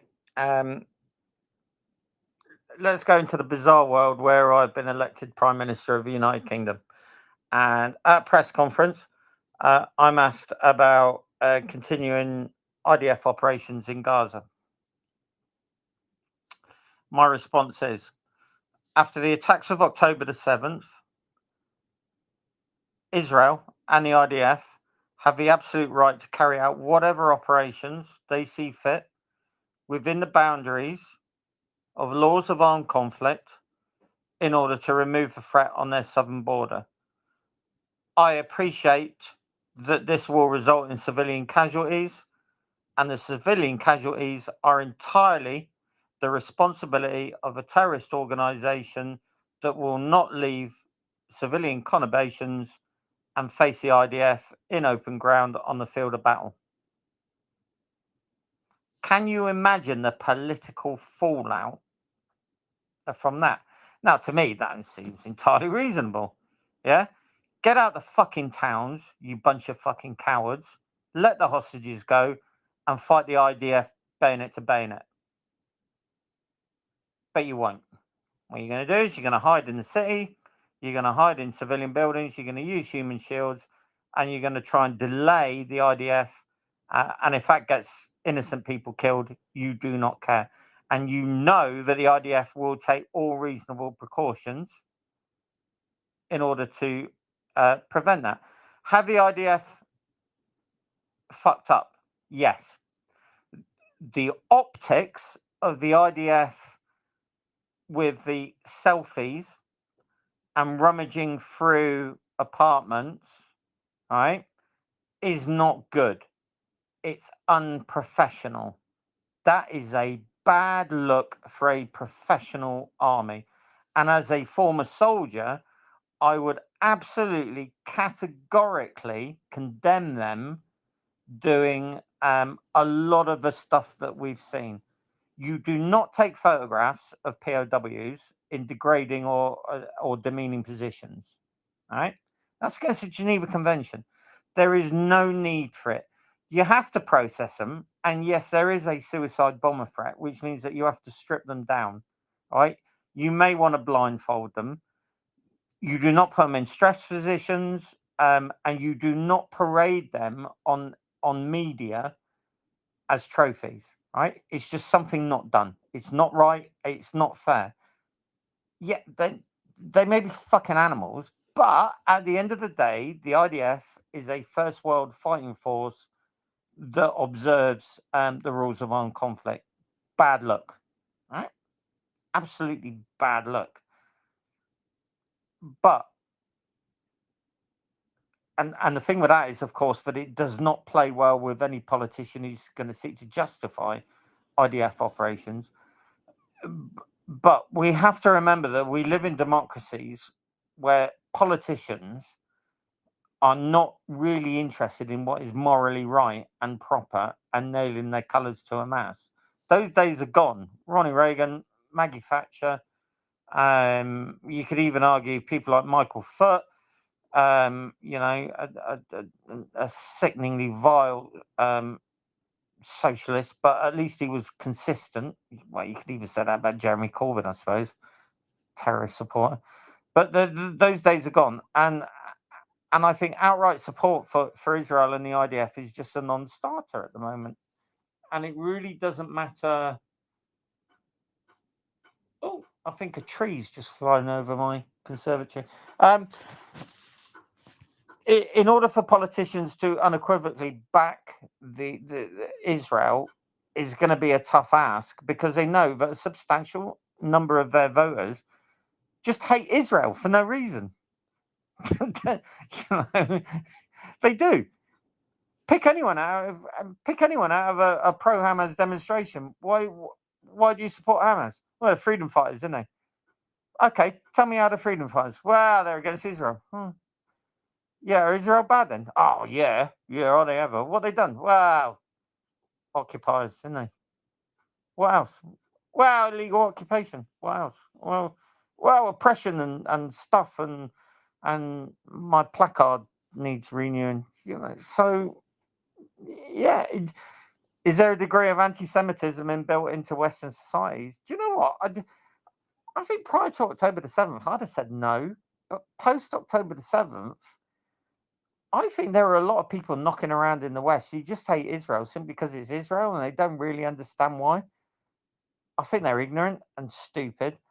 And then that brings us back round to the internet and stuff, doesn't it? Really?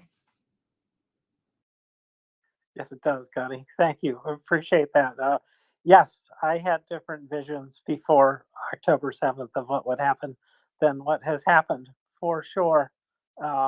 So I don't even want to get started myself. So I'll let someone else who's wound up here get started. I'm not sure if it was Arya or Cornelius, but we have not heard from you yet, Cornelius. So I'm going to go to you. Sorry, Arya. Thanks, James. Yeah, Gunny, good stuff.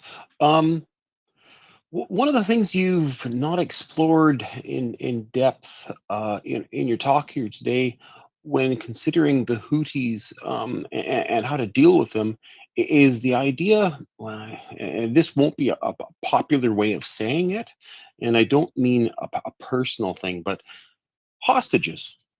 So conventionally, throughout history, forces have taken hostages to ensure the good behavior of subjugated other forces or what have you. So the concept of hostages is an ugly concept, and none of us subscribe to it, nor should we.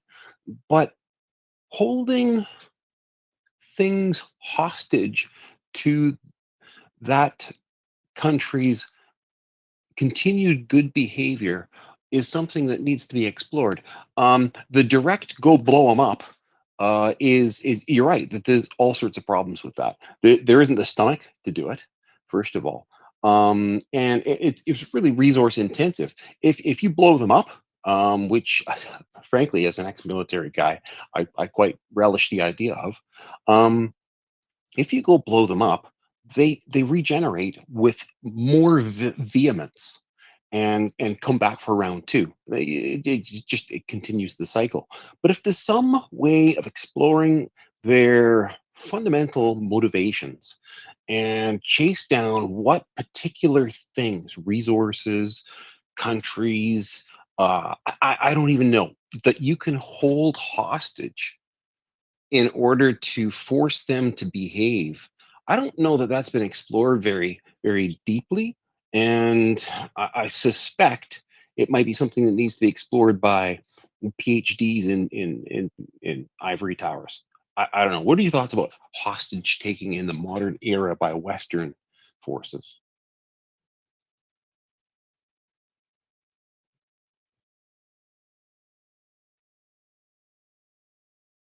Gunny, are you speaking?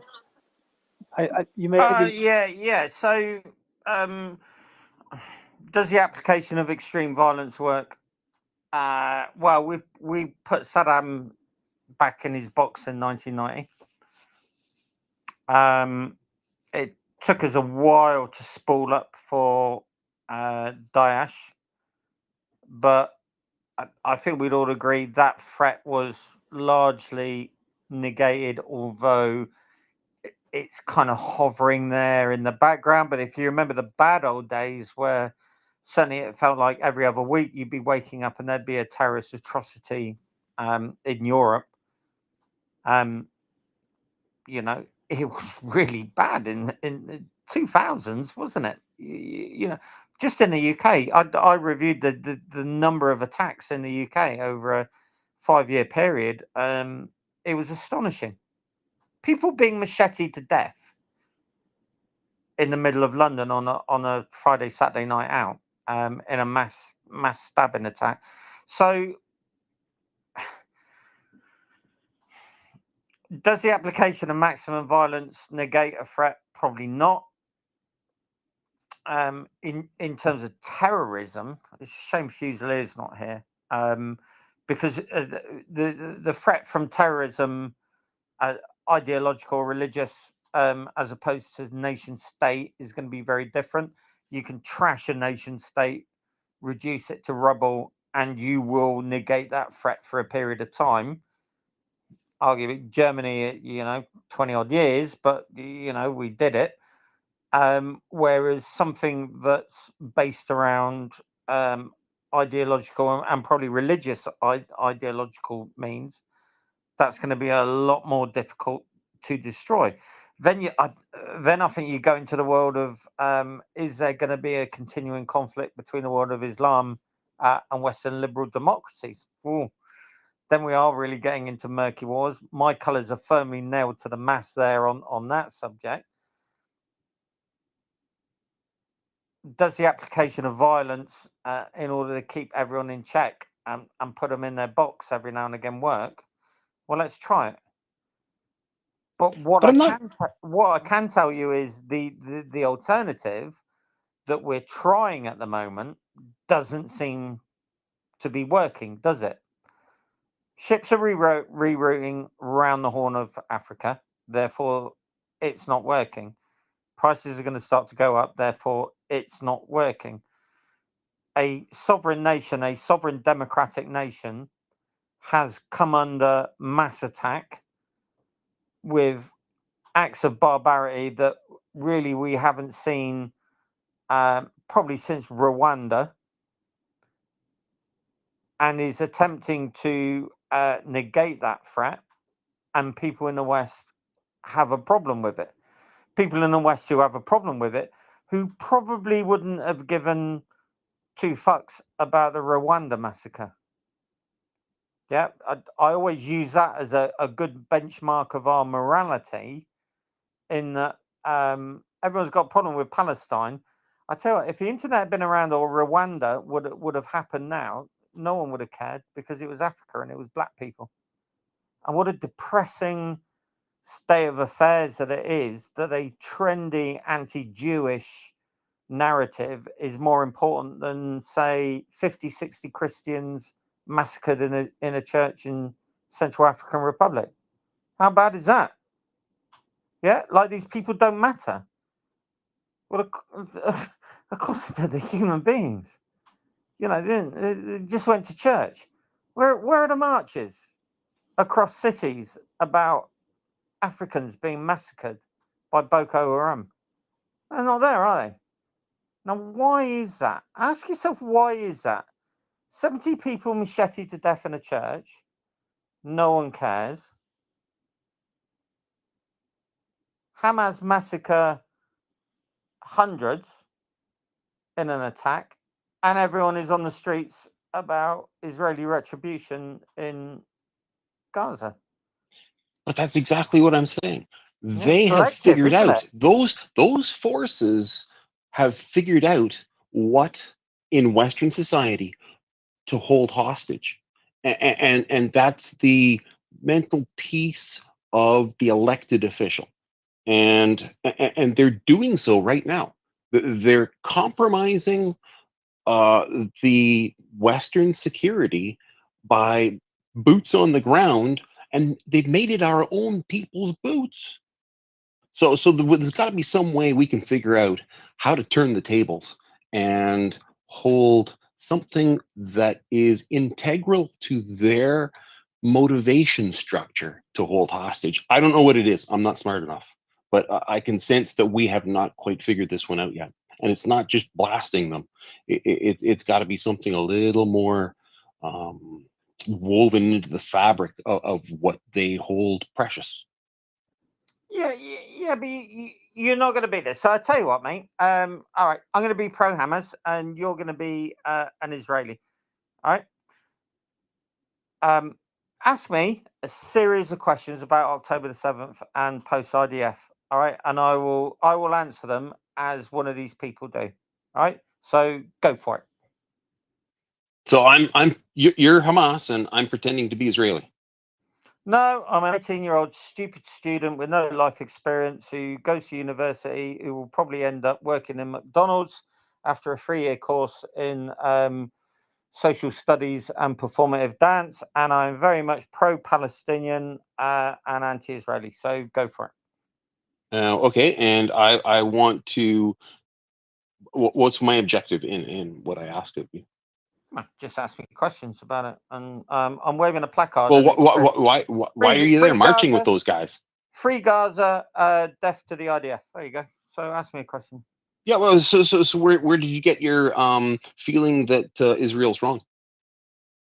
Well, the Israelis have occupied Palestine, which is not their country, for many decades. They're illegal occupiers. They've no right to be there. And Palestine belongs to the Palestinians. Oh, is that so? Okay. Yeah, you're not really open to having your mind changed. That's pretty obvious. Not at all. I'm on the side of the Palestinians who were usurped from their country by the Jews, and I think the Jews need to leave so that the Palestinians can enjoy a country that belongs to them. Okay, I get the charade that we're working out here, but I still don't. I don't see how us as Western strategists can find something to like. Yes, we can blow them up. We have loads of ammunition. We just need the will to turn our forces loose on some objective and take out something that will hurt them in a way. It is coercive force to make them fall in line with our desires. But there's got to be something more long term than that. That's the problem, isn't it, mate? There Yeah. are 100,000 of me, and we're all waving placards, and we're in the streets of London, right? Yeah. Now you can pick me out, and you can sit me down, and you can ask me 20 questions.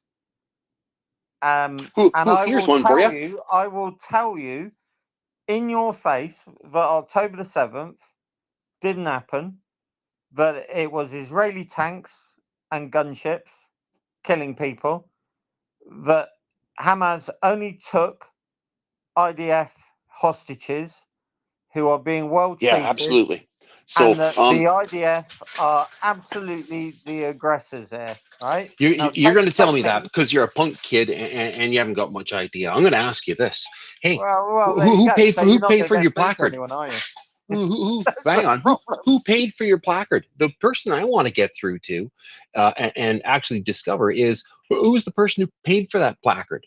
Because somebody bankrolled this organized march and paid for these placards, and they probably have masks on. Who is that? I want to find out who that is, because there's some structured, funded, organizational principles at work here, and those principles are acted upon by people who are against us as a Western society. So that's really what I want to find out. My placard is vegan friendly. It's posted on wood which is sustainable. And I do that because I'm against a capitalist system that seeks to usurp the working man or woman, indeed, or other gender, whatever you want to be. And capitalism is essentially based to stop the workers' paradise, where the proletariat will rule everything, and it will be fantastic. Free Gaza. Change my mind. But there we I'm go. not going to. You're not worth your mind's not worth changing, but it is a good source of information for finding out who it is that's driving this movement, and that's one of the big steps we need to tackle in order to root that out. Yeah, and this is a problem. These same people will probably say that Malibu is an acceptable drink to have as a rum. So you're not gonna, but my point is, this is what you face on a daily basis. If you challenge someone on Twitter and you say, what about October the 7th? They'll go, what about 1947? No, we're talking about October the 7th. So what about October the 7th? Didn't happen. Well, it did happen. There are thousands of sources. No, there aren't. Well, no, they're prove it. Well, what do you want? Do you want a snuff video? Do you want me to link you into something that I will have to masking tape you to a chair to watch and hold you by the hair and stick my fingers up your nose and then you'll walk away from it sobbing? Well, the video doesn't exist then.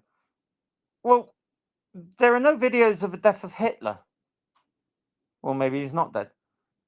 Well, do you go through life demanding physical, tangible evidence of everything historical? Yeah. Well, you're a lost case.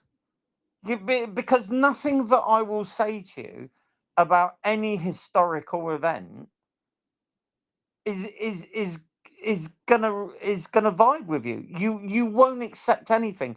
What you will do is you will look over a series of historical events and you will cherry pick what fits your narrative because you're so retarded and stupid. You're incapable of critically looking at things, looking at the amount of sources and going, yeah, this actually happened. And that's what's so frustrating. It For some of these idiots, it would take me to force their faces into the eviscerated corpse of an Israeli before they would start to accept it. And do you know what? Even then, no. Some of them would just go, nah, staged. And that's where we are as a human race.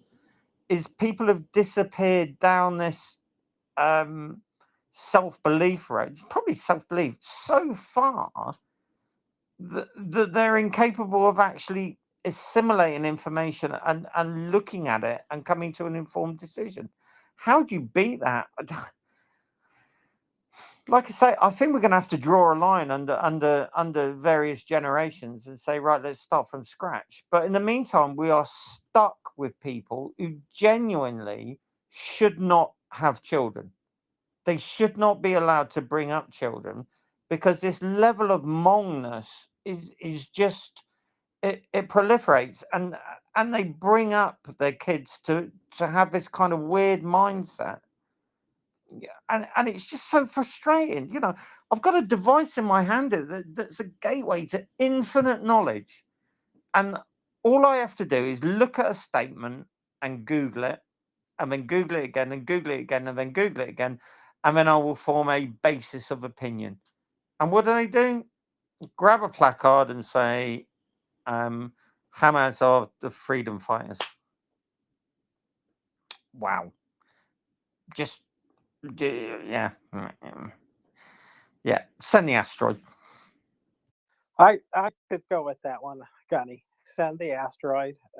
But I don't know that anybody's got control of a good asteroid to do that, and I don't know if they have the political will to do it either. I'm thinking not, since they can't even say genocide. I heard Anthony Blinken talk to somebody at that World Economic Forum for quite a long time, and he danced all around it.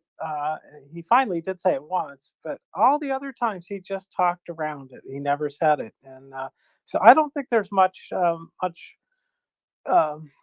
hope that the politics will come first. It would again. It would be wonderful if America actually felt threatened at some point by this stuff that is happening there, but that is not the case. We so outweigh them, if you will. I don't think that anybody, even young Americans, feel sorry for the United States.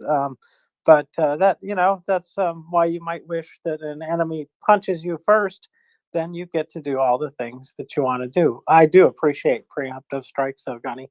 Well, we are coming up on our hour here. So I really do appreciate all your time and your very thoughtful responses and amusing responses as well. So I'd like to go to you to close out the segment, and I want to thank everybody who took part in this just great discussion. Got you. I'll keep it quick. Uh, So I think it is a fallacy to think that a lot of the people are useful idiots, right? There is a lot of confirmation bias and there is a lot of hate. There is a lot of reasons why people hate Jews. Some are due to their political ideology, some are due to their religious views, some are due to personal trauma, due to some individual that they had a bad experience with, some are because people just like to hate, right? Um, I think that there are a lot of them that will use excuses. You saw with the guy before earlier tonight. He would be, the Palestinian suffering is the reason we're doing this, and then he'd flip to, I hate all Jews. They're our enemies. We're trying to destroy them because they're bad people and want to kill us all. You know, um, so I do think it's a lot more nefarious, and I do think that there are various political and sects of religious ideologies of various religions that have stoked this, and that there is just a secular there is a prominence of anti-Semitism. I heard from a couple of people before saying, when October 7th happened, I thought the international community outside of the countries, openly hostile would support Israel.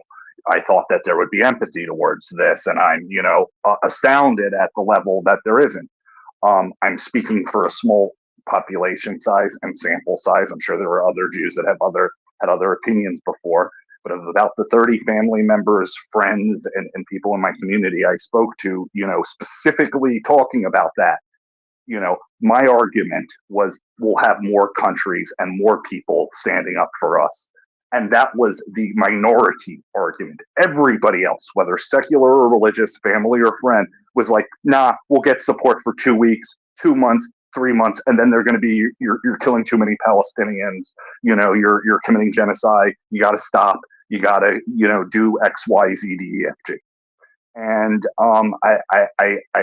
I do think that a lot of this has to do with underlying hate, and it's been around for thousands of years, and I don't see a cure. I agree with a lot of what Gunny said as far as education, and we are about to hit 8 o'clock, so I will end. Thank you for letting me get that last bit in.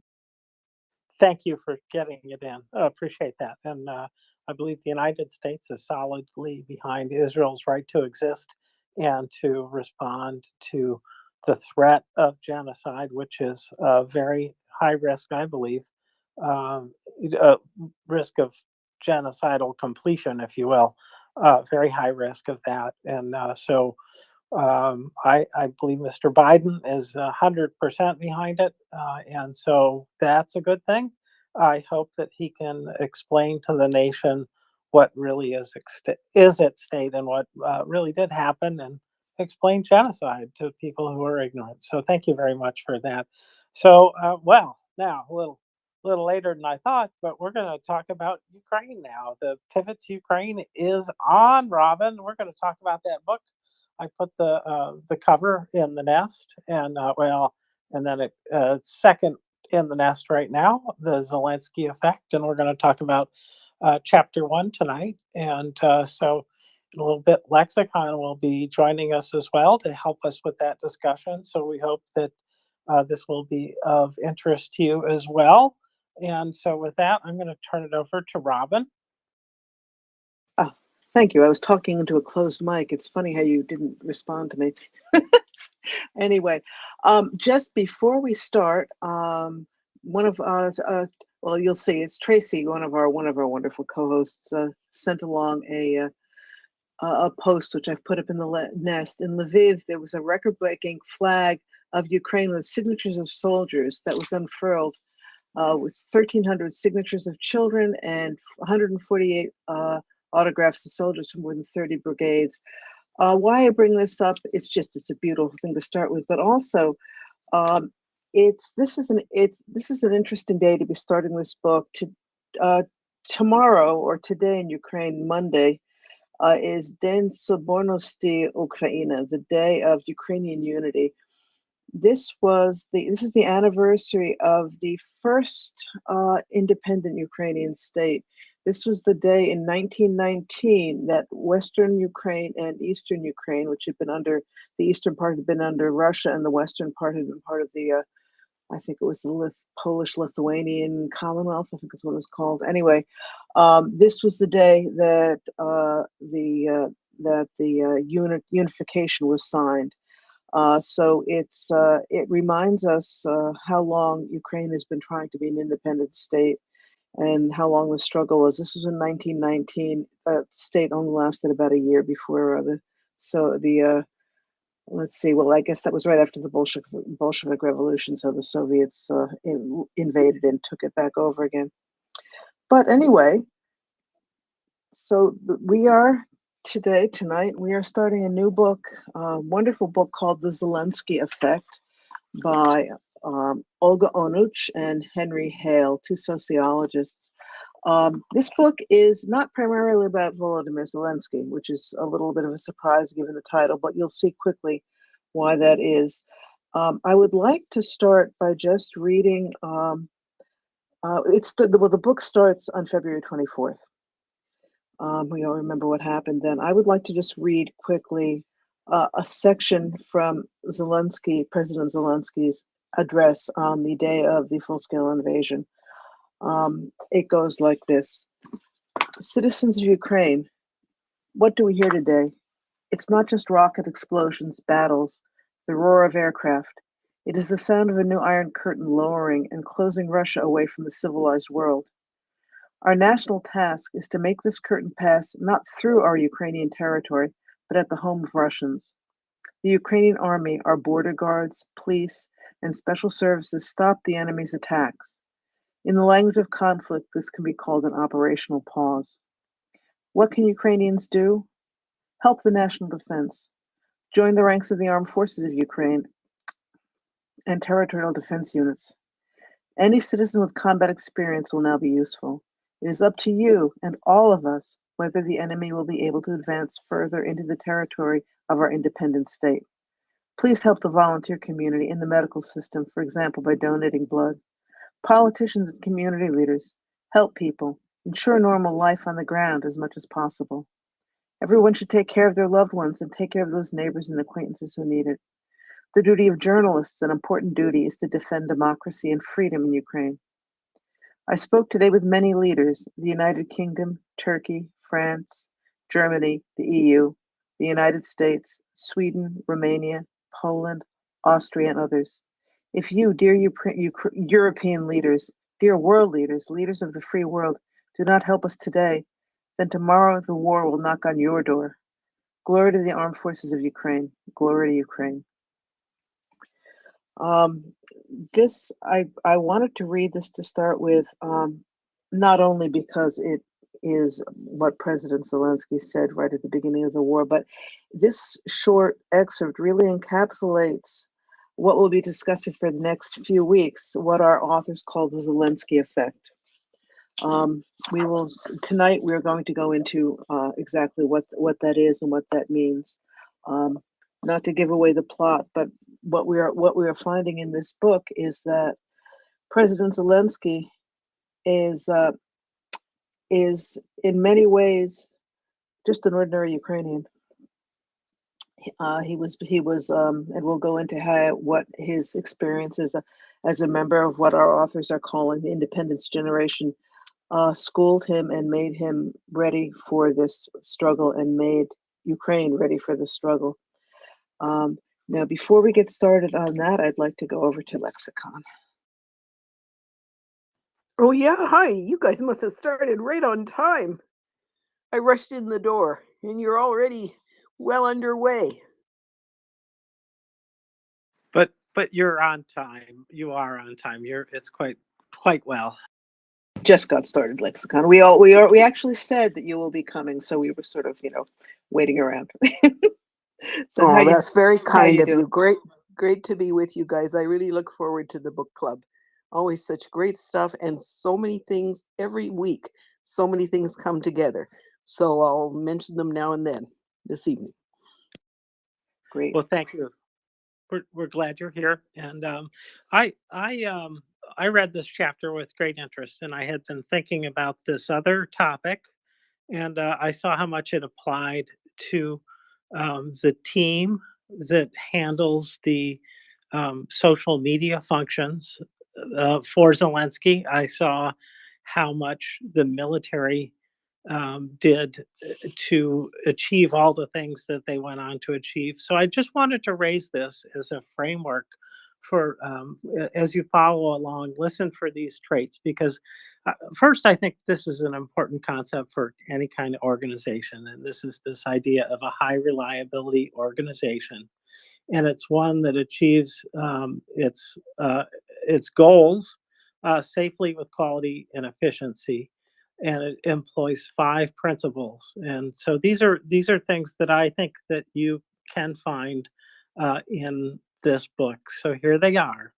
Sensitivity to operations, in other words, a heightened awareness of the state of relevant systems and processes.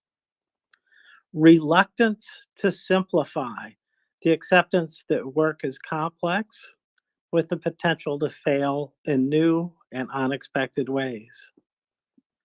Preoccupation with failure, in other words, look at near misses as opportunities to improve rather than proof of success. And this is the idea that you do after action reviews and you look at the failures, if there were any, and look to what could improve those.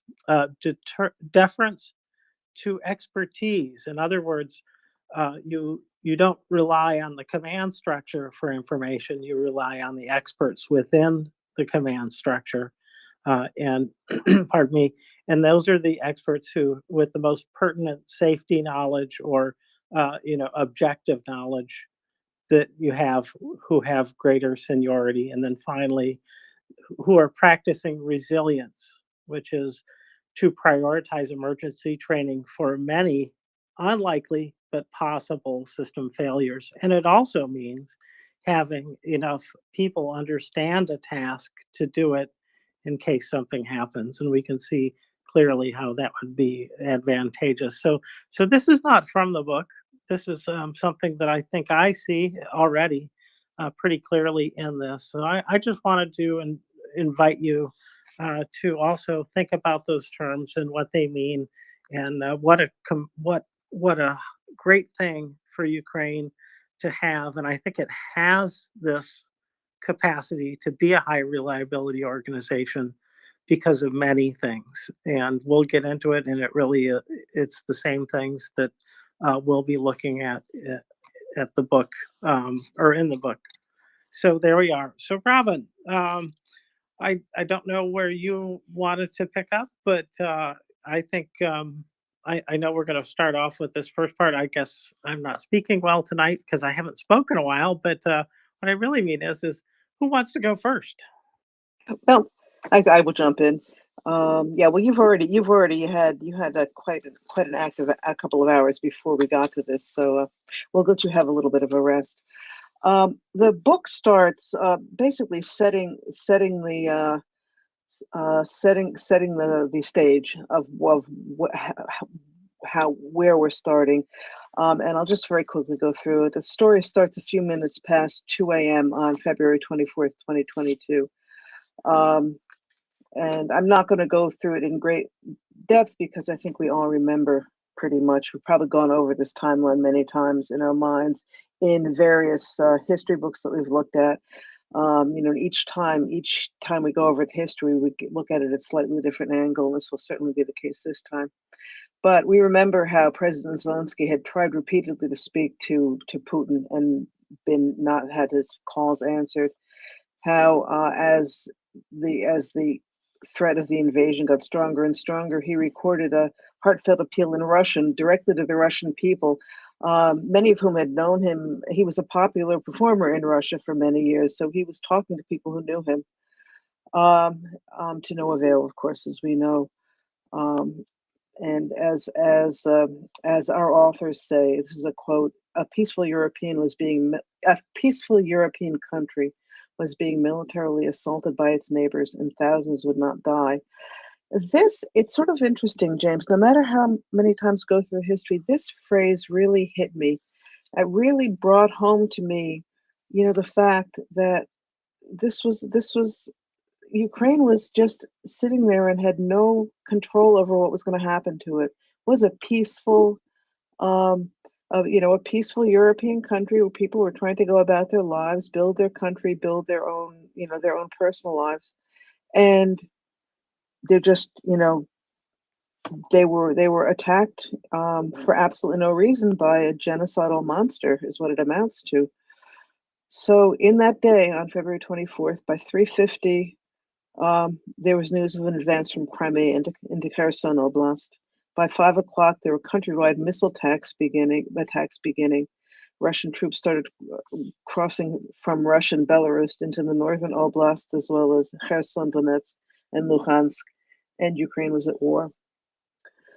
Now, this book is a story about the Ukrainian resistance. Really, it's about Ukrainian civil national identity, about the inclusive version of who belongs to the nation, about links to democratic, pro-European, and liberal values.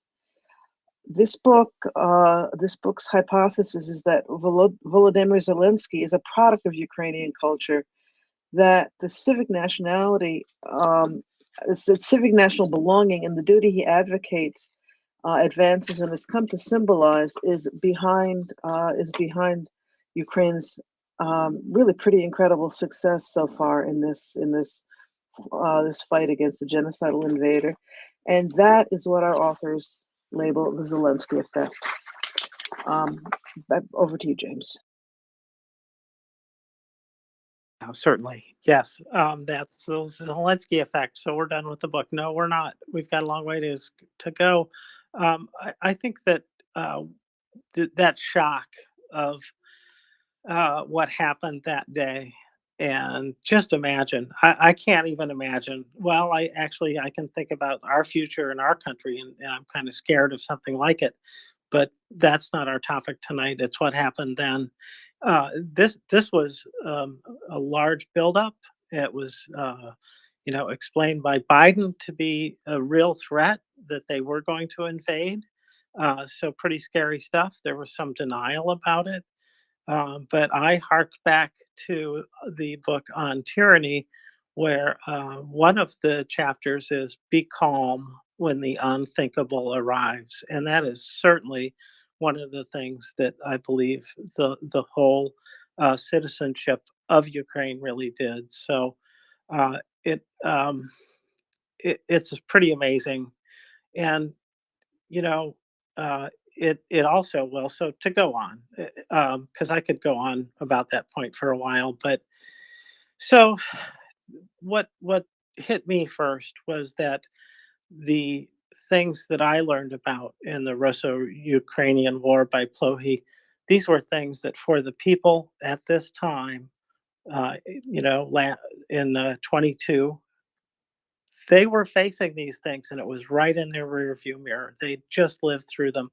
They knew that Russia was a horrible monster. They knew that Russia had already invaded Crimea, and so they had quite a bit to lose. They knew that, and so it's amazing how they rose to this challenge. Because if you recall, there was almost unanimous opinion that they couldn't possibly last more than a day or two. They were going to give up right away and the like. And of course, that has proven not to be at all true. And it really showed Zelensky's bravery, because he did not flee at any of the number of offers that he got for a ride. And of course, famously, he said, "I need ammunition, not a ride." And it's bravery on his part that is especially there, because he knows he's target number one. He knows at this point, even, that the Russian way is to pick out people who are the most dangerous when they take over a country and take them out first. And that's been a kind of a longstanding policy of Russia. So it is quite something that he stood up, and then it is also quite something that all Ukrainians stood up right away. They were ready for this. Their hearts were set, I believe, on that first day, and as they watched the tanks, come across the line and everything, they reacted with courage not just Zelensky, but he helped pull people along. So that's sort of what I wanted to talk about in terms of the Ukrainians rise and resist. Back to you, Robin, if you've got more comments on that. Otherwise, that next section. Yeah, I think we will. Not the hot mic stuff. I should be sending you a message to, but I'm just too lazy at this point. Would you mind changing the title? We still are I'll do about that. Yemen. Yeah, Thank you, I'll do that. Thank you very much. And I will start it on the next section at the same time. This is we're now up to page 8. I am trying to remember to tell people where we are. This is the section of where it's Ukrainians rise and resist. James talked a little about the reactions to the invasion, and one other reaction I remember reading about was the disbelief that people saw on President Zelensky's face, and that many people in the central administration felt, because they just it as much as they saw it coming, it was not something anybody wanted to believe. Oh, let's go over to you. I sorry, I hadn't seen your hand. Oh, no problem. I had just meant to send supporting fires to stuff James was saying that, I was saying at the beginning that every week it seems whatever we're reading, there are also supplementary materials show up, I guess, because everything we read is always so pertinent. But I've been saying a couple of times on the space this week that I really think that Zelensky and the Ukraine team did a brilliant job at Davos. And I see today, to my satisfaction, that some journalists are starting to say, oh, Ukraine swings opinion behind Ukraine again or something, at Davos. So, but I really had that feeling. Zelensky just worked like nobody's business. So I was saying that I saw one of his staff saying that he was taking 15 meetings a day, and they were all kinds of meetings. I mean, not just with supporters, but with the most staunch adversaries and so on, and trying to get meetings and saying openly. Anyway, never mind all that. We know that. But I just so he took time to do interviews as well, and I just only saw today one that he did with Channel 4 2 days ago, and so he does the interview in English. And I guess it's that Matt whatever who's been in Ukraine a lot.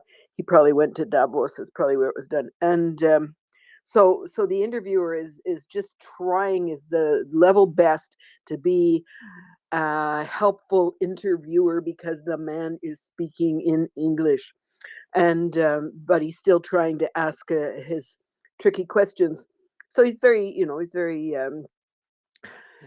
sympathetic as an interviewer. Anyway, Zelensky, there's a number of his usual lines. He's always fresh, though. Nothing sounds like you heard that last week, and this is almost 700 days in. And how many interviews has he done? Anyway, at one point he says, "Yes, but I and such people, and these people and I." So he just constantly, no matter what the question is, he's able to link it to the Ukrainian people, and without their spirit, without the work they've all done from every station in life, none of this would have happened. And so he acknowledges his own leadership, but he never dwells on that. I thought it was a great interview. I'd been talking to a very elderly friend yesterday, so I sent it to him, and he's already responded to me, and he said, yeah, it comes across as a very sympathetic interview. So that's worth looking up on YouTube. Yeah, I agree with what you're saying. And the strength of the book, I'm only, I don't know, 3 or 4 chapters in, lots of detail there. But yeah, I really love the blending of it's not a biography of Zelensky, but or a paean of praise to Zelensky, but precisely what the man is saying. He and the people are are necessary to each other, have been in the whole endeavor. Thank you, Lexicon. You pointed something out to me that I felt, but I hadn't really articulated. Most politicians, it's I. It's like every sentence is I this, I that. President Zelensky, the only time he uses I is when he says, I'm thanking you. I'm thanking you, boys on the front line. I'm thanking the members of the National Guard. I'm thanking the, you know, the SBU officers, or whatever. He doesn't. He does as you're saying, and this is the point that this book is making too. Is he is in some ways a stand-in for the Ukrainian people, and he talks that way. It's thank you very much. I hadn't really thought about that, but he is very unusual as a politician that he's not talking about himself most of the time. He's talking about the Ukrainian people in Ukraine. And you know, I just as an aside, one of the things we'll find as we get into this book, and I think that one of the things that makes this book so important and so insightful is they go into they go into an in-depth dive into Kvartal 95, the President Zelensky's comedy comedy show. A comedy was a series of shows, and also Servant of the People, his 3 year long sitcom about being a president of Ukraine. And you know, it's I was just watching some of it again. If anyone who hasn't seen Servant of the People, it's on Netflix, and it really is worth watching. I mean, it's very funny. It's a really great comedy, but it also gives you a lot of insight into the things that, you know, it's political satire, and much of his career was political satire, poking fun and criticizing the oligarchs and the you know, the dysfunctional parts of Ukrainian society. You really can learn a whole lot about even the language issue in Ukraine, as it goes back and forth between Ukrainian and Russian. So I highly recommend it. Also, what breaks my heart is to see what he looked like very few years ago, and how he has aged in this job and developed and become. He always was himself, but he certainly has grown as a leader. Anyway, but I'm getting a little far afield. Let me go to you, Lex, and then I'm going to actually get back to what this next section of the book is about. Yeah, while we're talking in all these introductory bits about the whole book, yeah, and as you noted, I think it's at the end of this chapter, they give a number of the sources, and they do give a link to the online source. I don't know, wellspring of sources. And so, among many other things, there's complete transcripts of the whole show in whatever the original was in, and English. And I see most of all of series 1 is in Russian. I mean, this guy worked in Russian and so on. Yeah, I think that it's really worth. I mean, I think people, if they want to look at it, I had looked at it when he became president in 2019. I was aware of it, so I went and took a look. Glad I did, because then Netflix lost it, and then, of course, with the war, every country wanted it, so they've been making a pile. But yeah, there's huge interest now. But watching it now, of course, I've got a different informed gaze, and I must say, yes, it's funny, and it goes fast too. So I use my little quick back button a lot, but and there's a lot of in jokes that we're not going to catch if we don't really know the language. But I think that it can be extremely discouraging. I mean, absolutely everything is difficult, is impossible. And one thing Onuch says when she talks about it is that it's not even so much talking about the post-Maidan, although it's that too. And people were fed up post-Maidan, but it's even going back to why post-Orange Revolution, nothing changed. It was just a deal among the big shots. And that independence generation wasn't in on it at all, even though they had staffed the Maidan. So that's really interesting. And how much progress got made under Zelensky is something we'll take a look at, I'm sure, later on. But I think I think that show is a tremendous added resource. And of course, the authors refer to it quite often in every chapter. So it's worthwhile for people doing what they can to take a look.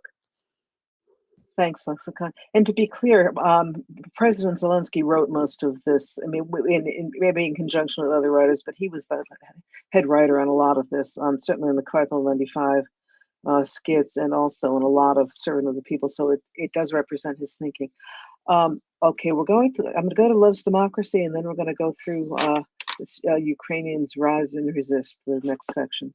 Thank you, Love. Thank you. I just I not being very quick. You just talked about how most of Zelensky's comedy was political satire, and I honestly, reading this book, that's the first time I really realized that. I think I might have read things here and there about how his comedy was a little political, but so are a lot of comics from America, right? But it really demonstrates that he wasn't, you hear people who are deriding about him that, oh, a comedian became the president, or even some people that are like, wow, can you believe this comedian was president and look how great he's doing? But the truth is, he was always politically active, just not always a politician. So that was very fascinating to me. Thank you. Thank you. Appreciate that. And I'm talking to a muted mic again, James. That's why there's two of us up here. Yeah, that's an excellent point. Yeah. Okay. Yeah, and I'm struggling because you're mentioning something, Love's Democracy, that we're getting to in a couple of pages of my outline, and I don't want to go jumping around all over everything, but you have definitely brought up a point about his background and his lack of lightweightness that people mistook when he first became president. Okay, Ukrainians Rise and Resist. This is on page 8. We're getting to. And we talk about the reaction to the invasion, and I think we all remember this very strongly: the stoicism, the fact that every Ukrainian, it seemed like, from young people to that 80 some odd year old lady with the jar of tomatoes, bringing a drone down by throwing a jar of tomatoes at it. Snake Island, the Russian Ruski Vojnika Koraba Idi Nahoy, go F yourself. That has become emblematic of the whole thing, of the whole struggle. That the Russians thought they were going to come in and take the place over, and the Ukrainians said, "No, you're not either." And it was just very quiet stoicism and unity. President Zelensky, made of, as they say, the same stuff as ordinary Ukrainians, showed his personal bravery by staying in Kyiv, even as he was the target number one for assassination teams. Quite a few assassination attempts have been made on him, especially at the beginning. And many people think that that it was a powerful demonstration of faith in the military and the leadership, and faith in Ukraine's citizens. And it really was a rallying point. It was a focal point for what was happening in Ukraine anyway, and it strengthened that will to resist. Seeing him just on the street at night, that first night when he and the prime minister and Mikhailo Podolyak and a few other people were standing there, and he says, "I'm here, Podolyak's here, the prime minister is here, and basically you're here, and none of us are going anywhere." It also, as James mentioned before, and we've mentioned over and over again, it just shows what an incredible communicator he is, which has really stood himself in Ukraine in good stead, I think.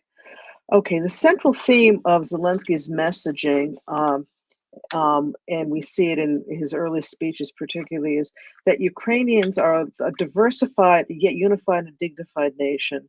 The people with a long cultural history and a strong sense of civic duty, something that I don't think we were as aware of before. Many people were not aware of until we saw it on full display after the invasion. And unlike Russians, Democrats with European values, this is the message that he gave very effectively to the EU right at the beginning. They also point out that part of why he was able to rally Ukraine so well is that he had a direct line to the citizenry, which was honed during his election campaign. The campaign was not your typical, doing lots of speeches and debates on television, that kind of thing. A lot of it was done through social media, and he really, he was able to sort of place himself in everybody's home. With you felt like I've seen some of the ads. He's walking down the street, like a selfie, holding the cell phone in front and talking to the people, and you really get the feeling that he's talking to you, and that stood him in very good stead when the war started. He has for almost 500 days now, every single night, he has an address, and he goes over what's happened during the day, and that has really, I think, kept everybody together and facing in the same direction. And made that connection with ordinary Ukrainians. He wasn't in his hiding up in his administration building taking care of things. He is letting every Ukrainian know, as an important part of the country. Every Ukrainian needs to know what's going on, and he's there to tell them. Okay, now, as I mentioned before, Zelensky was a star. He was quite well known in Ukraine and in Russia before the invasion. But with the invasion, there was a major change in how Zelensky was perceived, and also in Ukraine and Ukrainians. They were being now seen as ordinary heroes in tragic and extraordinary times, and people saw Ukrainians willing to fight and with a strong and united leadership, which also I think attracted outside support, which was very important. And as I'm sure we all remember Zelensky's incredible ability to connect with audiences worldwide, to go to the House of Commons and speak about the Battle of Britain, to go to the United States and speak about, I believe he spoke about Pearl Harbor, and to again make those connections on a country to country level, but still make those personal connections with so many people, and it has resulted in international grassroots support that I don't think any of us could have imagined ahead of this. Now, at this point, we are to page 13, Resistance Ukrainian Style, and I have a few things I want to talk about here, but I think we're going to turn this over to Lexicon first. I think you're taking the lead here, correct? Okay, I'll try to do this. I'm always in awe of how you guys do this, like balancing your phone and your book and your notes and your underlining, and even more so in awe when I try to do it myself. But it's Resistance Ukrainian Style. Thankfully, not a very long section, but let's see if I... Yeah, I'll just, so that paragraph just begins that Ukraine truly stunned the world in rebuffing what had previously seemed like a Russian military juggernaut. And we know that they go on to say how the intelligence briefings and of course news stories too kept on having to modify it. It is now unlikely that Russia has met its day one objectives, its first 72-hour, its first week objectives, its first month military objectives, and so their surprise in these well-informed intelligence agencies continued, went on and on.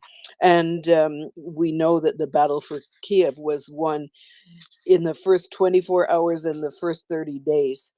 And there are lots of interesting articles, like from RUSI, the Royal United Services, whatever it's called, intelligence or something, institute. Yeah, they have put out articles about what did go on, in fact, in those first 72 hours and how touch and go. But there are other people. In watching some Davos panels this week, there were people who said that one way or another the Russians would not have taken Kiev, that just given the resistance. And I think we watched all the Molotov cocktails and camo nets being made, and I would love to know one day where they all went, but I remain firm in the belief that they all got used one way or another.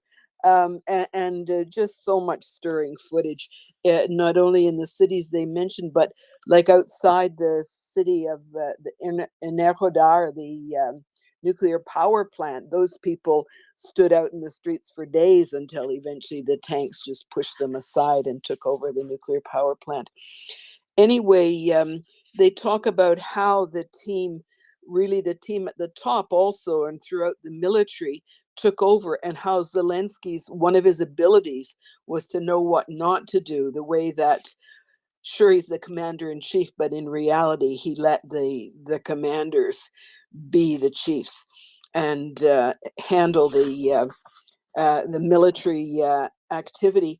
And one thing that the book notes is that some of the military reforms had been initiated by Poroshenko, Zelensky's predecessor. One of the things we often hear about the NATO-style decentralization of military decision making, so that they've got this flexibility. Commanders on the ground can change tactics when they see that the situation is changing. And I think that sort of thing, we know that there were not foreign arms or anything going on in the actual response to the initial invasion, but in Rusi's story, among others, about the way they protected Hostomel airport, the way troops came in from Sumy or Chernihiv, I can't remember, and they were just territorial defense troops who came in and relieved people at the airport, and or vice versa. Anyway, I mean, it's a stirring story. The first film will probably be, I don't know what the first film will be. There's like 50 movies to make out of this in the next couple of years, and it'll go on forever like World War II. But just that to say that they do a good job of pretty concisely telling us the way that the military and then the civilians supported the war effort. A point being made is that for civil society, they just kept doing what they do, doing their job. So everybody showed up to work. And that's no small thing. Another resource that I found on the 1 year anniversary in my daily or almost daily checks of YouTube was Timothy Snyder had, I think at home in Yale, had the deputy mayor of Kiev, so a young guy whose name I hadn't known, and I think a couple of other guests. Anyway, they were talking about 1 year ago what it was like. And the deputy mayor talked about the way information came in, and they heard that we need to have buses over here and we need to have materials over there. That's a really the kind of chat that's gripping and helps you get a picture, a mental image of what it's like to suddenly have this enormous logistical challenge imposed on you today, this day, that wasn't there yesterday. So I thought that was really worthwhile. God knows how one would search for it.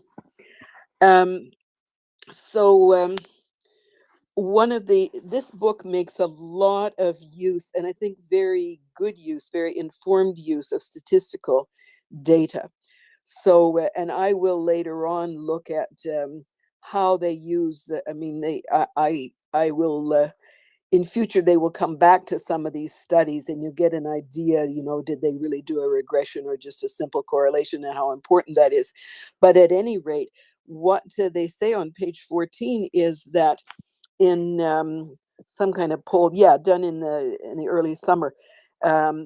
They talk about how many people had taken up arms, had participated in Molotov cocktails and stuff, and volunteering, and that a whopping 60% of people had actually given some money.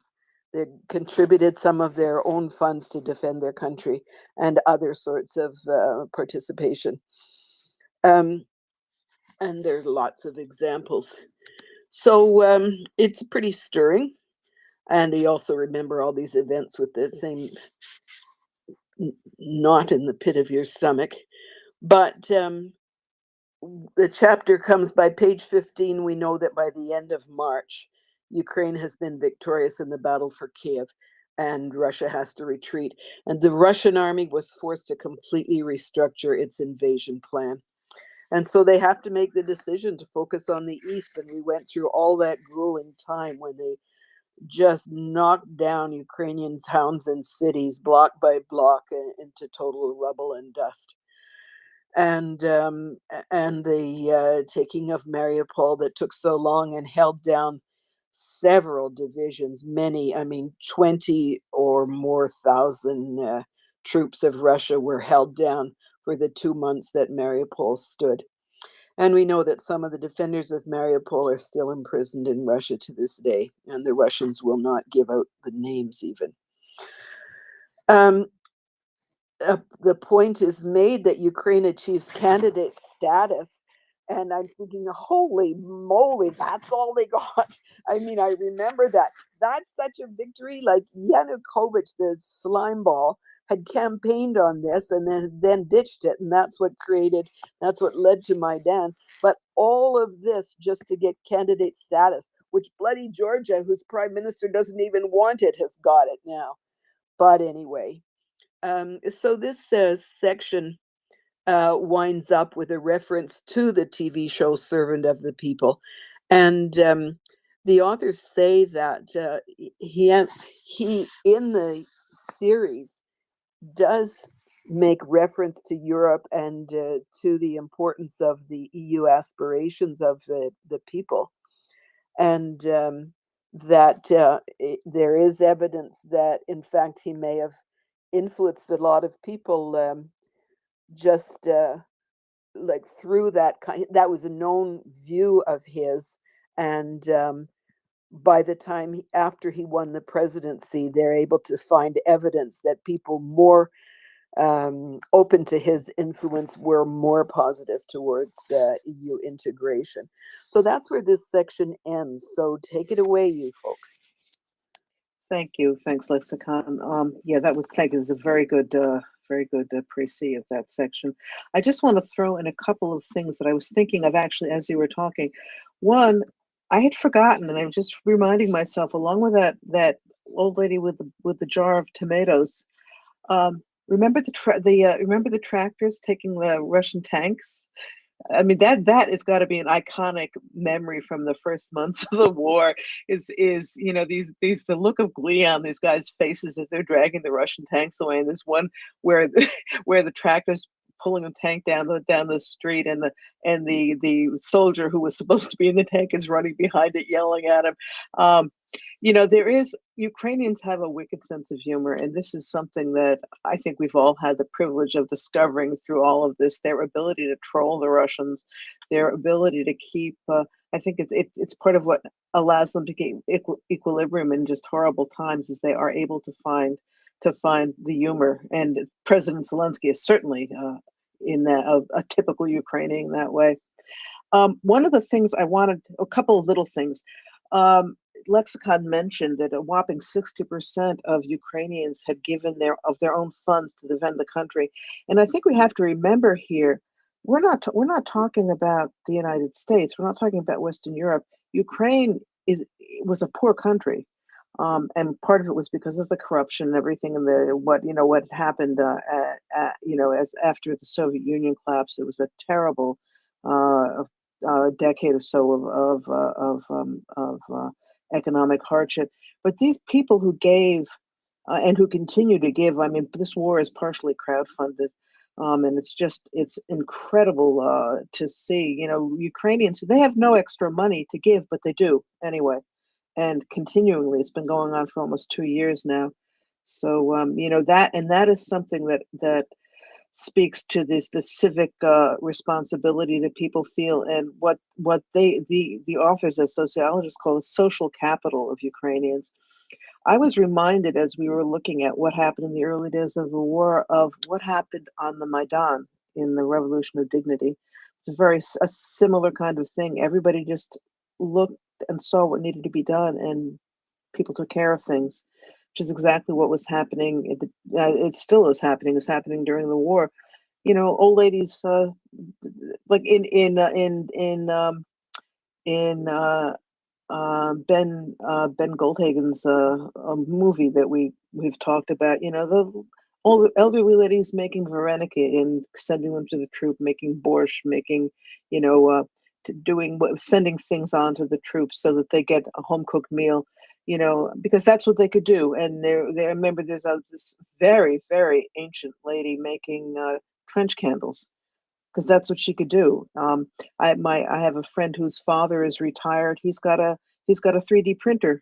He got after the war started. He's printing out little pieces of stuff that they use on the drones, and and they're fins for one of the some kind of an artillery thing. I don't really remember, but it's this is what he can do. He can't be on the front lines, but he can run his 3D printer and get this stuff to the front lines. And this is the that social capital of Ukrainians that people didn't realize was there outside of Ukraine before the war.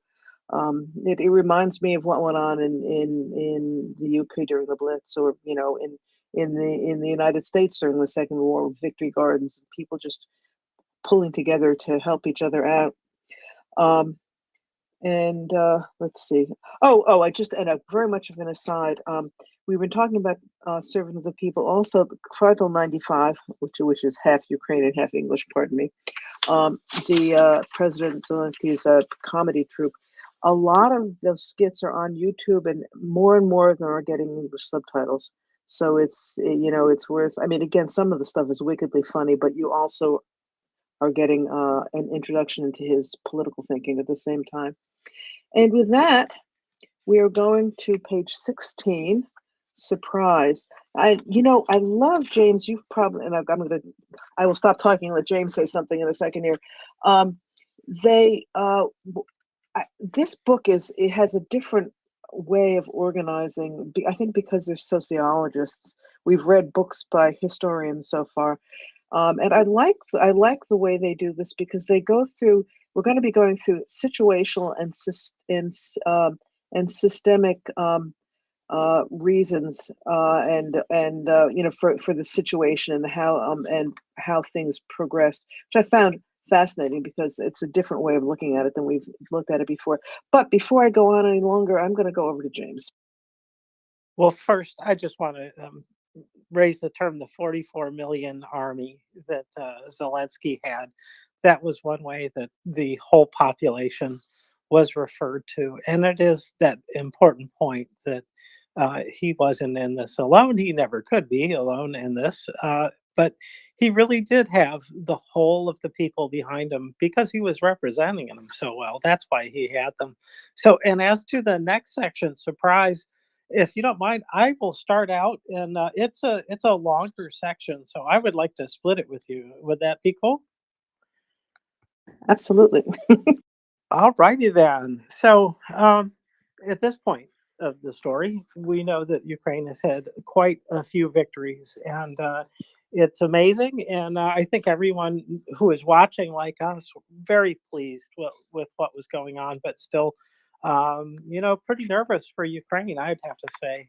And it surprised a lot of people, and we knew that because we had been listening before the war to people say they don't have a chance. This is, the second greatest army in the world, blah, blah, blah. All this inevitability stuff that can really depress you, and didn't turn out that way. And it definitely did surprise a lot of people. And so they do point out 5 situational and 3 systemic reasons. So I'm just going to start out with some of these. And when my voice gets tired, Robin, then you're up. So, okay. Um, So first, there was concern about Zelensky being a novice, essentially a neophyte, even a pretend president, as somebody suggested. And what you have to know is that he didn't start out life, being president. He had a life before that, and comedian. You could say that about Ronald Reagan too. He was not the same kind of comedian, but Bedtime for Bonzo comes to mind. And other people like that. What we found is that the acting genre is not a bad basis for politics, surprisingly enough. because you do have to play different roles, is what I've realized. That's one of the strengths that he brings to this. But he's also a successful businessman. He's earned quite a bit of money. He's an executive. So he's not a nobody. He really, he had his fame, but more than his fame, he also had a lot of skill development in the process of obtaining that, and running a business, being an executive. So he came to that. And then uh, the other thing that makes it a surprise is that he had completed this election cycle, got elected, and it was very divisive what happened in during the run up, to the voting day. They were campaigning very hard, and it was what we call an ugly election cycle. And sure enough, I have to agree it was, from what was said. One of the things that Zelensky was accused of was that he was a puppet in Russia's revanchist plot. And it's like, well, we all know that's foolishness now. But before this large scale invasion, this was a real consideration because, in some regards, he was the person who was, trying to make sure things were okay with Russia. That was sort of one of the things he wanted to have as an objective was, let's make things okay with Russia because we have to. And he's certainly right about that. But it was, somebody called it, the division in the campaign could be seen as conscious Ukrainians versus Homo Sovieticus. I guess that is a subtype of human beings there that's like the Soviets. And those are people that are generally apathetic. And I think I get that because, in general, I would say that citizens of empire learn one of two things: how easy it is to go to prison, and how easy it is to just go along. It's the easiest thing in the world because they don't ask much of you in the thinking department. So I got that. And, you know, so when you look at it, it's like, is he really up to this? Is he really even on our side? What's going on? And, he came in doing pretty well. It was a high point, and then he started to go downhill. His ratings went downhill, and then COVID. And I gotta say, did COVID help any incumbent? I don't think it did. There's a few cases I think where you could say yes, that there were a few leaders who did do well in COVID. But Ukrainians had a hard, definitely the United States, we had a hard time. They had a hard time too. So the third thing that made this situational thing that made this somewhat as a surprise that he would be so good, such a strong leader, was that much of the world, and certainly my corner of it, knew mostly about him from his interactions with Mr. Trump. And if you don't remember, I'll just quickly recap and say that Trump tried to get Zelensky to do him a favor by kind of getting any kind of compromat on Biden, and well, or his son, and so that did not go over well. But it left everybody seeing this Zelensky kind of being a weak player, because did he stand up to him? Well, in what situation was he going to stand up to them? What could he do? Against somebody that he needed lots of modern weapons from. So it was very hard for him to come out of that looking, or I should say, smelling like a rose. That's a difficult thing to come back from. So, and it, that is, he's, let's see, and well, here, anyways, and then Lavrov. So I'm sorry, I'm skipping ahead. I flipped to the wrong thing here. Pardon me. Moscow didn't miss the opportunity either to attack Zelensky. So they thought Zelensky and his team would be easy to manipulate because he did appear to be weak. He did appear to have a lot of Russianness in him. That was his first language, and he did come off as a comedian. So who better to pick on? And so they wanted to. And Lavrov called Zelensky an unstable and dependent man directly dependent on his American curators, which I find an interesting theme. But it turns out that wasn't so much the case. And then the last situational variable was that the polling had been had gone from a record-breaking high after his election through 2021, and this was, though, typical of Ukrainian presidential popularity. And I have to say, I've seen this trend elsewhere. That you come in, everybody's delighted that you're not the last guy, and then you start to run into problems. So not unique, especially to Ukraine, but it was a situational effect on this. And so those are the situational reasons why it was a surprise that things went so well in the first couple months of the war. So now to turn to the three systemic reasons, I turn it back to you, Robin. Thank you. Yeah, very well done. Thank you, James. I just wanted to point out the divisiveness you talked about. This was Petro Poroshenko tried to paint President Zelensky as a Russian speaker, not a real Ukrainian. He was, as James mentioned, suspicious that maybe he was too cozy with the Russians. The thing that was very positive about this is that fell absolutely flat. For one thing, he tried that on in one of the few debates that they had, and Zelensky addressed him in absolutely fine Ukrainian. It obviously gave immediate lie to the to what Poroshenko was trying to sell. There have been in the past, in previous elections, there have been many times politicians tried to play up what they saw as the disunity between the Russian-speaking East and the Ukrainian-speaking West. Our authors go through actual statistics and show that it was much less.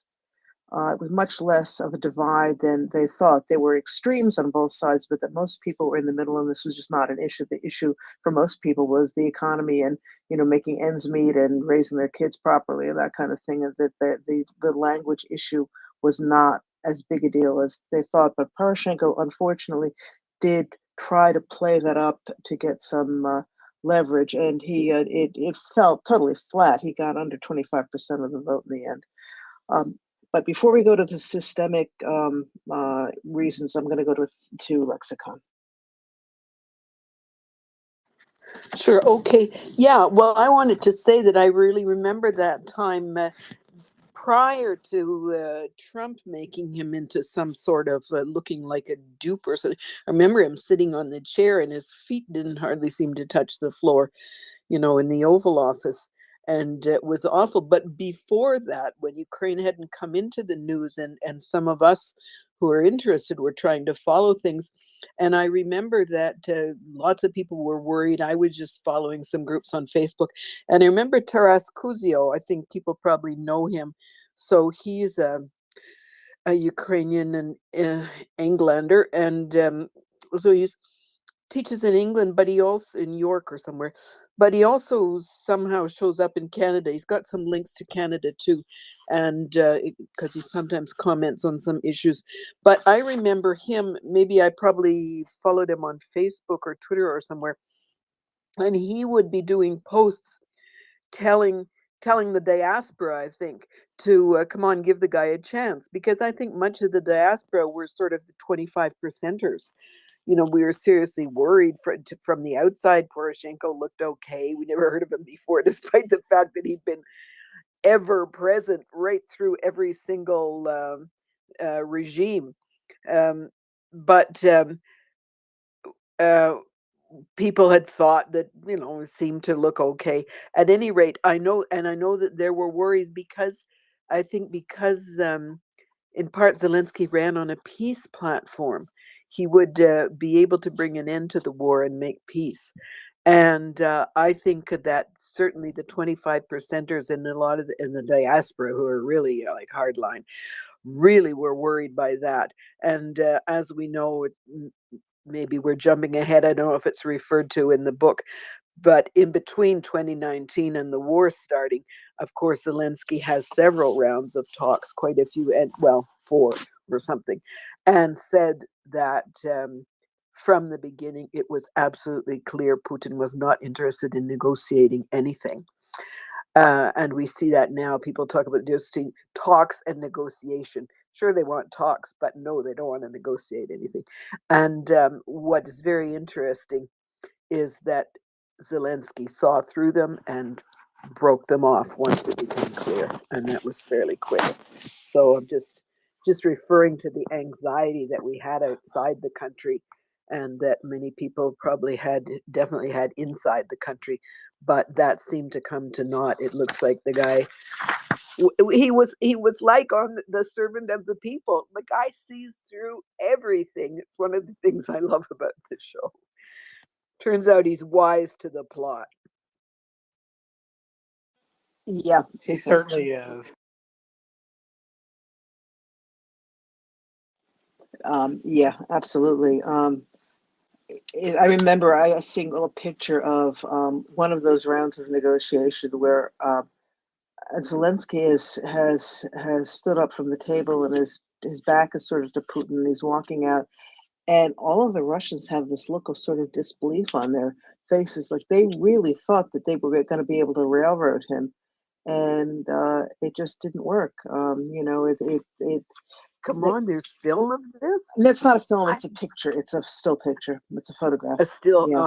Oh, I'd love to see it. If I could, Great. I'll see. I think I saw it on Twitter somewhere, but if I find it, I'll pass it on to you. Cool. But anyway, yeah, as I said, they were. It turned out he and his team were not so. It turns out he and his team were Ukrainians, and the Russians never have seemed to understand what they're dealing with. They're not dealing with Russians, who I think are more easily bullied in a lot of ways. You don't, as I've said before many times, I've had a few Ukrainian friends in my life. I've been fortunate, and one of the things I learned quite quickly is they're lovely people, welcoming, they'll do anything for you. But if a Ukrainian doesn't want to be pushed, you might as well just give up. You cannot push a Ukrainian. A Ukrainian, once they've dug their heels in and they think that what they're doing is right, that's it. And obviously, Putin never figured this out, and he still hasn't figured it out. I think he still thinks that by bombing cities and all of the horrible war crimes he's done, that somehow Ukraine is going to get up one day and everyone's going to say, okay, we don't want to do this anymore. We'll just let Putin take over, and it's not going to happen. Like I said, if there's one Ukrainian Iraq left in Ukraine, the war will not be over, and it's way past time that the Russians understand this, although they don't. But that's just my little rant. Okay, now we've dealt with the situational issues that made people surprised at how effective and successful the resistance was. Now we're up to page 18, and we're talking about the systemic issues. Now, the first one is something that our authors call patronalism. This, as far as I can tell, is a word that Henry Hale came up with. It's a great word, but I hadn't ever heard it before. So I did some looking around and looking at some articles he'd written to see what he was talking about. Patronalism is an organization of political and personal pursuits through personal connections rather than in personal institutions protected by the rule of law. Networks headed in Ukraine by oligarchs. What in Israel they call protexia. I know someone. That's how you get things done in a lot of countries. I know someone. That's how I can get it done. In Ukraine, it was many of these networks of power that were headed by oligarchs. Some of whom had their own political parties. And that Zelensky he'd worked for the television network owned by Ihor Kolomoisky, who is now locked up. But he was one of the big oligarchs in Dnipropetrovsk, and one of the things that people worried about in Ukraine was that maybe Zelensky was just another oligarch project. In fact, in Servant of the People, you see the oligarchs trying to get their candidate as prime minister, and each one thinking the other one is the one who had engineered it, and it turned out that nobody had engineered it. This was actually just a free election, or a free appointment. But anyway, this patronalism obviously often goes hand in hand with corruption. I mean, that's sort of, I think, built into the system.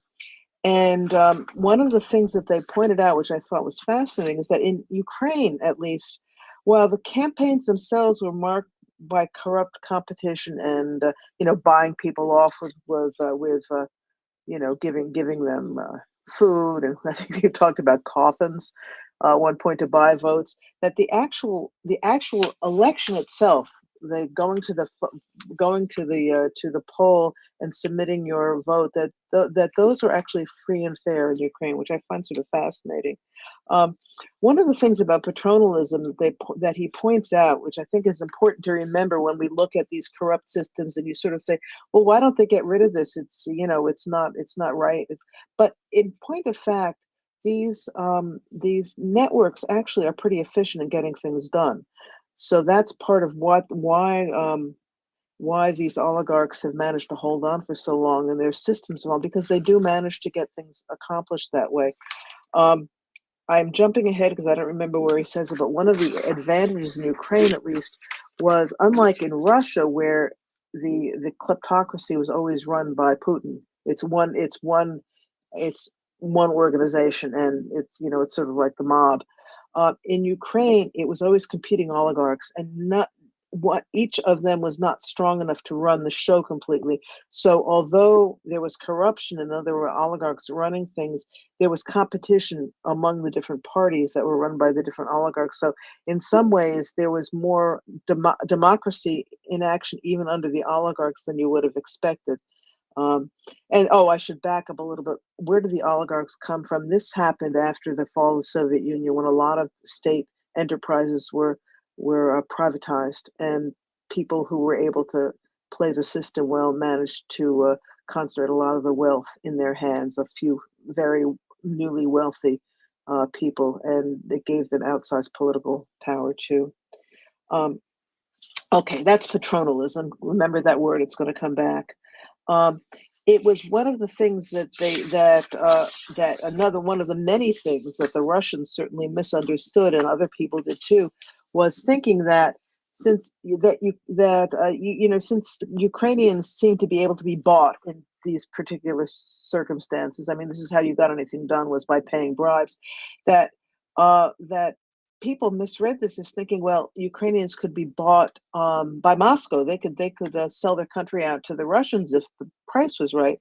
And as the author said, people have their limits. That was not something that Ukrainians were ever willing to do, and that was another great misperception on the part of the Russians.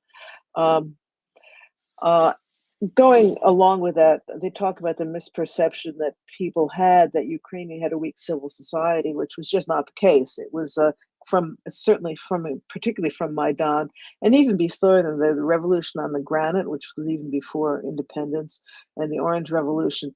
The civil society was growing and getting stronger the whole time, and it was, Ukraine was not at all weak as far as the civil society goes. So that was just totally wrong. Number three, and we alluded to this before, was the two Ukraines, the ethnic Russophones, and the ethnic Ukrainian speakers. The Russian speakers wanted closer ties with Russia. Obviously, the Ukrainian side didn't. But one of the things that this sociological research shows was that, first of all, Ukraine was not really, I mentioned this before, was not really polarized ethnically, linguistically, culturally, or electorally, that there were small poles on each end, but most Ukrainians were in the middle.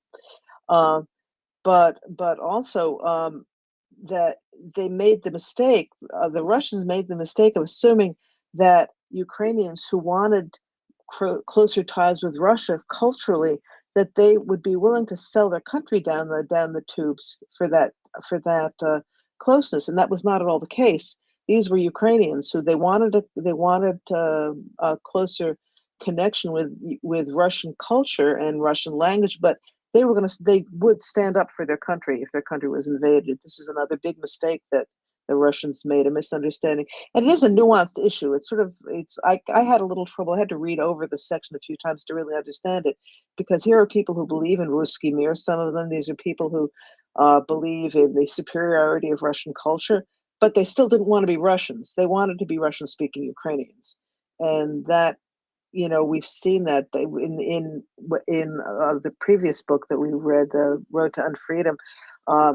They talk about the surprise that Gherkin had when they invaded Donetsk and Luhansk, that they didn't have thousands of Ukrainians coming out to fight on the Russian side. They actually had to bring in Russian troops. They were expecting to be welcomed and to have all of these fellow travelers, and that just didn't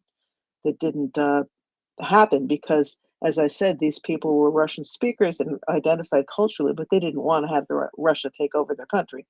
And the last issue, which was in fact a strong issue at the time we discussed it before, was the worry about Russian collaborators in the security services and the military. And as we've discussed, that definitely was an issue. We know that there's some, in the invasion from Crimea, there were things that didn't happen that may have been down to collaborators. But so all of this leads to the question: why did all of this not add up to failure? There are systemic issues. What was the other one? The situational issues. Yeah, thank you, James. And why didn't Ukraine fail? And this answer is, as they say, in what they call the Zelensky effect. I'm going to shut up for a minute, James. I've been going on way too long. Back to you. Okay, but you were going on very well. So, and yes, indeed, all these forces do make it look unlikely that they would come out and prevail. And of course, they haven't completely yet, but they sure are. They sure started strong. So the next section is called Our Argument, which is really the authors here are making this argument. And this is to understand the actions of ordinary Ukrainians and their leaders in 2022. It's vital to understand what Zelensky represented first and foremost. And I'm just reading here. We will show Zelensky embodies civic Ukrainian national identity. And indeed he does. He's sort of a multi-part person. He's Jewish, speaks Russian. He's, you might say, if you wanted to, he's on the fringe of society, but in fact, there are so many fringes. That's sort of the standard. And so he really did understand his own culture in his part of the country had its own thing, but at the same time, he was part of this larger union that was Ukraine. And so, and he's also saying that there's, pardon me, there's this thing about the time that he's born in, and I'm getting ahead maybe a little bit, but it is alluded to here about this. He came up in his life as Ukraine was becoming an independent state, and so he believed that they should be associated with Ukraine and not Russia, and that well, anyways, I'm getting to the point here the long way, I think, but he is showing what it means to have this Ukrainian identity, and that it isn't him, it really is this whole nation. And their commonality comes out of their birth out of democracy, and it comes out of their desire for liberation, because they certainly needed liberation, and they still do. So this is, and I've probably done a poor job of explaining this, but then they're going to go on and talk about some of the things that very specifically entail from this. But Robin? Yeah, thank you, James. One thing that I thought about after we'd gone over this is, one of the things that people, campaign commentators, have noticed. I've noticed myself. Most of the people I know, I don't know that many Ukrainians, but the people I know, many from Lviv, a few from Kyiv, the big cities, the elites, really. none of them were like Zelensky. They all voted for other people. And one of the things that, I think people, they were surprised that why were people voting for this guy? He doesn't represent us.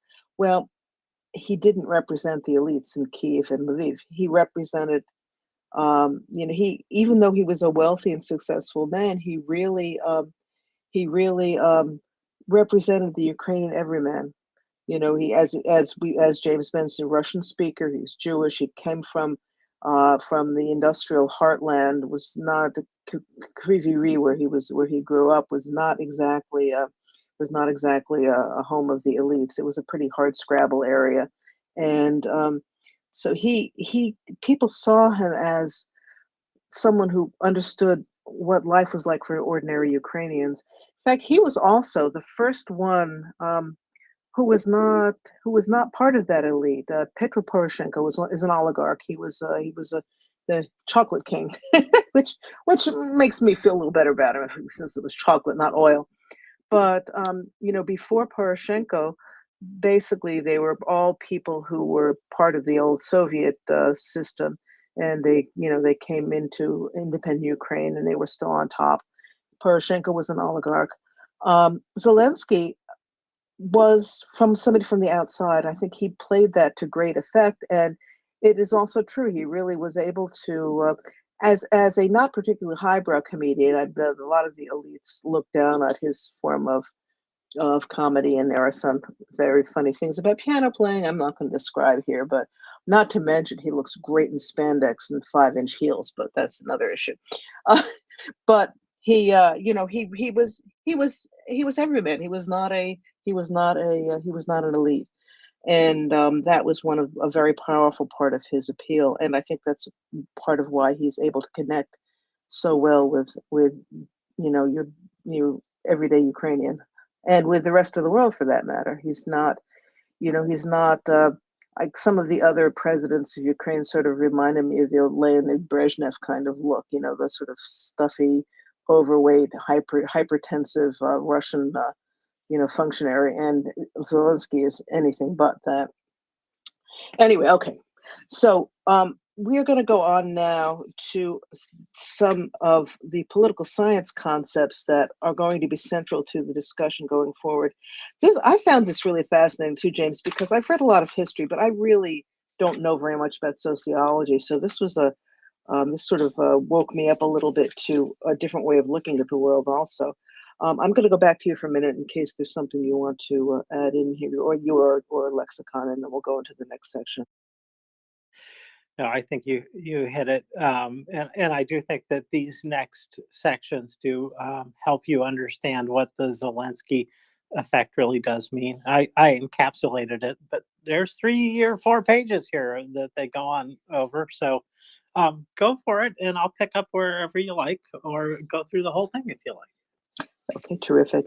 Yeah, it's funny. I just started mentioning, the inside baseball thing. I said to James at the beginning of this week, I think we should do the first 2 chapters today, and the first chapter doesn't have that much in it.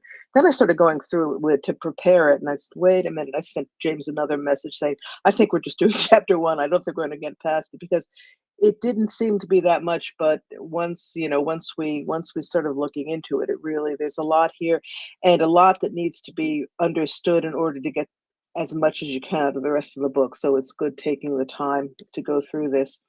Okay, 3 political science concepts that will be central to the discussion. We're on page 24 now. Okay, and the first one, civic national identity and democratic civil duty. This is civic duty, I'm sorry.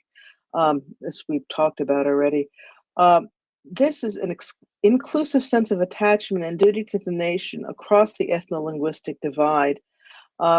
And this is part of the strength of Ukrainian society. It's not we're Ukrainians because we're ethnically Ukrainian, or we're Ukrainian because we speak Ukrainian. We're Ukrainian because we are we are citizens of the Ukrainian state. And that includes Jews, Muslims, all sorts of different kinds of Christians.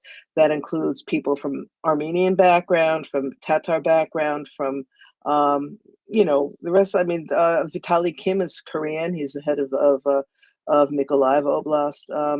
It is not an ethnic issue anymore. It is the civic civic national identity, which means you are a Ukrainian because you are committed to the state, and that gives Ukraine an incredible strength. There is also a long history of civic activism that people weren't really aware of. I mentioned in my notes here the Orange Revolution in Euromaidan, but it goes way before that. There was the Revolution on the Granite, which happened in the late 80s after Chernobyl. You go back even as far as the Cossacks and the Democratic Society that the Cossack Sich had. So this was the civic society. They may not have, Ukrainians are Slavs. They don't talk about everything, but it was there and very deep, and like they say, still waters run deep. The civic identity was there, and it was very strong at this point when it needed to be. And there's Orange Revolution, Euromaidan, and that civic duty, that concept has gotten stronger after Euromaidan and during Zelensky's presidency. The second concept is rallying effects, which this is easy to recognize. It basically is the setting aside of prior political differences to back a national leader in a crisis. And it's very dependent on civic national identity being in place. Reading this, I felt a little bit envious of Ukraine, because in this country, in the United States, we have an awful lot of trouble putting aside political differences to in a crisis. I mean, I think James, we have had, even on the space, times when things get a little bit heated because we all have to work very hard to keep our political differences and internal issues out of the discussion when we're discussing Ukraine. And this is something, President Zelensky's approval ratings at this point, I think they've gone down a little bit, but they were way high in the 90s at the beginning of the war, and they're still really solid. And as the authors say, this can only happen if you have a civic national identity in place before this all happens. Otherwise, it would create, even more disunity and higher crime and everything else. Number 3 is generational effects. James, and I was about to go over to you, so there's your hand. Over to James.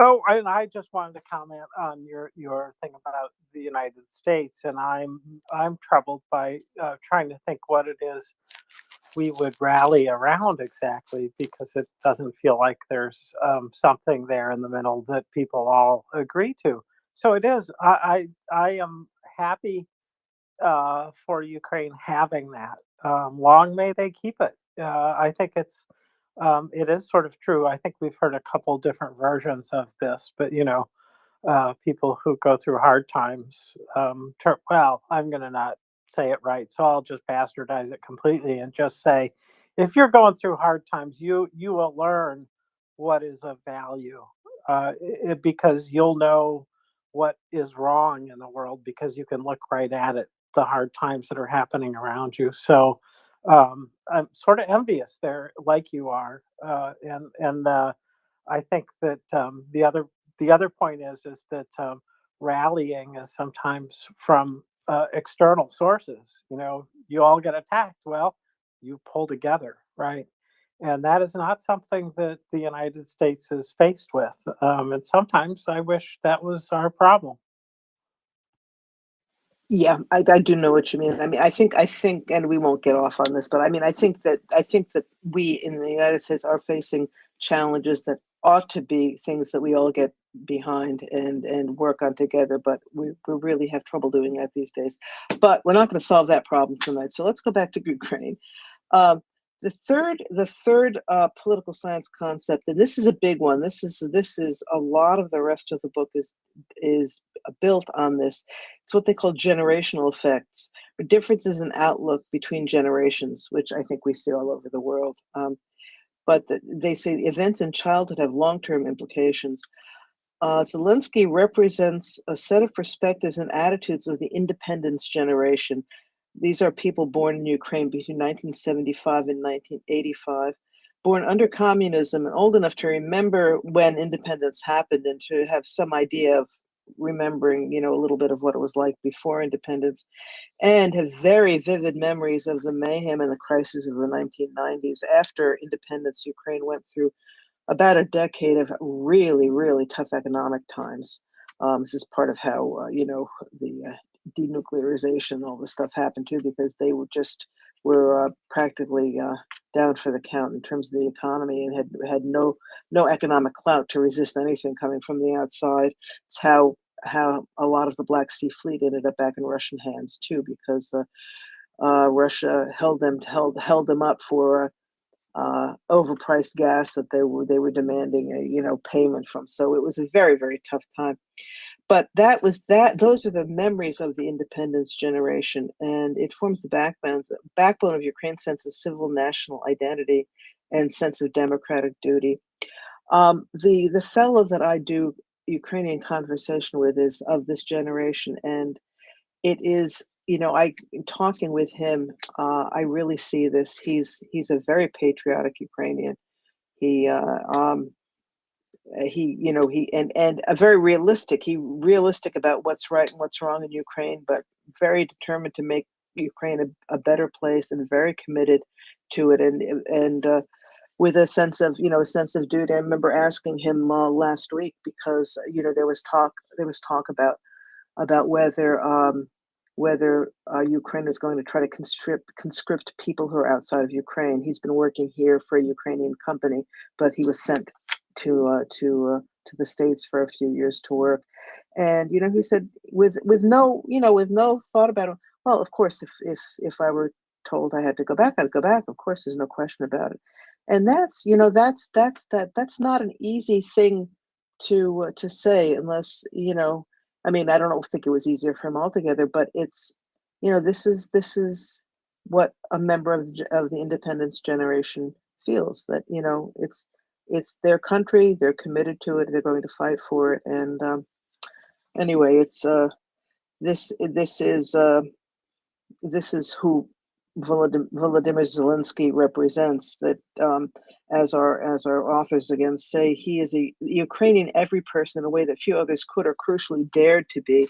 And we talked about that. He was a Russian speaker, and he made no bones about that. He didn't say that the country should speak Russian, but he did.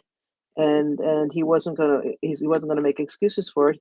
He perfected his Ukrainian because he understood that was the language of the country. That it was very important that Ukraine have Ukrainian as its language in an independent state with its own language. But he didn't deny. He affirmed he was European oriented, but he affirmed the Ukrainianness of the majority, the Russian speakers, the ethnic minorities, and he didn't deny he was Russian speaking. He was from the southeast, which was sort of not the classy place to come from in those days, and that he enjoyed what they call Sovak jokes, the old Soviet kind of humor, that sort of lowbrow humor, and the big message, the hard message that he portrayed, that Ukrainians have accepted, was that the problems in the country are not all the fault of the oligarchs and the elites. Zelensky's message was that every Ukrainian has a measure of responsibility if they don't engage and live up to civic national duty. And it's a great give him a lot of credit for saying that, and saying it quite directly, and to give Ukrainians a lot of credit for hearing it and accepting it and internalizing it, and working. This is, I think, part of why the fight against corruption has gone so incredibly well. The IMF has been their last report. They basically said that they couldn't believe how much it has improved in the last couple of years.